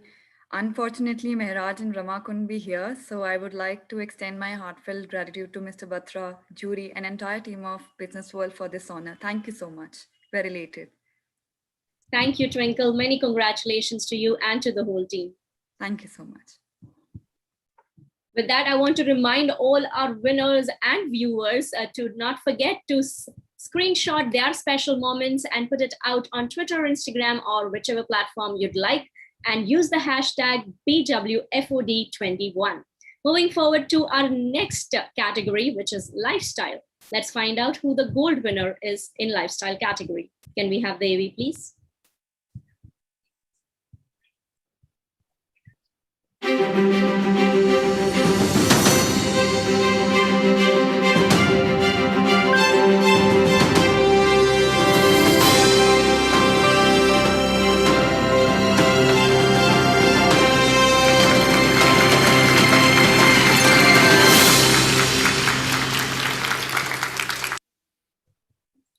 Ladies and gentlemen, we have with us Mr. Radhesh Agrahari, founder of Mudita Radhesh Private Limited. A very warm welcome. Congratulations. Thank you, ma'am. Thank you, everyone. And इस chicken feather को जब मैंने आज से 2011 में मैंने ये सोचा था, कभी ऐसा नहीं सोचा था कि आज इसको हम इस स्टेज पे ले जाएंगे, बट थैंक यू IICD। मैं IICD को थैंक यू कहना चाहता हूँ, मेरे जितने मेंटर्स हैं उनको मैं थैंक यू कहना चाहता हूँ, विल ग्रो को, स्टार्टअप ओसिस को, और खासकर MP रंजन सर को, जो कुमार सर को मैं थैंक यू कहना चाहता हूँ कि ये मेरा जो प्रोडक्ट है, जो मेरा मटेरियल जो मैंने बनाया है, वो कॉटन और वूल का अल्टरनेटिव है। तो बेबी देखते हैं। Thank you. Congratulations, Radesh. Thank you, sir. Very innovative concept. Dr. Batra? Congratulations so much. Dreams do come true. If you have right intent and you put in the hard work and you believe in what you do and you do it with pure intent, dreams do come true. It happens in every domain. So आपका जो सपना है वो साकार हुआ, it's come to fruition. So congratulations. Thank you, sir. So Radhesh, because our wider audience would not know about the entry that you sent for the award, would you like to just quickly थोड़ा सा हमें बताएंगे आपके product के बारे में? Ma'am, मैं आपको कुछ पॉइंट्स बताता हूँ कि इंडिया में जो चिकन है वो 65% people chicken as a food खाते हैं, और उससे जो वेस्टेज होती है अप्रोक्सीमेटली ऑल ओवर इंडिया में 3 लाख करोड़ टन वेस्टेज होती है, जो कि वो वाटर पॉल्यूशन का कॉज है। और इस चिकन बूचरी वेस्ट से को हम लोग कलेक्ट करते हैं, इसको 26 सैनिटाइजेशन प्रोसेस से इसको प्रोसेस करते हैं, और फिर इससे हम वूल, इसके पल्प से हम स्पिन करके, वेट स्पिनिंग करके हम इसका फैब्रिक बनाते हैं, जिसको स्टूल्स बना रहे हैं। और अभी हम लोग फ्यूचर में हम लोग इसके पेपर बना रहे हैं, इंसुलेशन मटेरियल बना रहे हैं, और कार हेडलाइनर बना रहे हैं, कारपेट्स बना रहे हैं। तो ये है कि वंडरफुल कि as a 6th natural fibre इसको हम कमर्शियली यूज कर सकते हैं as a sustainable fibre. Brilliant. Thank you, Radhesh, for letting us know, because I think हमारी जो ऑडियंस है ये जरूर जानना चाहेंगे कि हमारे जो अवार्ड विनर्स हैं ये कर क्या रहे हैं in a wider spectrum of sustainability. So thank you and many congratulations to you and to your whole team. Thank you, ma'am. Thank you. With that, ladies and gentlemen, moving forward to finding out who the silver winner is in the lifestyle category. Let's find out with this audiovisual.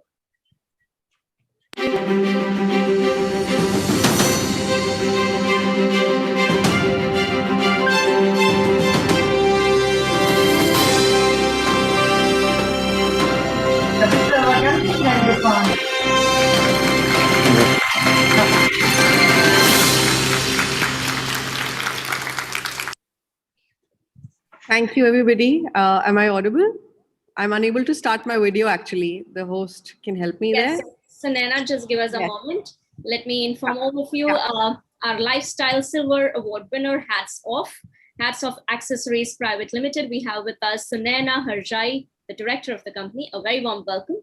Thank you so much, Kathy. We're just enjoying your show so far.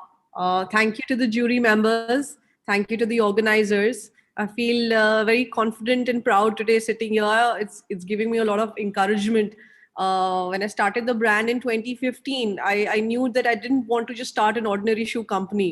I knew in my head that I have to create a space for young entrepreneurs where we can educate our customers about how the shoe is made or how the product is made, where it's being made, what is being used. And this is something very important to me. When I'm sourcing a product, to ensure that the kind of leather that we're using, it's biodegradable, to ensure that it's vegetable tanned, to ensure that the customers know we are not just promoting fast fashion. We encourage that the consumption is not meant for us to just keep on purchasing. It's about understanding the intricacy of how it's made, where it's made, And this is what I want. We communicate through our website to a lot of our customers, and they like a product, and I'm guessing the jury members saw something in our brand where they feel that we deserve to be here. So thank you so much. Means a lot to us. Congratulations, Sunaina. Thank you so much, sir. Dr. Batra? Congratulations, Sunaina. Thank you. Business world is, I've been involved in the business world 7 years, but even before I was involved, Dr. Pratimana Vyas at NID and Business World would do a design awards for the last 15 years. The business world as an editorial platform has been evangelizing design and design leaders. So we've just in the last 3 years revived that. And I would just like to, thank you so much. Just like to add, I feel you're doing a great job, because design was always restricted to garments, when we talk about fashion. So I'm so fortunate that today the things are going beyond people exploring product design. It's not just restricted. When we were studying in school, we were just taught about design in terms of making a t-shirt or making a fashion. So today I see such amazing work. There is lighting, there is even people doing water supplies, all of that. So it's so amazing to see that you're exploring design. Thank you so much. Thank you. Sorry for taking so much time. No problem, Sunaina. It's your moment. Congratulations to you and to your whole team. Thank you. Thank you. Moving forward, we have another silver award winner in the category of lifestyle. Can we have the audio visual, please?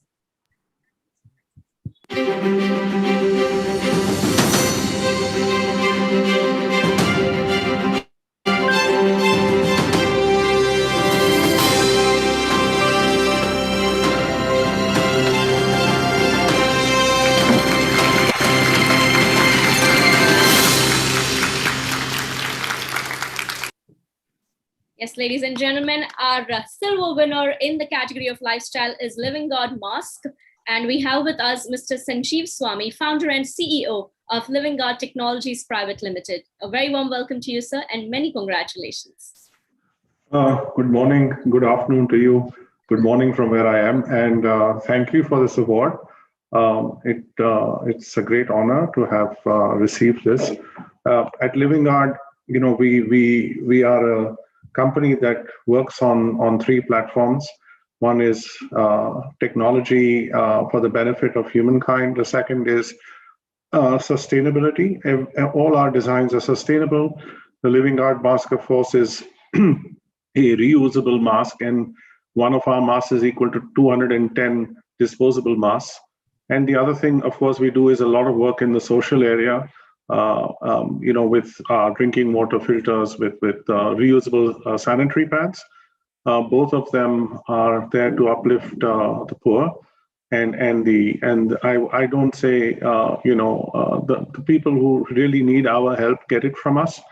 And as a company, we are focused on producing world-class designs using our resources all over the world, and to make them useful for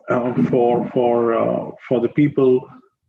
And provide really good protection to them. So we're proud of several of our products, and the new ones that are coming on are all going to be sustainable and multi-use products that are washable and reusable. So that's where we are. Wonderful. Okay. Congratulations. And thank you very much for this award. Thank you. Dr. Batra? Congratulations, Mr. Swami. All the best. Thank you, sir. So many congratulations, Mr. Swami, to you and to your whole team for doing such. Thank you very much. Yes. Thank you. With that, ladies and gentlemen, let me remind all of you that do not forget to take your winning shots and put it out on the social media to reach the wider audience, and so that we can join the celebration as well. Do not forget to use the hashtag BWFOD21. Moving to our next category, which is product. Let's find out who the gold winner is in this category. Can we have the AV, please?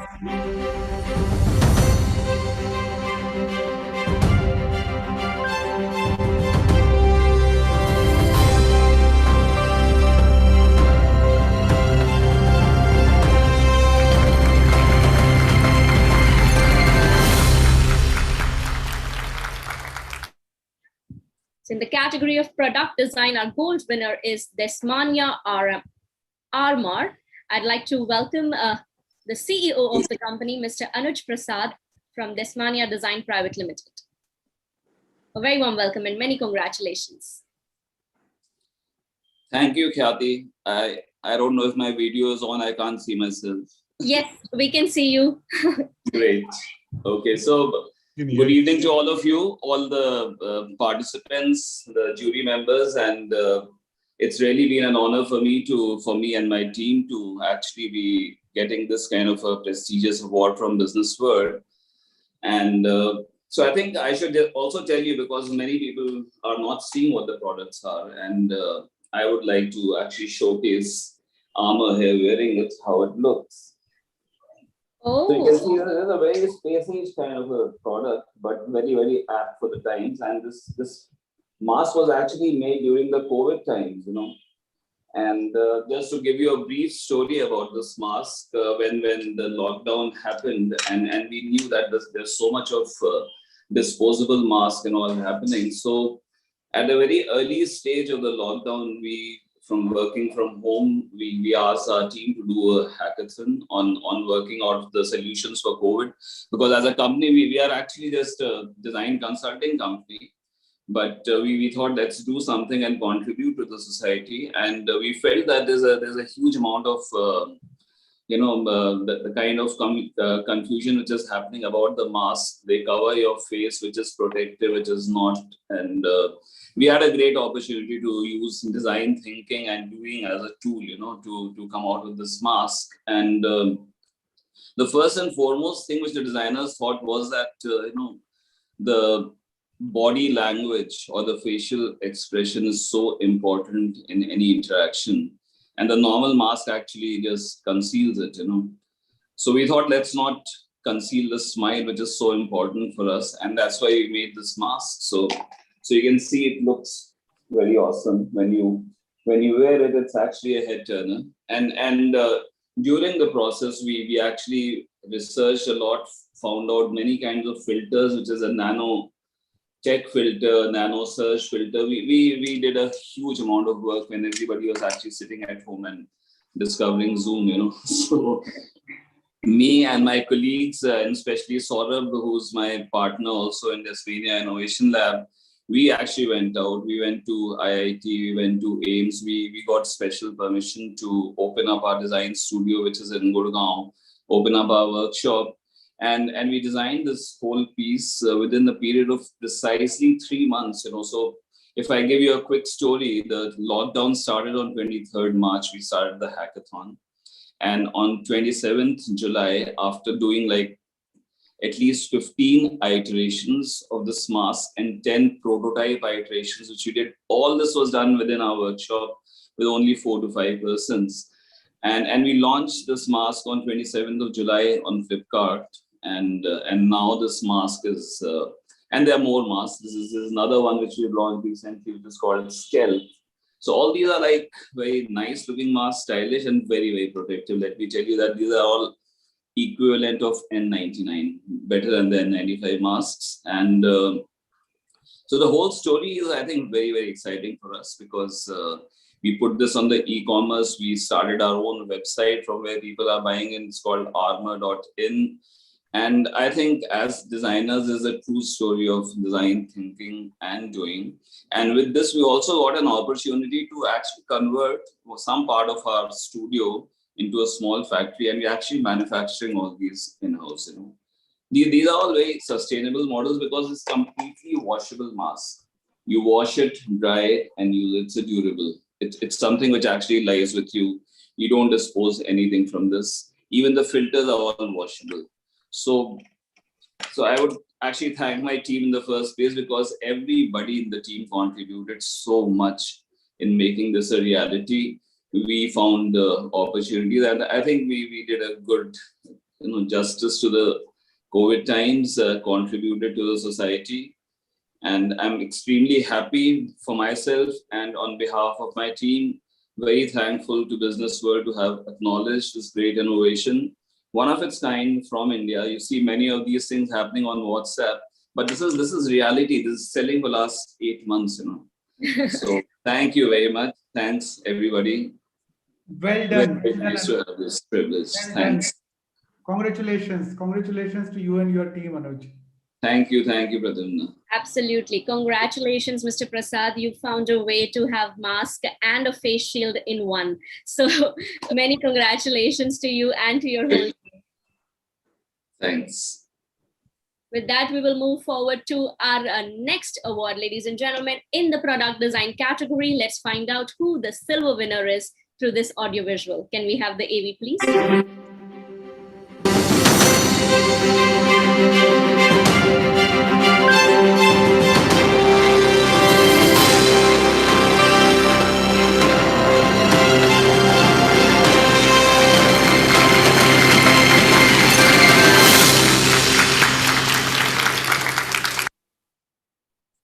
So a big congratulations to the Silver Award winner in the category of Product Design, Space Quest. I'd like to welcome Utsav Khatka from Pearl Academy. A very warm welcome. Thank you, Khyati, for this opportunity as well, and for the business world for actually recognizing us for a betterment of the world, which we have been doing. It's been a great pleasure working in this project. Actually, when we started off this project, we were actually volunteering for the schools in the like specially able children. We were volunteering, and suddenly we had a thought that why not we make this an opportunity and come up with a product which will help these kids develop their skills in a much better way. Because when these kids are actually in this working in the society, they generally don't get that kind of a self-motivation to do something. They generally depend on other people's to work for them. So like parents also generally don't want their kids to be interactive kind of an environment, because all the time they are caretakers to look out for their kids, so they are not able to get that kind of a environment where they can learn a certain instrument which is already there in our environment. So we came up with the idea of developing a few objects which these kids can handle in a small board game, which will be much beneficial for them. So that's how we came up with the product. Could you tell us more about the product, what exactly it is and what does it do for the kids? Okay, so basically the product generally creates a sense of self-satisfaction to them, because it doesn't involve anything which is out of the environment, such as switching on and off. It's a very simple task, but these kids are not been given that kind of opportunity to do something just simple as that. So it kind of gives them an opportunity, and it's a game board. So it generally gets them the idea of how we can interact with certain things in the environment and how we can make a gameplay around it. So that was our main initiative towards it. Yes. Brilliant. Brilliant. Mr. Vyas? Congratulations, Utsav. Great going. Thank you, sir. Dr. Batra? All the best. Congratulations. Keep doing well. Khyati, my only suggestion is you may have to tell the winners that they may want to stick to 2 to 3 minutes.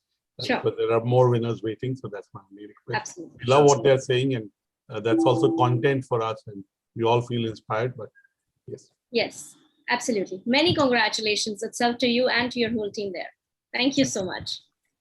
Ladies and gentlemen, moving forward to our next category, a category which has changed how we consume content, create content, and everything around it as well. Technology. Let's find out the gold winner in this category through this audiovisual.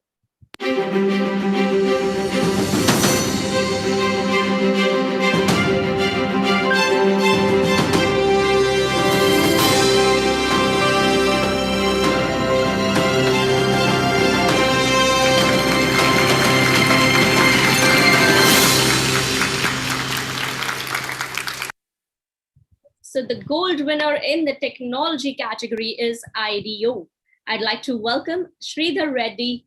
Am I saying that right? Yeah, that's fine. Yeah, that's fine. Yeah, it's a little bit tough, but yeah. Sridhar Reddy, founder and CEO, IDEO Tech Solutions Private Limited. A very warm welcome to you and many congratulations. Thanks, Kathy. Thanks for your time, and good evening, everyone. It's a pleasure talking here and having me here. First of all, my sincere thanks to jury, Mr. Pradyumna Vyas, and also Dr. Anurag Batra. So thanks for conducting this and encouraging young talent. So thanks for on behalf of my team and all that. So we are actually IDEO. We focus more on technology, though we technology, but we focus more on UX and UI design studio kind of stuff. So we more talk about design and the experiences rather than the development. So we are currently offering in 4 countries: US, Canada, Singapore, and of course India. But along with the services, we also do our own in-house innovation cell where we design and build the products as well. Again, thank you so much for recognition, and also keep going. And I'm glad that you guys are doing very good and identifying the design and encouraging them for the future. Thanks so much. Have a good evening. Congratulations, Mr. Reddy. Thank you so much, sir. Congratulations, Mr. Sridhar Reddy Valanjala. Thank you, sir. Thank you so much. Yeah. Many congratulations to you and to your whole team. With that, let's move on to find out who the silver winner is in the category of technology. Can we have the AV, please?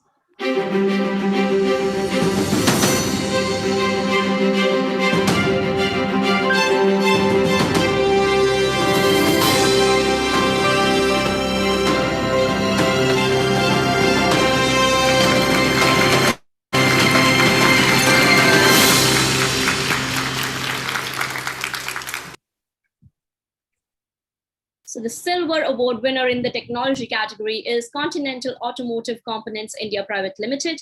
And we have with us the head of corporate communications, Mr. Prasad Basappa. A very warm welcome to you and many congratulations. Thank you very much. Thank you, Business World, for creating this platform, which is meant to recognize the great design work which happens around us.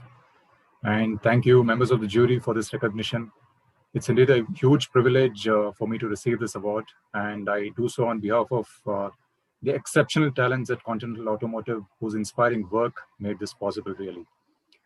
At Business Unit HMI and Continental, we are driving innovative technology trends, and this product for which we've been given this recognition is an example of that. And this specific product addresses a couple of critical aspects in the automotive industry, which are A, how to convert complex technological solutions to simpler, friendly, efficient, and sustainable products.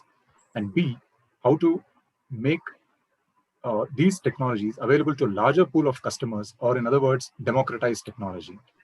Right? Traditionally, fully digital instrument clusters, which make cars feel and look stylish and smart, are used in cars which belong to luxury category. However, this fully digital instrument cluster of ours integrates different displays of different technologies cleverly, and thus we have optimized costs, but without compromising the functionality or user experience or safety. We have designed it, and we've been producing and selling it for fitment on a non-luxury mid-size sedan in the Indian market. Of course, last but not the least, a product, the manufacturing processes that we use to build it, and the entire value chain is sustainably sensitive. So being a technology company at Continental, we are committed to bringing innovation to life in a sustainable way. Thank you very much once again, everybody. Congratulations, Mr. Prasad Basappa. Thank you. Thank you, Dr. Pradyumna.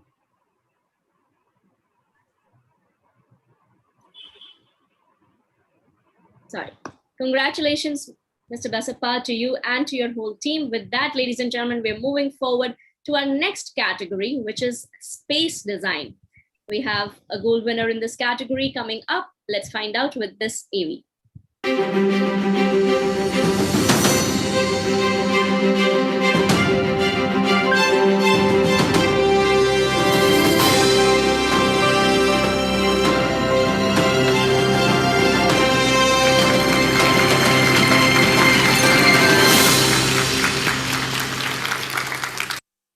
So big round of applause for our gold winner in the space design category, Morphogenesis, the LOTC community project. I'd like to welcome the founding partner of Morphogenesis, architect Sonali Rastogi. A very warm welcome to you and many congratulations. Thank you. Thank you. Okay, thank you very much. Thank you, Business World. Thank you, Dr. Vyas. Thank you, Dr. Batra, for bestowing Morphogenesis with this award. It's even more important at this time, that specific time when we are dealing with the pandemic, to be recognized for a project like this. This project is the Lotse Community Project, is actually a production facility for the brand Forest Essentials. It's up in the hill where there was no road to get to it. There's no electricity supply and there's no water supply. And it ended in the early days of the pandemic. The project had started a bit earlier and it was closed during the early days of the pandemic. And what started as a sustainable design project using very limited resources, actually, in the words that were used by Dr. Vyas, it actually became a design advocacy project. Because it was built through the pandemic, it was built by the people of Lotse Hill, and it produces a world-class product that is sold and distributed right through the pandemic around the world in as many countries that it has reached, some over 60, 70 countries. And this got me to start thinking that why is sustainability only thought about in terms of energy? Why is it not thought about for people, to sustain people where they belong, not to come to urbanized cities where by making themselves homeless? So this project for me personally opened up questions of what is the pattern of urbanization going forward from here, to retain skills where they already exist, so to sustain communities and culture, and in addition to thinking about energy. And this is why this project becomes personally important to me, because it's become a project through which I understand the way forward from the pandemic better for myself. And it becomes an example of advocacy for design, I hope, for some of the younger design community. And therefore, I'm very grateful for its recognition. Thank you. Congratulations. Congratulations, Mr. Stogi. Many congratulations, Mrs. Stogi, and wonderfully put. I think the advocacy must reach a wider audience, and we hope that this award makes it reach a wider audience as well. Thank you so much. Thank you. With that, we're moving forward to announcing and revealing the silver winner in the space design category. Let's find out with this audiovisual.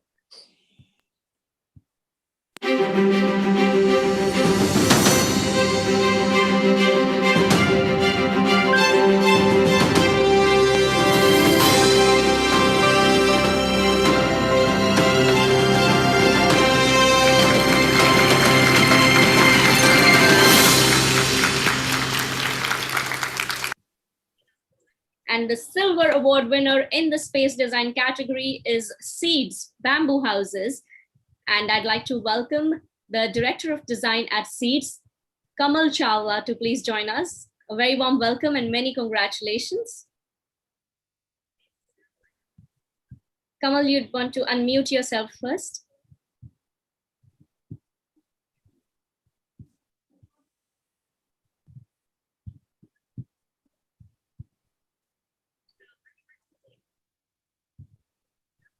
So while Kamal joins us back on the screen, I want to thank all our jury members, our partners and speakers for a day filled with insights and talking about sustainability and design, which is the need of the hour. Kamal, we just saw you and lost you again. Yes, welcome, congratulations. Unfortunately, we still can't hear you.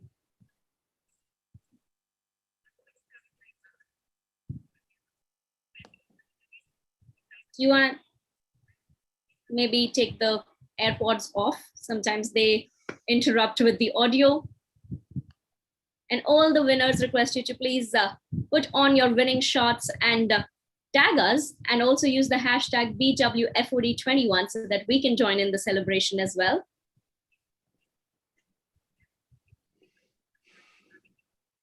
Hello, welcome back.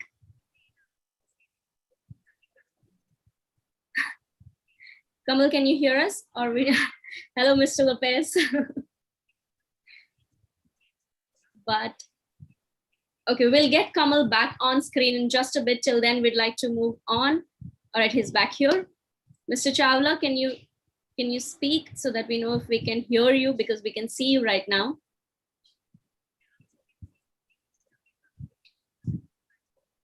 All right, so we'll take a break and go forward with our next award. This is the last category and last award of the evening. It is the craft category. Let's find out who the winner is in this category. We only have one winner, and it's a silver winner. Let's find out with this audiovisual.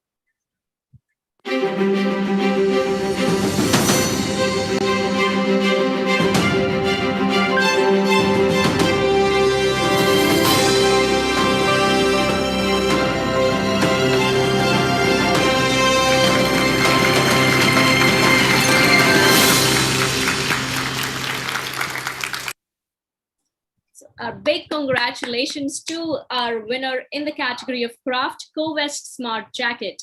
We have with us the co-founder of Craft Village, Mr. Somesh Singh. A very warm welcome and many congratulations. Thank you so much, Kathy. Thank you, Dr. Batra. Thank you, Pradumna. And thank you, jury, business world, and everybody, for kindly selecting, this idea. As Pradumna knows, he's been a mentor and guide of me at NID for a long time. And whenever there is a crisis, there is some kind of, things, my brain will always respond to new ideas, new thinking. And the same happened, when actually I left governmenting in 2009. But 2020, when the pandemic started, and I realized that social distancing or, sanitization of objects and things like that, so there were a lot of guidelines by WHO and ICMR, which was, issued. So the point was, I only saw that there is only one thing, that can really solve this problem, and that is garment. Because, if body temperature has to be measured, garment has to be there, nicking to your body, which measures it. So many objects which you are using in day-to-day life. So, the garment can only, sort that issue. So finally, I started thinking, and then as the name says, co-vest, so it came from COVID-19 only. So thought that, the vest, which is like a, vest worn by a warrior, and that helps in basically, building up. So we started thinking in May, and May end, we did the prototype. And then there afterwards, it has become a very interesting phenomenon. A lot of people across the world are ordering it. So on a custom made orders, we are making these vests and supplying to these people. And also the offshoot of this is very interesting products, which we are now selling in market. So the idea is that, the more important part is that, okay, the crisis actually gave, an idea like co-vest. But I don't see the application only limiting to Corona or COVID-19. The application of this goes further to, for example, women's safety. So women, walking alone in night, so proximity sensors, etc., that will help alert, create a kind of alarm, Similarly, it is a huge blessing for blind people. They're always walking across the space, and, there is always a fear of banging into, the proximity areas. So this then becomes that. And then third part was that, sustainability. So we work with craft sector, we work with craft person. And craft has always been seen as, something which is isolated to technology. It has never been embedded with technology or never been linked with technology. So that was the huge opportunity, for me, that, how craft and technology that can come together. So Abdul Jabbar Khatri, equal credit goes to him. He developed the Ajrak fabric, in Gujarat, Kutch during the lockdown, and integrated all the circuit and everything into that and sent me through courier. And then, I was able to then embed all these technologies. So it's an example that, yes, craft and technology can come together, and craft must integrate with technology, and we should do, something really interesting like that. So that was the whole idea. Thank you so much again, for considering this for award. Thank you once again, everyone, and especially my special thanks to the jury chair, who's been who knows me, at least doing some crazy thing. So thank you so much. Congratulations, Somesh. Great going. Great job. Thank you so much, sir. Thank you so much. Dr. Batra? Congratulations. All right, and we have our silver award winner from the space design category, Mr. Kamal Chawla from Seeds is here with us. Can we have you on screen, sir? Yeah, sure. Can you see me now? We can see you and hear you. Many congratulations. Yeah. Thank you. Good evening, everyone. First of all, thank you to Business World team for organizing this, and thanks to the jurors for selecting our project. Feeling extremely honored to be selected to be receiving this award. And it actually feels really good that humanitarian work is getting recognized in design domain at this level. And SEEDS actually has been working since '94 in humanitarian sector in disaster management domain. And recently we were also awarded with Subhash Chandra Bose Aapda Prabandhan Award 2021, which is one of the most prestigious awards in the country in this particular sector. So getting recognized really encourages us doing what we have been doing. And the project that we are talking about today is the community-driven bamboo housing project in Assam, the flood-prone region of Assam. We worked with local bamboo artisans there and with the community to develop all the architectural and design details. The houses were actually built in 2017. And since then they have faced and they have survived 3 flooding seasons. That has been the success story behind this project. And talking about the future of design, which is the theme of the day, actually bamboo is considered as a material of the future.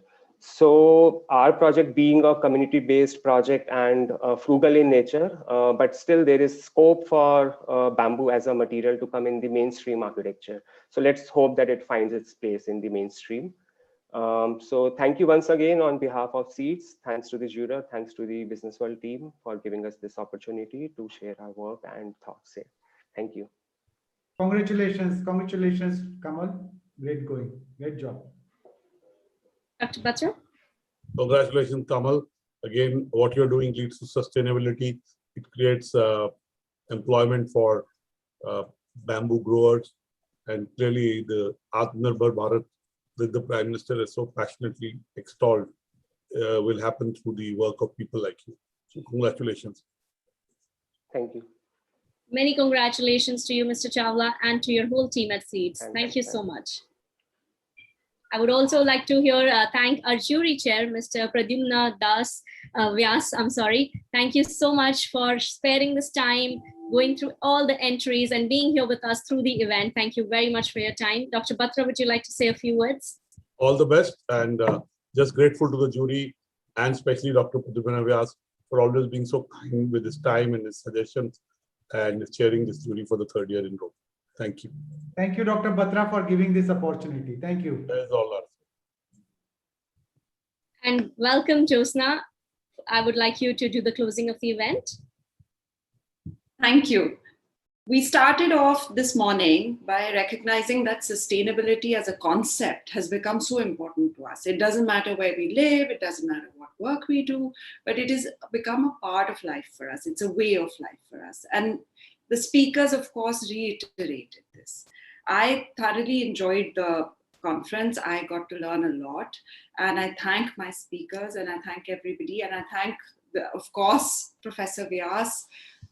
We had an excellent jury. I thank them all. Of course, all of this with the support of Dr. Batra and my colleagues at Business World.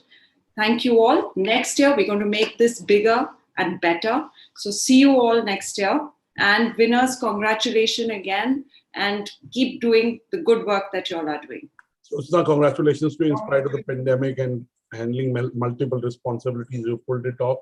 And in terms of the integrity of the process, you kept it right. So congratulations to you on bringing a stellar list of speakers, the right kind of candidates for the awards, and facilitating the jury with Dr. Pradyumna Vyas.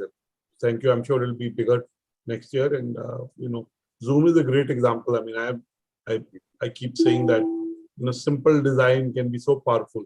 So I'm sure we all know the power of design, and how design in business can be a force multiplier is our endeavor to be able to discover those leaders and practices. So congratulations on doing that well. Thank you. And thank you all, and thank you to our sponsor. See you next year. Thank you so much. Congratulations. And thank you, Kathy. Thank you, Jyotsna. Thank you. Thank you so much, Mr. Vyas, and thank you, Jyotsna. Thank you, everyone, for joining us at the BW Thank Business you. World Future of Design 2021 Summit and Awards. Thank you very much. Have a very good evening.